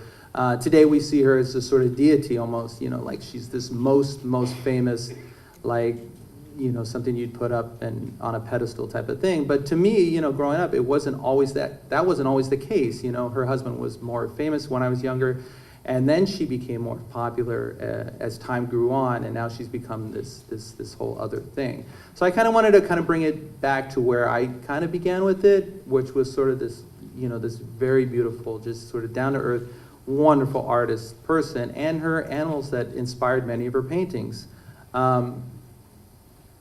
And she painted a lot with her animals. These are just some of her paintings that she has down with her parrots and her monkeys. And of course, she has a whole history of her health issues, and she had to paint a lot of time in bed. And that's her in the bottom right there painting in bed. She had a special kind of canopy bed with a little easel setup. And of course, when I start a project like this, I get all the Frida books that I can, which is just a bonus. I had half of them already, but I mean, I just went out and found the other half. Even international books, you know, from Argentina and other places. And I just love her spirit, you know. So I wanted to start off the book with her just drawing her animals. So that's kind of like the foreshadowing of the book, you know, where she's just kind of coloring and coming up with her story. And again, she lived in a house called La Casa Azul, which means the blue house, because it was painted blue. And I love that her father was a big influence on her. Her father was a photographer, a professional photographer, actually worked for the government of Mexico City, photographing many of the government buildings there. And he would take her out and work with and show Frida, you know, his trade, and show her like how to work with photographs and even paint like on the photographs themselves. And of course, when she was young, she was sick. She had polio, so she was bedridden a lot.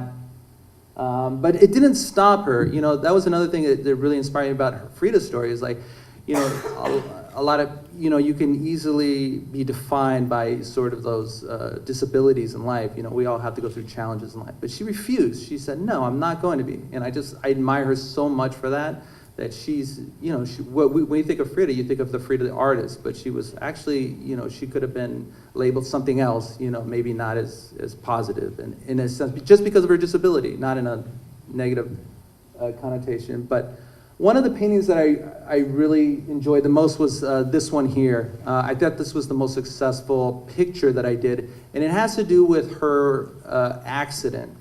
It was a very famous accident which happened when she was about 18 years old, where a trolley and a bus collided where she was on, and which just left her hospitalized for months. And this is kind of like where she started really painting, really becoming an artist. So through this sort of transformation, through this accident, she kind of transformed herself. And when doing the research, so this picture is actually based on one of her own sketches when I was doing the work. So like, if you see up at the top, she drew the accident quite quickly, and some of the information. And then I took another picture that she did with these people also riding on the train, and I incorporated. So that was part of the process that I had.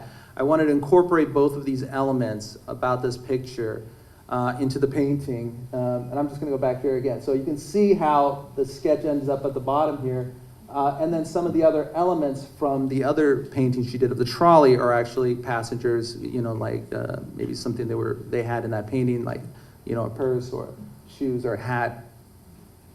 So I really liked it. So some of those things, I like how that connects to her work. I liked how that really made the connection from the imaginative to the real world connection of her art. And this is the sketch for it. And here's her, obviously, with her, where she's just enjoying her paintings, her animals. They even built like this little pyramid in the backyard for her animals to play on. And again, her in bed, and then with her pets. And it just also the connection to her animals, I think, is a very important message for kids. Kids love to draw and paint, you know, and to have that connection. They also love pets and animals. So to combine those two and to talk to kids about art and their pets and their animals was also really inspiring.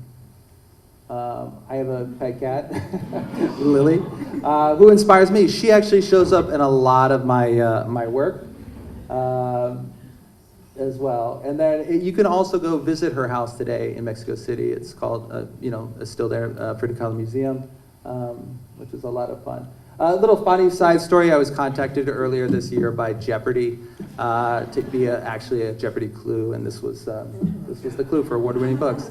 So I thought that was kind of a fun thing to have, because I love Jeopardy. I love trivia and knowledge, all that stuff. So that was a kind of a fun thing. And they got it right. They actually did. They did. They got it right.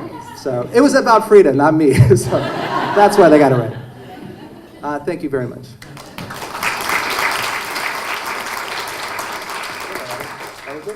Should I click to the next one? Yeah, sure. I think just the one for. One last picture. I just also, a big theme was the colors in the book. That was a theme that we talked about with the author. And I just love that how the colors, when we had the book taken to La Casa Azul in Mexico, they really match up with the house and everything so well. It really just feels so naturally blends in with the colors there themselves. So this is actually taking the book at the actual museum in Mexico. So, did I finish that? Oh, yep. I did a painting of her shoes from the museum, those amazing shoes that cut off anyway, so it's an extraordinary place. So, what did I bring? That's the only picture I brought. So we'll just look at that for like 10 or 15 minutes. Is that it? That sounds good. So I came, this is more or less 1954, which is when we came to the United States from Israel. And so that's only 34 years after women got the right to vote, right? 20, 30, 40, 50, 50, yeah. 34 years after women got, so it's an extraordinary thing to look at the lens of what are these dates, what is this world that we lived in and that we're living in. But we were ahead of the game because Switzerland, the women got the vote in 1970, probably some of you know something. It might have been Neutral, delightful Switzerland. Insane, right, in the 70s. Anyway, so I was in Jerusalem last year and got a phone call from Kirsten Gillibrand's office saying, would you like to illustrate this book about women's suffrage? And, the air was clear and the pine was very lovely. And of course I said yes immediately and then came back and we started working on it. So Kirsten Gillibrand wrote the book and did the research. This is her first book, and what she lacks in experience, she makes up for in the most phenomenal passion you've ever seen in your life. I mean, I said if she came in here, it would be like a tornado came into the room. So my job what I like to write my own books, so sometimes I'm a little bit miffed that I'm not doing everything, but and to do research on a book like for Thomas Jefferson or Abraham Lincoln, I can digress, I can talk about strange and funny parts of it, just, the rhythm of it, but to do the paintings was another story. And so these are 10 extraordinary women.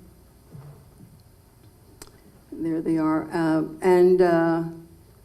So that's the lineup of the women is that we start, we don't start in order, I don't know why. But the oldest person in the book is Sojourner Truth. And so what happens is that you start looking at reference, and she was actually photographed, which is kind of extraordinary to think of that. And so the sense of entering into the photographs of these women, and then to look at reference about what happened to them. And on one level, it's incredibly emotional. You just start crying, thinking about what these women were up against and what they did, because they were visionaries, and they didn't, as I was telling Rocco earlier, they weren't just sitting around having tea and doing mailings. They were going to jail and marching and defying all of society and their husbands. And so they really were an extraordinary group of women who also fought for racial equality and many other things at the same time. So I really fell in love with all of them. I especially love Inez Milholland because she really was Wonder Woman. I think she may have been the model for Wonder Woman because she fashioned herself in this incredible way. And she died very young. She died in her early 30s and didn't live to see the amendment, but was instrumental in just having this courage to do whatever you think you're supposed to do and not to be afraid. So, a lot of people are facing that now, and the question is, what do you do when things seem dire? You get on a horse and you lead a parade with joy. I think that's also a lesson of reading that the women had very full lives, and it doesn't seem, I'm sure there were bitter moments, but that there wasn't a sense of bitterness in what I was reading and looking at, that there was a sense of great force and great purpose, which gives you a good feeling, more or less, most of the time. Lucy Burns went to jail. This is the cell that she was in, and the minute I saw the photograph of the cell, I thought, well, that's in. And that to respond instinctively to the images. There are hundreds and hundreds of images to look at, thousands of images, and then to pick something out and say, no, this is the moment that I want to show you.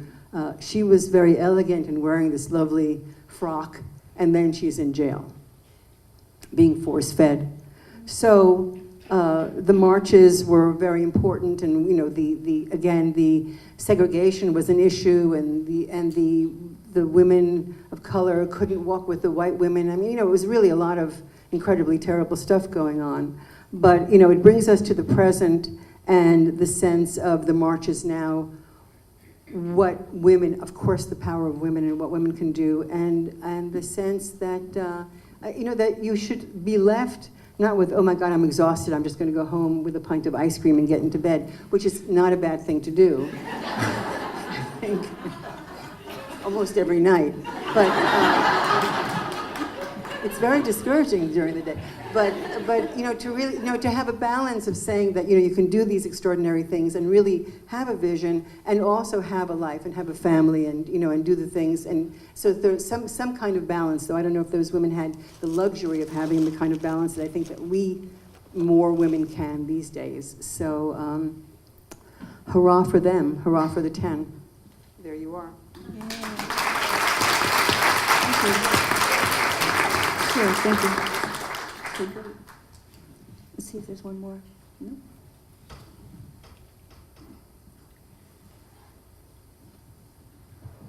So welcome everyone. I'm going to speak a little bit about E.B. White. And last night I had the pleasure of having dinner with a friend of mine who's a children's book nonfiction writer, and her husband is an adult nonfiction writer. And we were talking about the pleasure of research and going on a trip and discovery.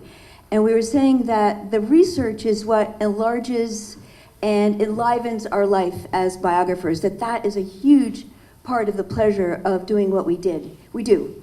And this idea came to me, and pretty much simultaneously I wanted to illustrate a biography of E.B. White, and I recognized what gigantic shoes these were going to be to fill. So I started out asking a lot of questions. How did Charlotte's Web come to be? When did he first come to Maine, and when did he fall in love with boats? And how many dogs did he have, and why is there a dachshund on his desk at the New Yorker? So all these little small and large details. And that's the prerogative of a biographer. Like Myra was saying, you find the things that you want to illustrate, that you want to bring to life. Each of us could pick the same person and we would have five incredibly different biographies. So I didn't have very many books about E.B. White, but I did have his books of letters, and his granddaughter Martha lived in my town, but I kept this idea close to my chest without talking with her about it for about a year. I did have the elements of style. In fact, I had about 7 of them between my house and my studio, and one of them is Myra's. I absolutely have yours. I can't say enough good things about this. His approach to style, though, is the pithiest series of little essay in the back of the book that it says it all about writing for me. So I figured if I can follow the elements of style, I can do this book. I had a little practice with Balloons Over Broadway and Peter Mark Roget doing the man who invented the thesaurus, and Horace Pippin, and each of those is very different. At a point early, a few years ago, I started using book jackets within my art, which is kind of another story. But you'll see them in some writer as well. And this is what it looks like. I'll take an old book. And these are basically they're little canvases. So as a collage artist, they make a decision for me. I have a size, I have a color, and I'm going to paint right on them. And you can see the front and back of the cover. I've painted a poem by William Carlos Williams, and then I attach it to a background and go back and forth, and suddenly things are being decided for me, which is what I love. I do not love a piece of white paper staring at me. You can see I have a very grid-like quality. There was one thing that I read here about White falling in love with the sound of an early typewriter. That's how he communicated with his older siblings. So that became iconic for me. And of course, being a collage artist, I said, well, I'm going to take apart a typewriter and use it within the art. But the art director said, kids do not know what a manual typewriter is. Although I'm finding they do, actually, know. So we gave a little infographic at the beginning and show a key, and then when we get to the next page and it's the contents, it's starting to make sense. And interestingly too, the book is starting to design itself. So here I have all the content pages with all the elements I need, and we're going to repeat that 13 times. So that worked out really great. And now I'm filling in the space. So when I read White's letters, I thought there's no way to match E.B. White's writing, and I'm not even going to try. But what if I use his quotes and poems and letters, excerpts from his letters, and let him tell the story? So that posed an interesting design problem. How am I going to distinguish it from the text? Well, I wrote all of his quotes on a manual typewriter to kind of do a little method acting with him. And then it was on old paper, so I put it right into the collages. And then these quotes became illustrated. The little green label became important because that's what sourced the quote in the back of the book. And then all of a sudden, all of this archival material had a place in the book. I could merge the photographs with his quotes, etc. So it was really fun. It's like a puzzle. It's like you said, a remix of White's life, really. Using a tree for the family tree and making a map, all different ways of telling the story visually, the kind of thing I want to do as a kid. I talk about his wonderful wife, Catherine Angel, and his time at the New Yorker, which led him to a lot of fame and fortune, but he gave it all up. He was a very private man and wanted to live on the farm in Maine. So the impetus for some writer was to share with kids how his 3 children's books came to be and all his other writing, how he became a writer. And so the story tells you about the death of a pig and the birth of a spider and how he brought it together to make Charlotte's Web. And Garth Williams ended up illustrating this as well as Stuart Little with a little trial and error. So just like White edited a lot, Garth Williams had to edit that face, and he presented the Mona Lisa Charlotte, which White had wanted no part of. And finally, he came up with a scientific rendition, which is what White wanted. He gave it to him, and E.B. White put the 3 hairs and 2 eyes on Charlotte's face, and the rest is Charlotte history. So how did he get to that incredible first line of Charlotte's Web, where's Papa going to that with that axe, which kids just are gobstruck by. He starts out with a Charlotte, and then Wilbur, and then the barn tells the story. He sets it aside. He had the wherewithal to set the book aside, and he starts it with the Arable family. And finally, the very last manuscript he wrote, or draft he wrote, he has Fern start the story. But even the very last draft, he's crossing out, and you can see those are all in some writers so that kids can see that E.B. White was an amazing editor, and that he said writing is rewriting. So he did just the 3 children's books, Stuart Little's Charlotte's Web and Trumpet of the Swan. And Trumpet of the Swan. And I leave you with a quote by Julian Barnes. He's a wonderful reviewer, or critic, I guess, an art critic of sorts. And he writes that in all arts where 2 things are going on at the same time: the desire to make it new and the conversation with the past. And I think that as biography, that's our charge, is to take these incredible stories and make them for a contemporary audience. So thank you very much.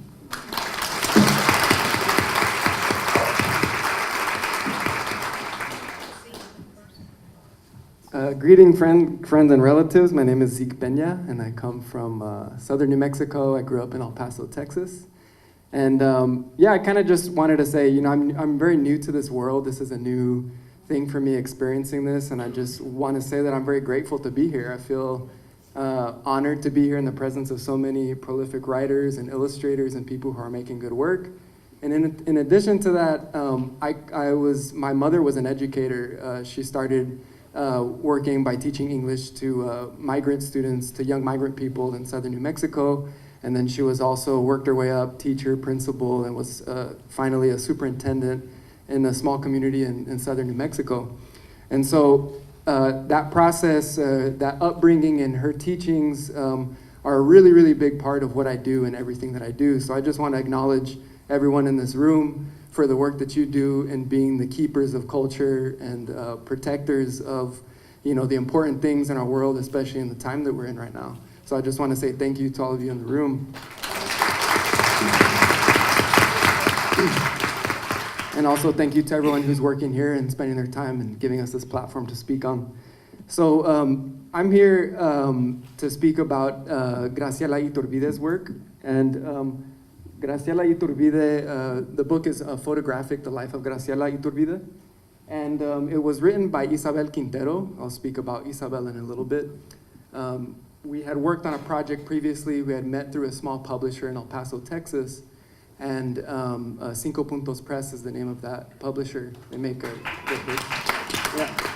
And so they had us work on both of our first projects. It was the first time that any one of my illustrations was going to be published, and it was also Isabel's first book. And in a unique way, which is what we found out later, something that was a unique experience was, and the other panels were speaking about it earlier, is that we had direct contact with each other. Because we were working with a small publisher, we were texting, and she was sending me photos, and it was very collaborative. Which makes sense to my process. I do a lot of community work and organizing with community, and it's always collaborative. It always should be collaborative, right? So that process was really organic. But come to find out later that that's a unique experience for us to have talked to each other, right? To even have met, right? But I think that it made for a very great project and great output. So Isabel was contacted about this project by Getty Publications. The Getty has a number of Graciela's photographs, and they were looking for a project to kind of be able to, shed a little more light on her work, bring a little more attention to her work, and then specifically have it be relevant to young people, right? So it's a young adult graphic biography. And so Graciela was born in 1942 in Mexico City, in Coyoacán, just a little neighborhood in Mexico City. And she was also a pupil of another well-known Mexican photographer by the name of Manuel Alvarez Bravo. And so Manuel Alvarez Bravo really kind of took her under his wing and was really the one that kind of let her explore her vision and kind of her creativity through photography. I'm gonna, hopefully the book will take care of talking about Graciela and her life and stuff. So what I'm actually gonna talk about is a little bit about the process. I was familiar with Graciela's work. In 2004, I went on a trip through Mexico, a road trip through northern Mexico, and a friend of mine gave me a small collection of photography. It's this book right here. And it just by chance happened to be Graciela's work. And it was the only thing that I took to read with me on that trip. So while I was going on that trip, it was her photographs that were that I was looking at along that trip, and it just kind of stuck with me. And those are the images that are continuing to resonate with me, and I imagine they'll resonate with me for the rest of my life. So in working on this project, when I was contacted about it, I obviously said yes, absolutely yes. And so this here is one of the first ink drawings I did. I should mention I don't have a training in illustration. I went to school for art history. I went to the University of Texas at Austin. And my instinct typically is to go into historical methodology, right? Like I go into the history, I want to research, I want to read everything, I want to just get into a lot of the same process that I think a lot of us here on this panel and other illustrators and writers do. But I think for this project, because I wasn't writing it, I wanted to try something different. And really what I tried to focus on was trying to understand Graciela through her work, through her photography, right? Because I think for me as an illustrator, my work, I would like for people to understand me through my work, right? It's something that's important to my culture and to my identity. And so I want people to understand me in that way. So I tried to approach this project with that same understanding, that I wouldn't go into details, I wouldn't go into the readings, and all I would do is look at her photography and try to understand the way that she sees the world through her photography. So these are a few ink drawings, the first few ink drawings that I did just as studies. This was just very preliminary. This was the proposal. I'm gonna kind of go through this stuff a little quickly. This was the proposal that we gave to them. They asked us to kind of develop something quickly, so it's very sparse, right? The drawings are really quick, just monochromatic. Just trying to start getting into the visual narrative. You know, I should also mention, this is my first full project to be, published as an illustrator, so I'm also just learning as I go. And, YouTube comes into play a lot with that, which I think is a good thing, right? It's like kind of making more autonomous creative people as we have access to these tools, right? This is the photo, that was like earmarked in this book for me. It's the one that just like, I think sticks with a lot of people. This is Nuestra Señora de las Iguanas, which is Our Lady, of the Iguanas. And it's from 1979. And during the process, I was focusing on the images, and Isabel Quintero, the author, was the one that was really going into the research, sending questions to Graciela, asking her certain things, doing research in the literature, academic writings, and things like that, and basically just trying to figure out how we were going to build the narrative. And in that way, just collaborative, right? The whole time we're having conversation, we're going back and forth, making a selection of the photographs. I think there was only 2 or 3 photos that they asked us that they really wanted to be included, and they left the rest, up to us to decide. So yeah, this is me in my, little studio.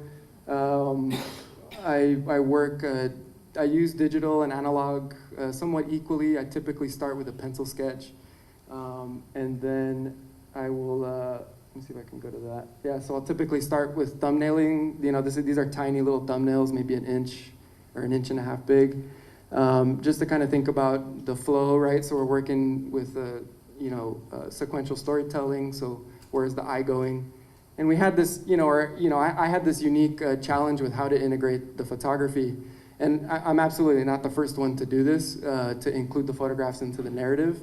But that was something that was also a challenge because, stylistically, how am I drawing? And I'm absolutely not trying to replicate her photographs. I don't want the illustrations to be replicas. They're really just based off of her photography. So I would say that about 70–80% of the illustrations in the book are actually based on her photographs, even though they're not the actual replicas of her photograph. But just really kind of, letting Graciela lead, right? Like, how do I follow Graciela's visual language and how she's communicating with the world visually?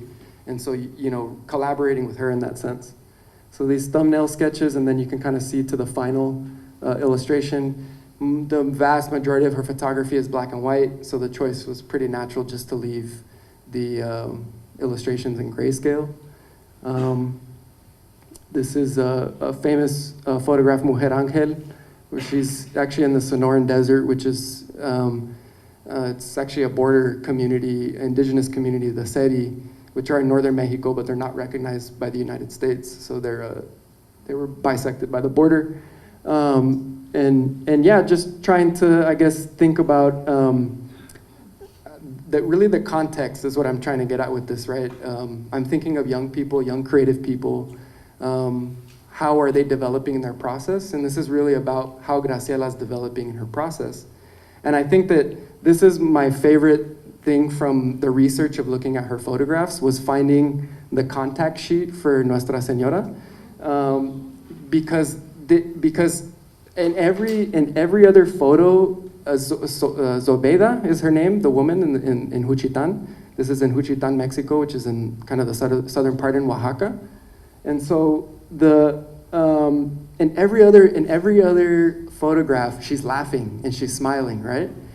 And to me, that was when I saw this, that was the moment when I was thinking about, what is Graciela seeing, right? Like, what is Graciela doing behind the scenes, behind the camera, to get this photograph? Because then she gets the one photograph that the woman that she was trying to get, right?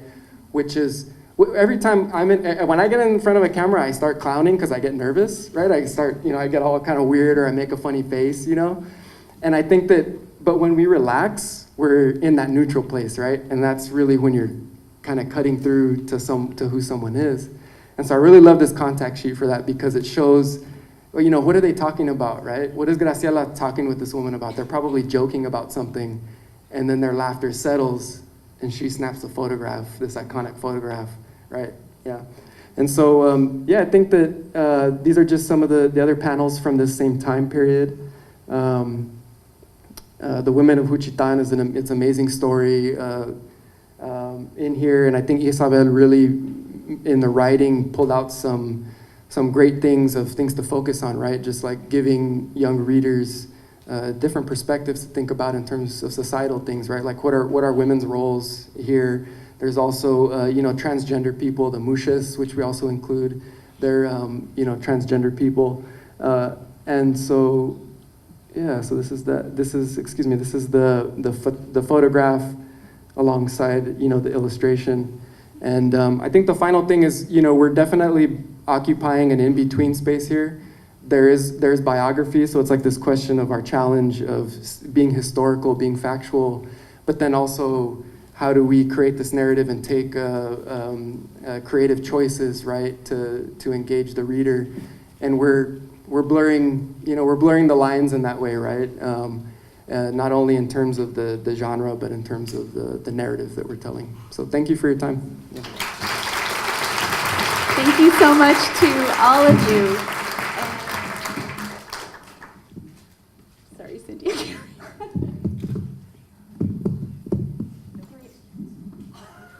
Okay, so we do have time for a question or two? Okay, sorry.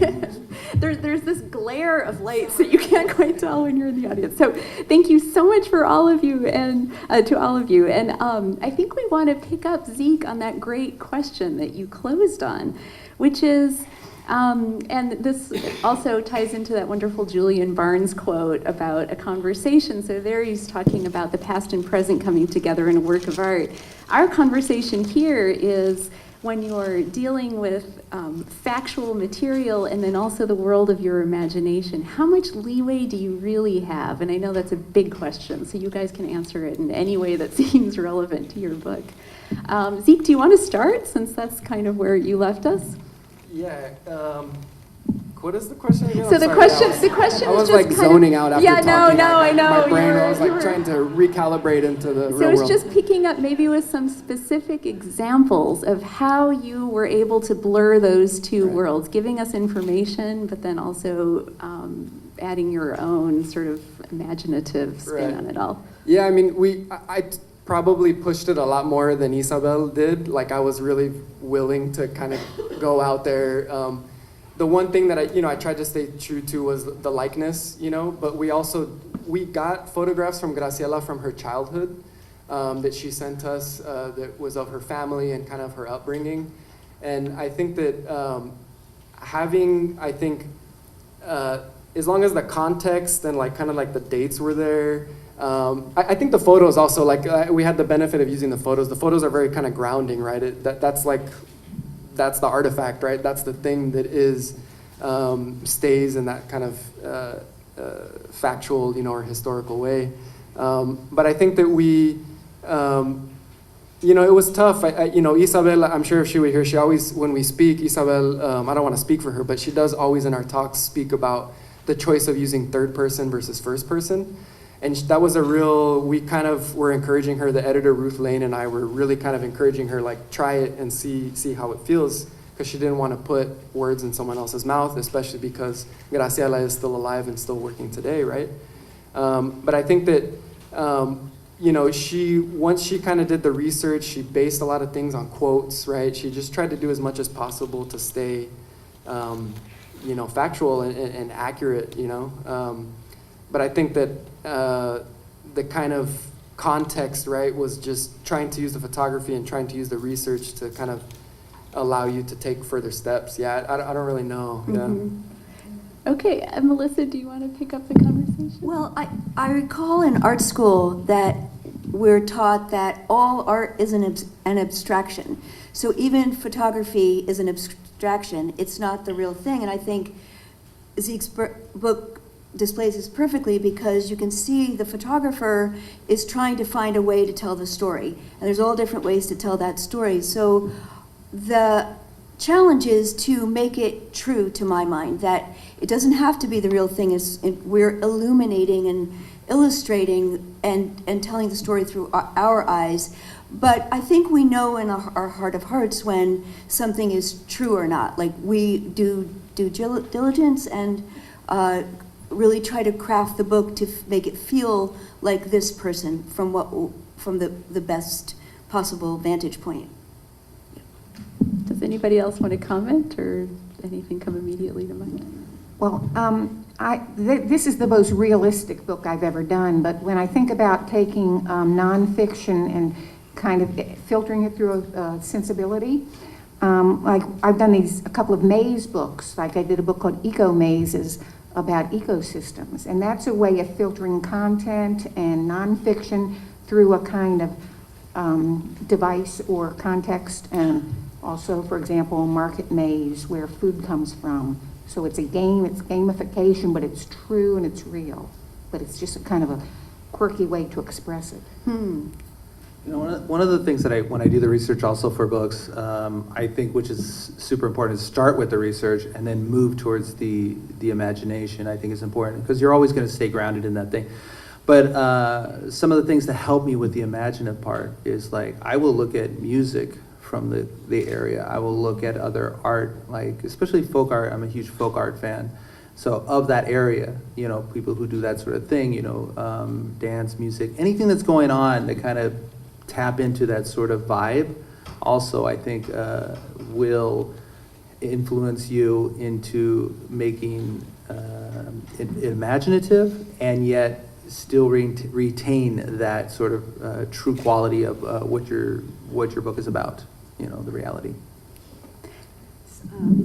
Well, yes to all of those things. And I think that in this particular book, to do the research and to be very grounded in having the integrity of the women, that they really look like who they are. But of course, there's a lyrical feeling to the painting, and that's the expressiveness of how you paint. Of course, everybody's different. They're in their style.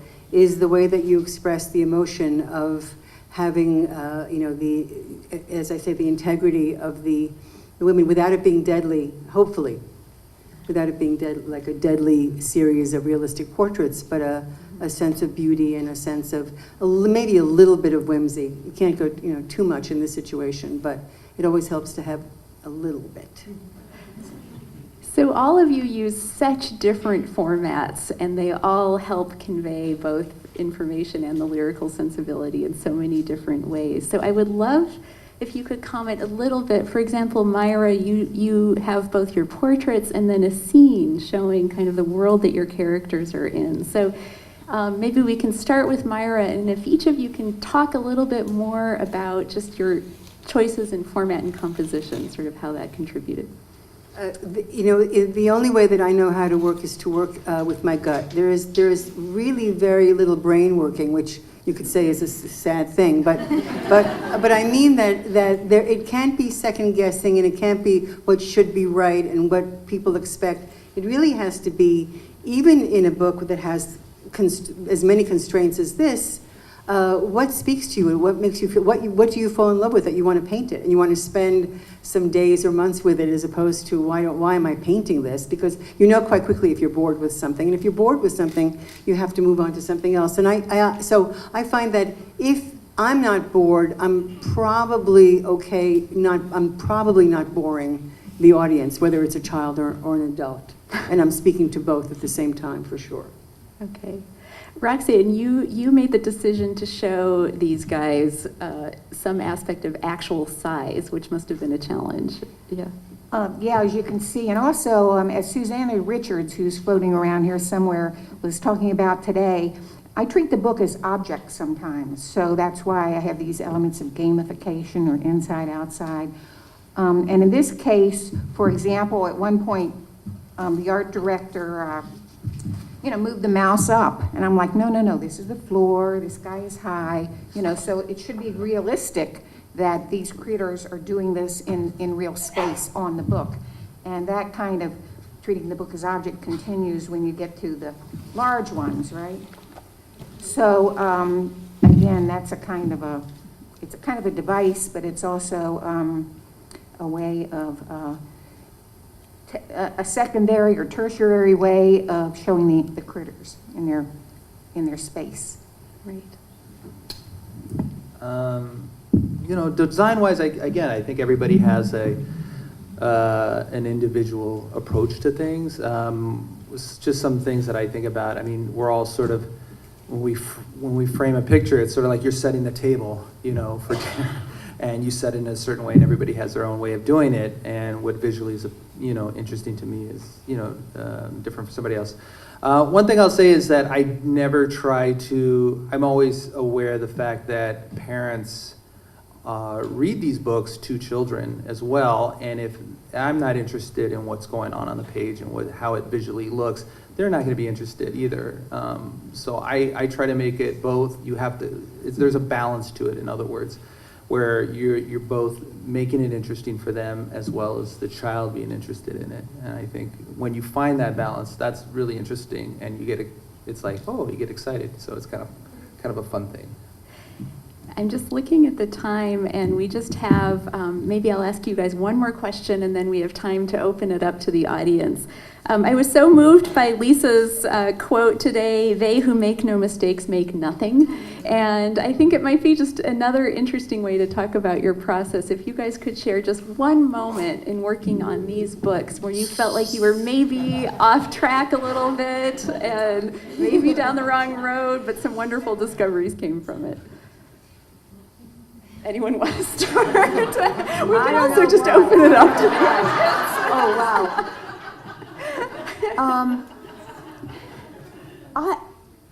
I can tell you that early on in my career, I did an entire book. It's called Fiddle I Fee. I was just a kid and with a crazy dream. And I did the whole thing, and I gave it to the publisher, and I knew it wasn't right. It was like I was not in it like you're talking about. It just wasn't with it. And I dreamed that night a way to solve it, and I called them up and I redid the book within about 2 weeks. And I learned from that because I knew kind of midway I was bored, and it was such a great opportunity to get it right. So I think it happens, but one piece leads to another. So that's the beauty of making art. It's not really a mistake. It's just part of the process to get to where you're going, I think. Yeah.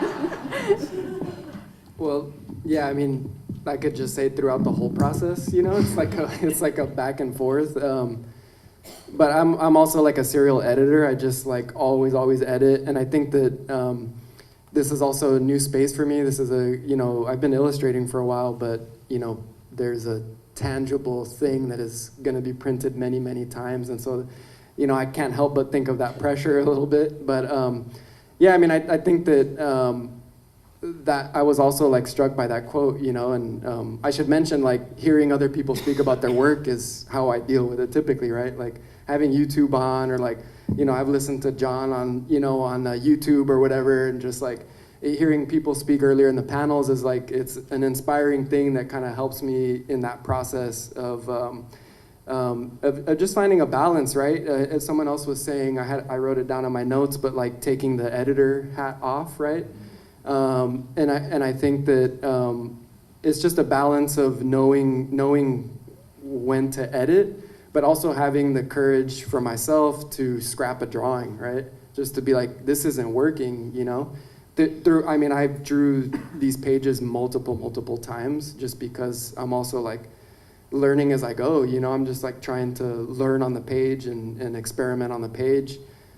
With the book that I'm working on right now, it's like a lot of just scrapping full pages and redoing them, and hoping I have the time to do it. Oh.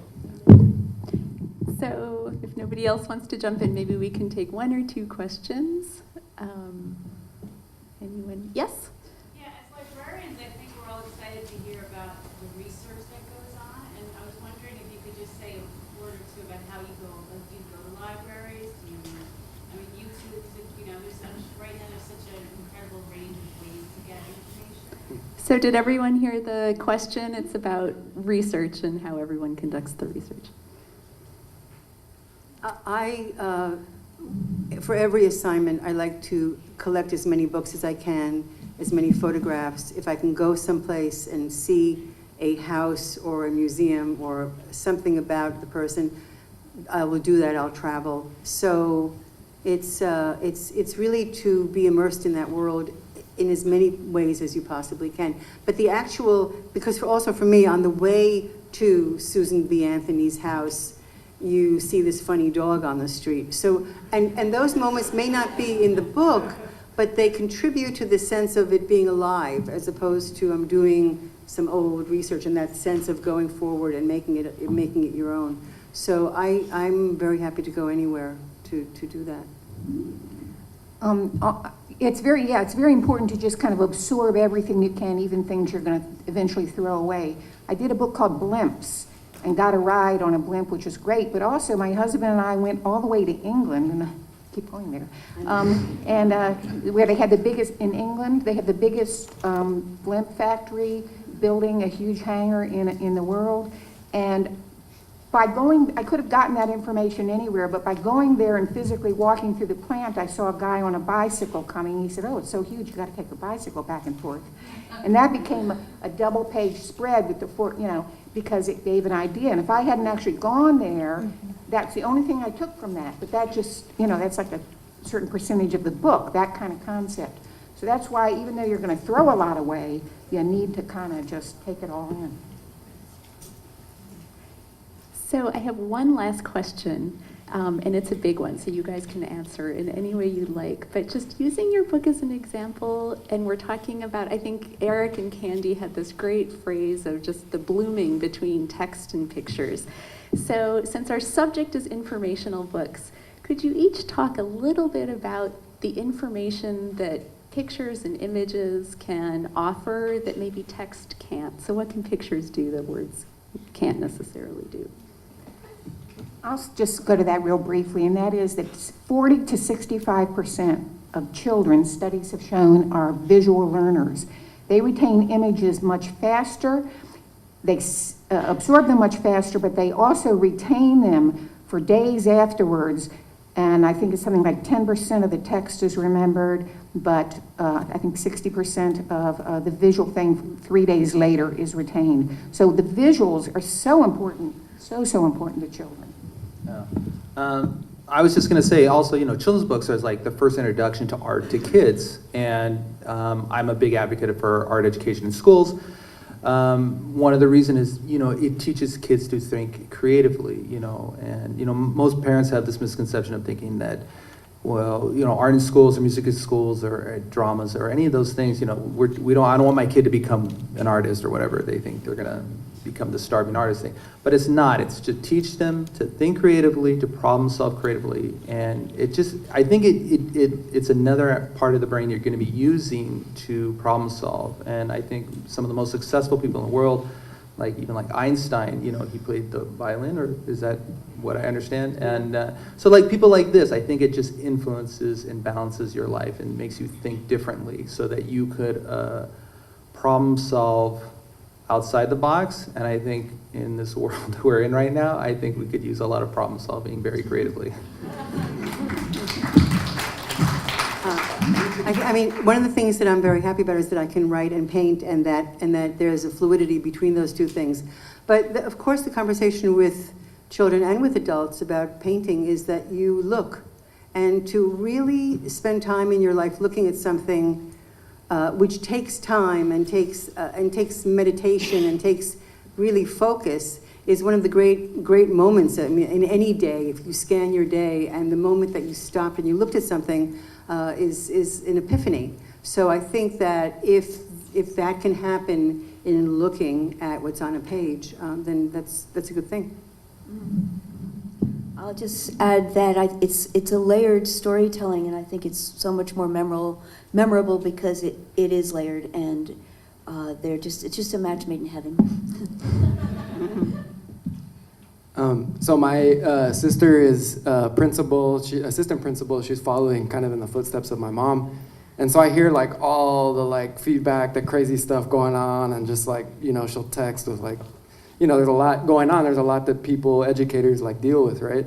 And I think that I also get a look into like the stuff that they're using now as opposed to when I was younger.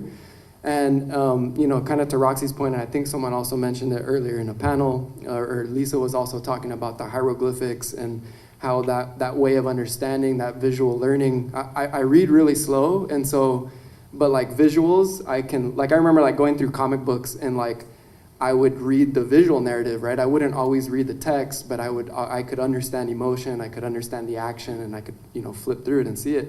And I think that trying to embrace like those different ways of thinking is like, you know, is just creating more opportunity and more access, right, for young people to tap into their way, right? But not just requiring. So I think that the use of like the text and the image is perfect, or even sometimes just images, right? Thank you so much. Please join me in thanking our panelists.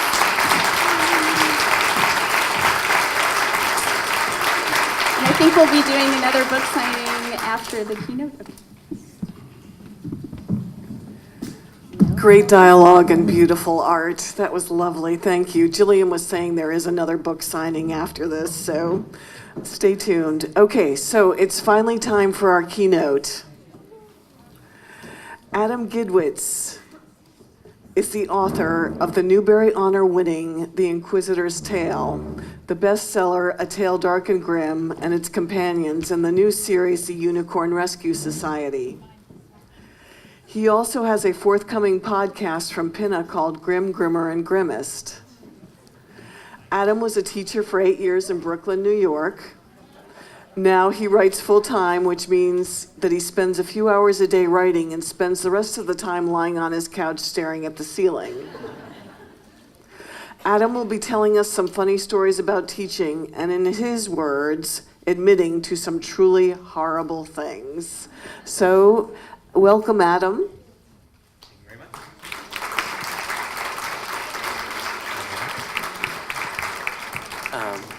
I didn't break it. I fixed it. You sure? All right, I just asked Cindy if we were running half an hour late, and she said, yeah, but take all the time you need. I'm sure that's exactly what you all wanted to hear. That's great. So I wish that this was the art from my work, because it's so good. That's my stuff. So, hello everybody. Thank you for sticking it out for this very, very long day, and I really, really appreciate you hanging out for this last address. Before I get started, I would first, it's a new habit that I am developing that I learned from Joseph Bruchac, though I know a lot of other people are doing it. I would like to take a moment to acknowledge the Lenape Indian people who this Manhattan, whose land we are currently on, to whom anyone lives in this city or visits this city, we owe them so much.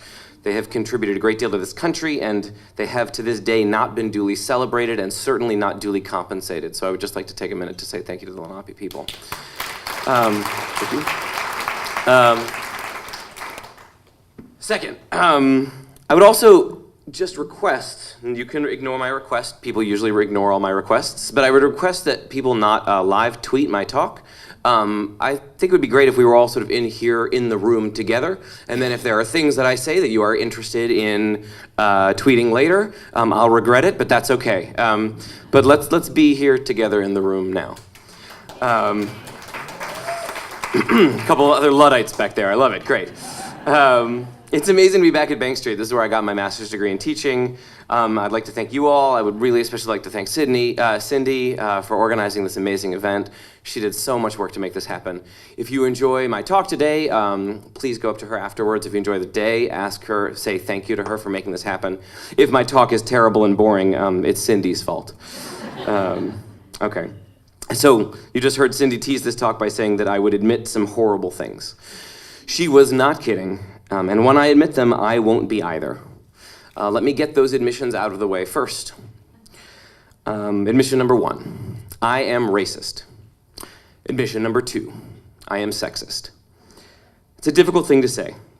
I am not proud of being racist, and I'm not proud of being sexist. Unlike some people that we could all name in the country right now. In fact, I detest my racism and my sexism. But they are my heritage, unwanted as they are. They are my unwelcome birthright.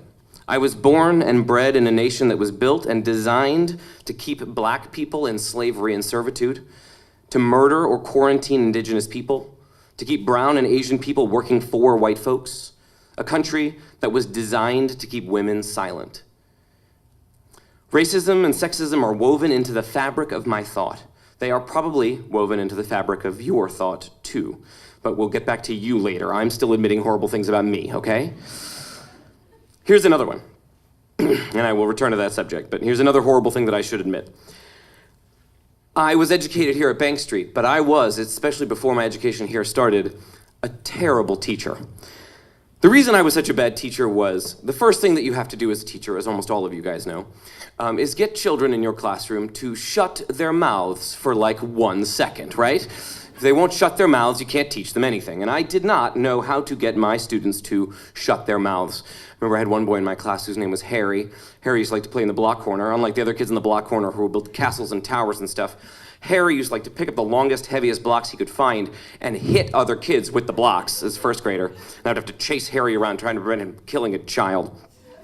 And another boy in my class whose name was Mick, while I was chasing Harry around, Mick used to like to climb up on the tables, and he would dance on the tables in my first grade classroom. Rebecca is here. You remember some of these children from St. Anne's, yeah. I also had another student named Reed. Reed used to like to take cotton balls, and he would glue them to his face and sing Christmas carols in September. It was a terrible class, and one day I remember sitting down in the middle of the rug, and I was like, you know what, forget these children, I can't teach them anything. And 4 kids came up and sat next to me, because in every classroom, as you all know, there's always like 4 nice kids who will help you out no matter how badly things are going, right? So the 4 nice kids came up and sat next to me. I said, you know what, forget the rest of these kids, I'm just gonna tell you guys a story.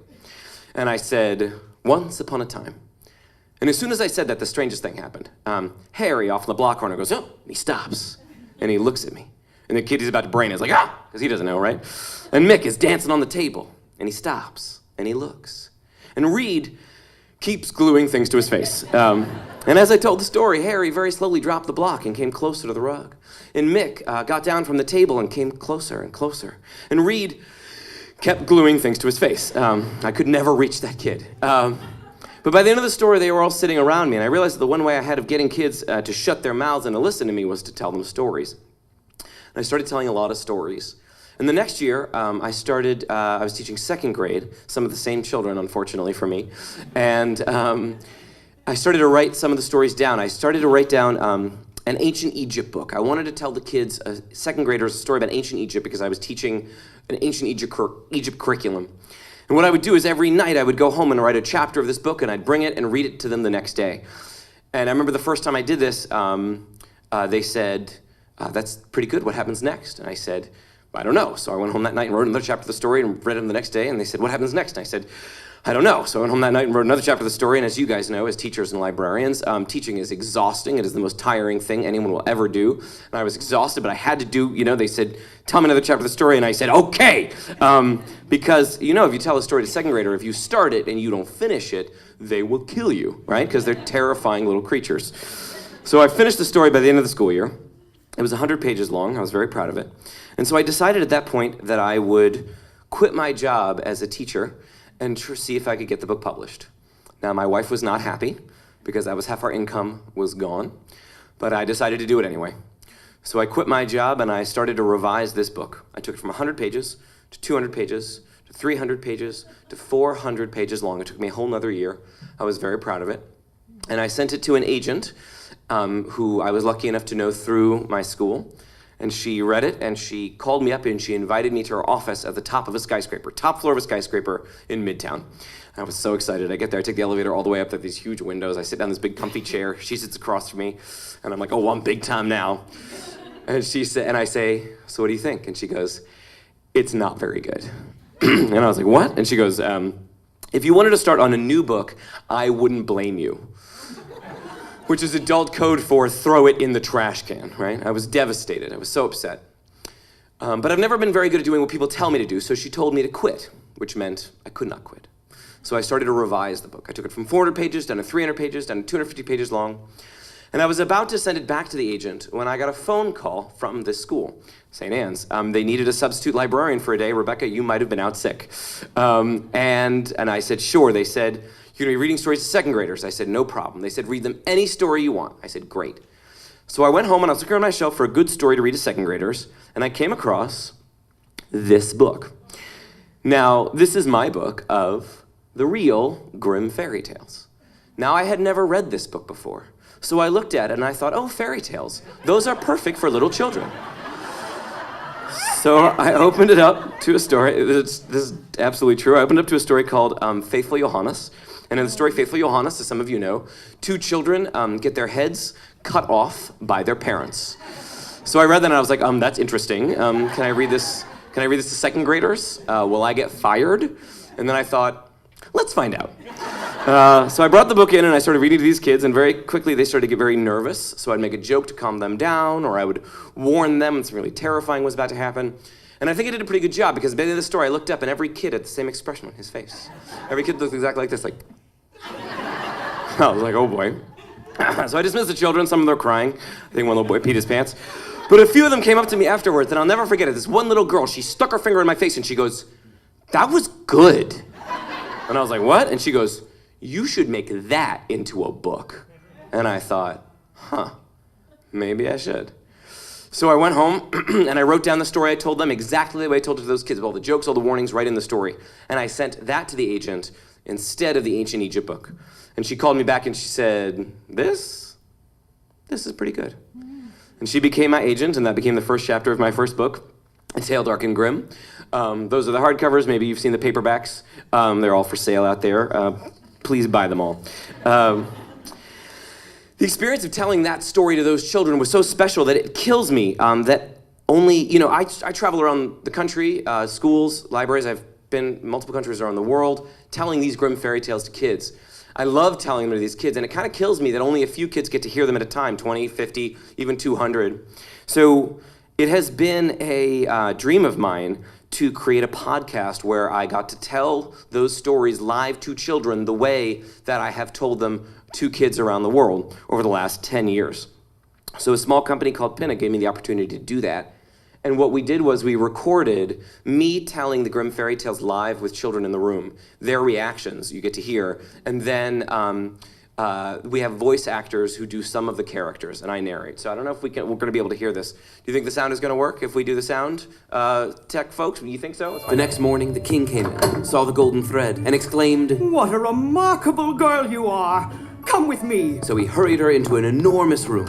When the miller's daughter saw it, her stomach felt all sick and twisty. 100 bales of straw were stacked from floor to ceiling. I think the king's trying to use her just so he can get even more rich. I think you're right. Making him gold, he's not gonna make you rich, he might just do it anyway, because he might just give you like one he wants to be rich too. The miller's daughter looked at the straw stacked from floor to ceiling and said, I don't know. But the king said, If you can spin this straw into gold by morning, I will take you as my wife.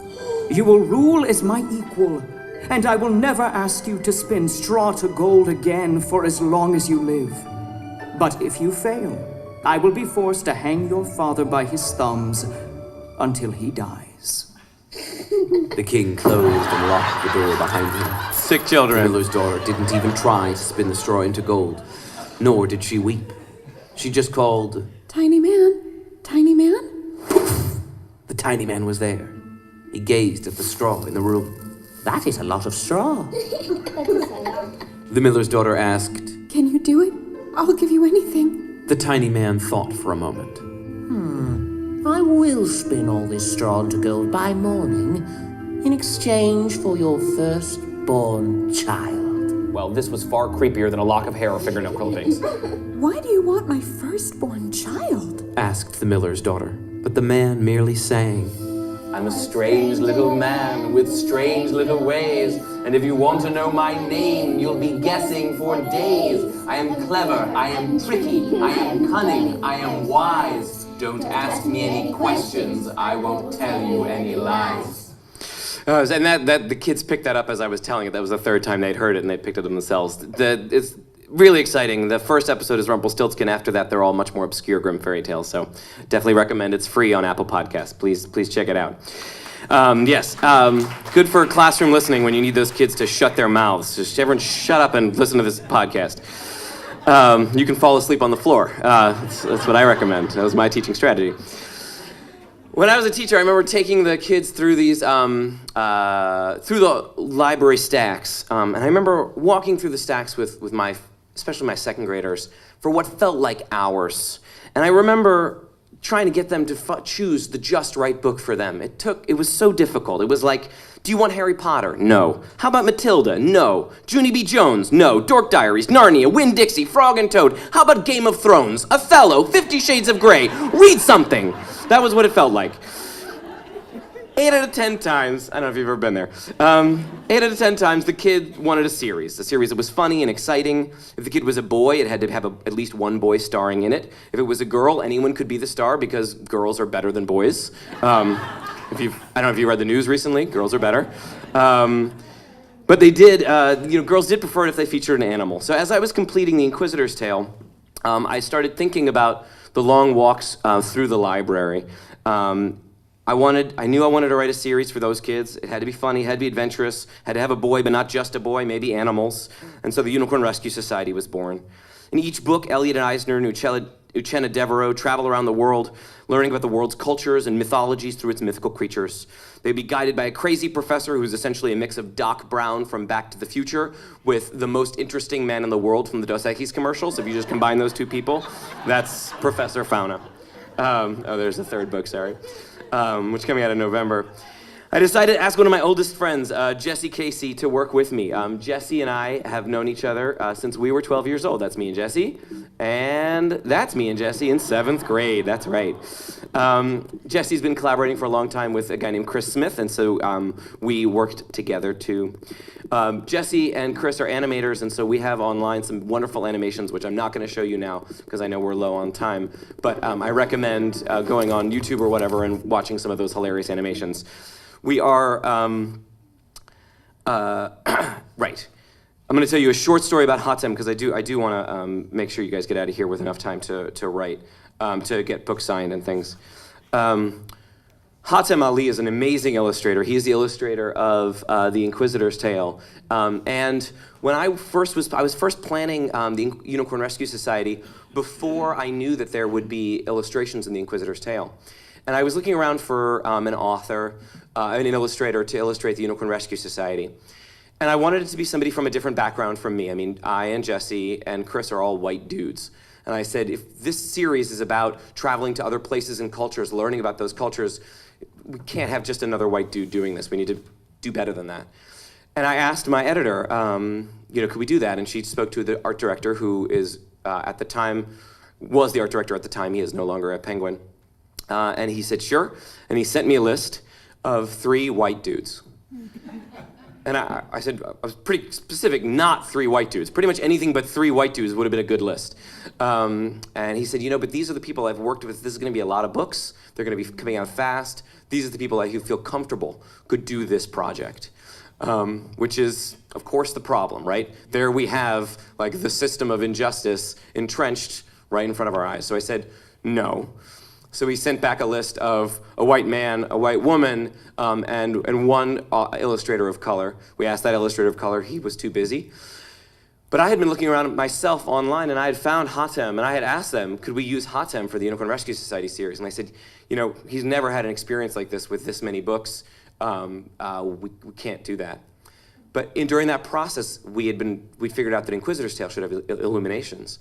And I said to Julie, Inquisitor's Tale is about Jewish and Christian and Muslim relations in the Middle East. I mean, in the Middle Ages. Hatem is a Muslim illustrator from Egypt. He would be perfect. So she said yes for him on Inquisitor's Tale. And when we finished Inquisitor's Tale, he had shown himself to be so talented and to work so fast that he then became the obvious choice, finally, for the Unicorn Rescue Society. So his illustrations are unbelievable in Unicorn Rescue Society. And now the problem is he's got so many jobs that we're like, come on, Hatem, stop taking other jobs to illustrate these books. I was so lucky that he works with us. When I first started planning this series, the world of children's books had just awoken to the need for diverse books, or had just reawoken. A lot of people had known that for a very long time. And there, Allie Jane Bruce, who used to be the librarian here, Hannah Gomez, pointed me to two op-eds that were written, one in the 1960s and one in 1984, both saying we need more diverse children's books. So it's like we just keep forgetting, which is pathetic. In a well-intentioned effort to do my part, I decided to base the main characters on two of my former students, Uchenna and Elliot, a black girl and a Jewish boy, and to give them a Peruvian mentor, partially inspired by a Peruvian colleague of mine. But the advocates in the children's literature world realized pretty quickly that having white authors write about people of color and folks from diverse backgrounds wasn't going to solve very much. What was really crucial was for authors of color and from diverse backgrounds to have the opportunities to write their own stories and any other stories they wanted to. Again, this was obvious to some people for a long time, but a lot of us were slow. I'm slow. This should have been obvious to all of us, but it wasn't, especially not to white folks like me. I remember so clearly sitting at a conference for writers, hearing authors of color talk about the value of what was beginning to be called own voices at that time. And I thought, damn it, I'm an idiot. Which is not true. I am not an idiot. I am a racist and a sexist, and it had not occurred to me that I should be making space for other people up on the pedestal where that my society had placed me upon. But while I am a racist, I am a racist in recovery. So I resolved to do better. For the first two Unicorn Rescue Society books, I worked closely with experts from the two regions and cultures, the Pine Barrens and the Basque Country, that the books were focused on. We had long phone calls, I read books they recommended, I featured the people who helped me in the acknowledgments, research. But thanks to the guidance of authors of color, it became clear how much better it would be if, rather than relying on local experts for research, I wrote the books with those local experts. If I shared my stage and, of course, my royalties with authors from the backgrounds the Unicorn Rescue Society visited. So I started asking authors whose work I loved if they would be willing to write Unicorn Rescue Society books with me. And I was pretty thrilled with the response. Book 3 is co-written by Joseph Bruchac. Many of you know Joseph Bruchac. He's a Native American author and just he's a legend. He's unbelievable. We were actually, quick anecdote, we were just in Denver speaking together, and we got a text saying that the driver who was going to pick us up from the airport was named Richard Two Elk. And I said to Joe, sounds like it could be a Native American name. He's like, I don't think it's Korean. So we get to the car, and he says, hi, I'm Richard, and I say, I'm Adam, and Joe says, hi, I'm Joseph Bruchac, and he goes, you're Joseph Bruchac?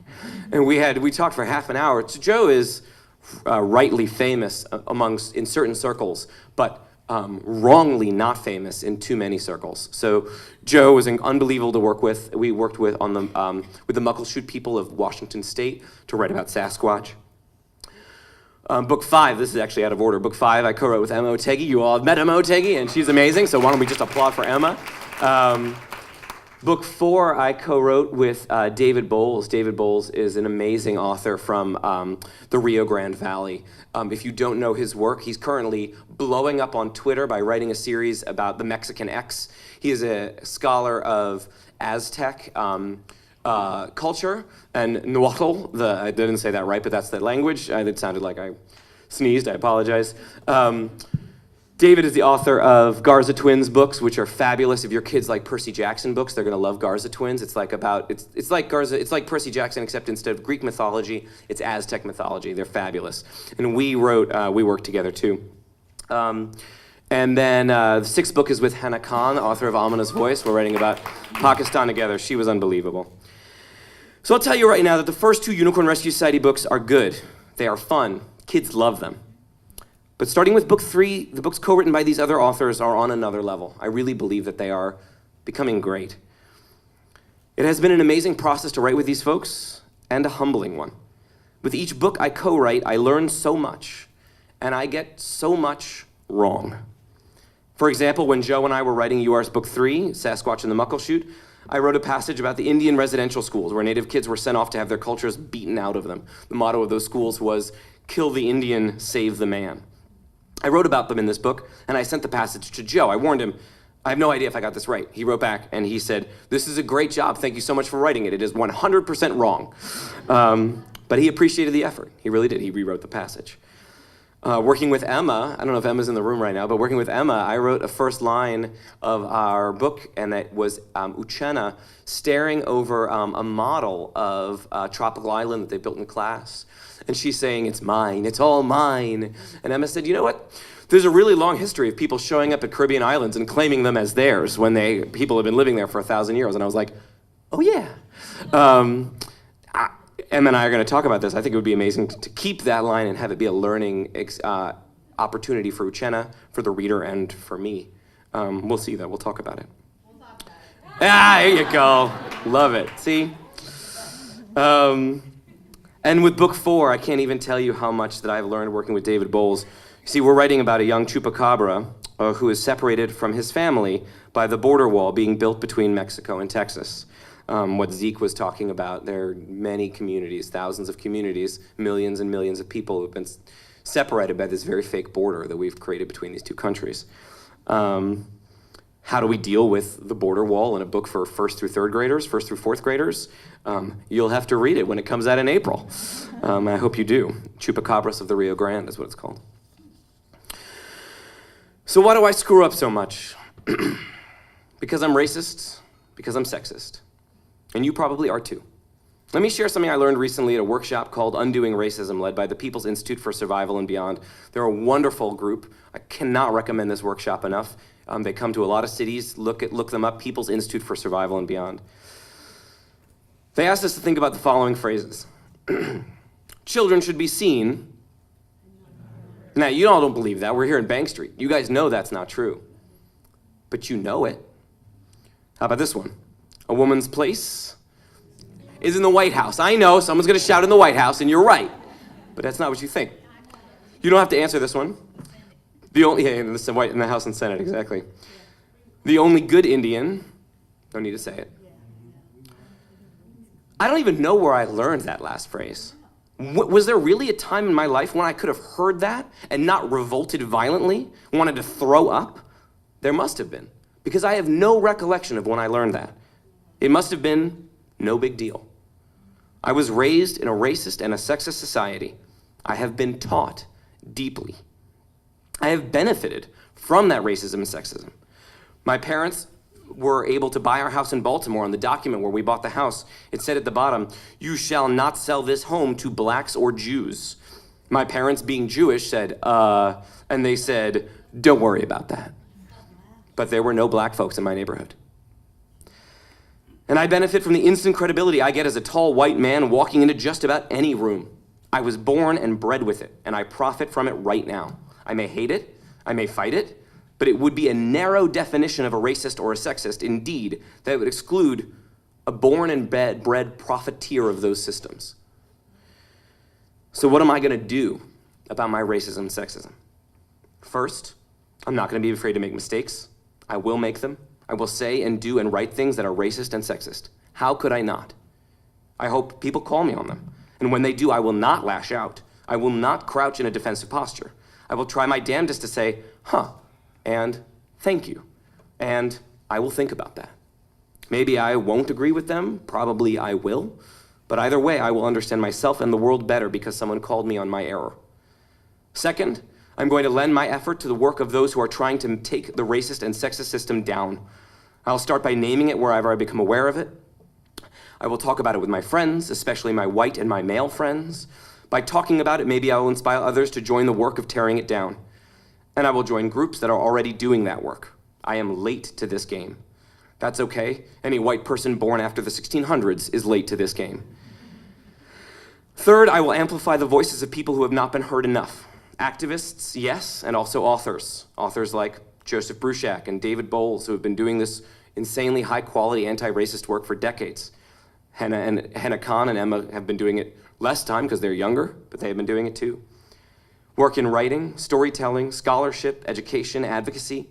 People who have gained recognition in maybe rooms like these, but not in most rooms around the country. Finally, I'm going to take Joseph Bruchac's advice. In working on our book, Sasquatch and the Muckleshoot, he wrote the line, "Folks often forget that we have 2 ears and 1 mouth, so we should listen twice as much as we speak. In the days of Donald Trump, when the white patriarchy and its allies viciously draw their knives against victims of sexual abuse and against gunned-down, unarmed black men. In the days of internet rage so frothy we cannot even tell our neighbors from hired agents of foreign powers. In these days, this is my vow. I will listen twice as much as I speak.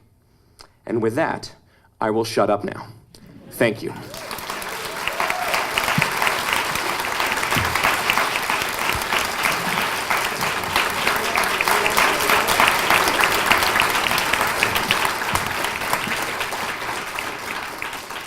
That was so inspiring. Thank you, Adam. Well, this concludes BookFest. Just a couple of things.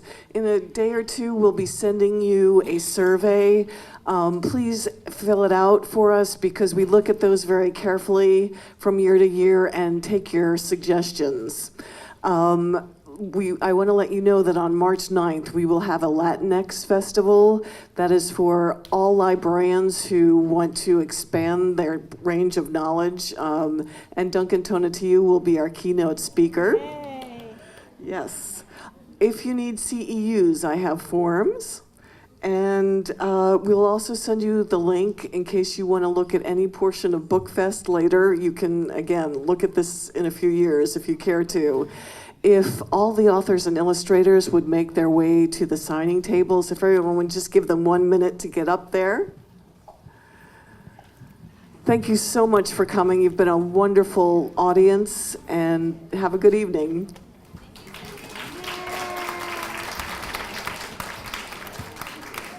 Epic is an award-winning digital library for kids 12 and under. Once on Epic, your child will unlock a world of reading, learning, and discovery, getting instant, unlimited access to more than 25,000 high-quality books, videos, and so much more. Kids on Epic get to explore their interests in a safe, kid-friendly environment with no ads or in-app purchases. Epic's vast library features thousands of books, read-to-me and audiobooks, and learning videos. From animals and DIY, to award-winning literature, STEM, and everything in between.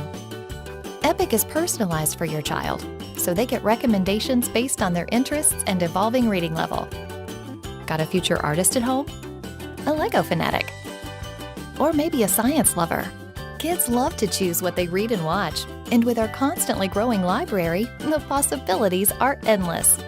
To reinforce their learning, kids can take fun quizzes to test their knowledge and earn badges and rewards, so parents can track their progress and kids can feel proud of how much they've learned. Kids can easily and safely access Epic anytime, anywhere, online or off. It's an entire digital library of knowledge and fun at their fingertips, and it's just one click away. Discover why millions of kids love reading on Epic. Start your free trial today.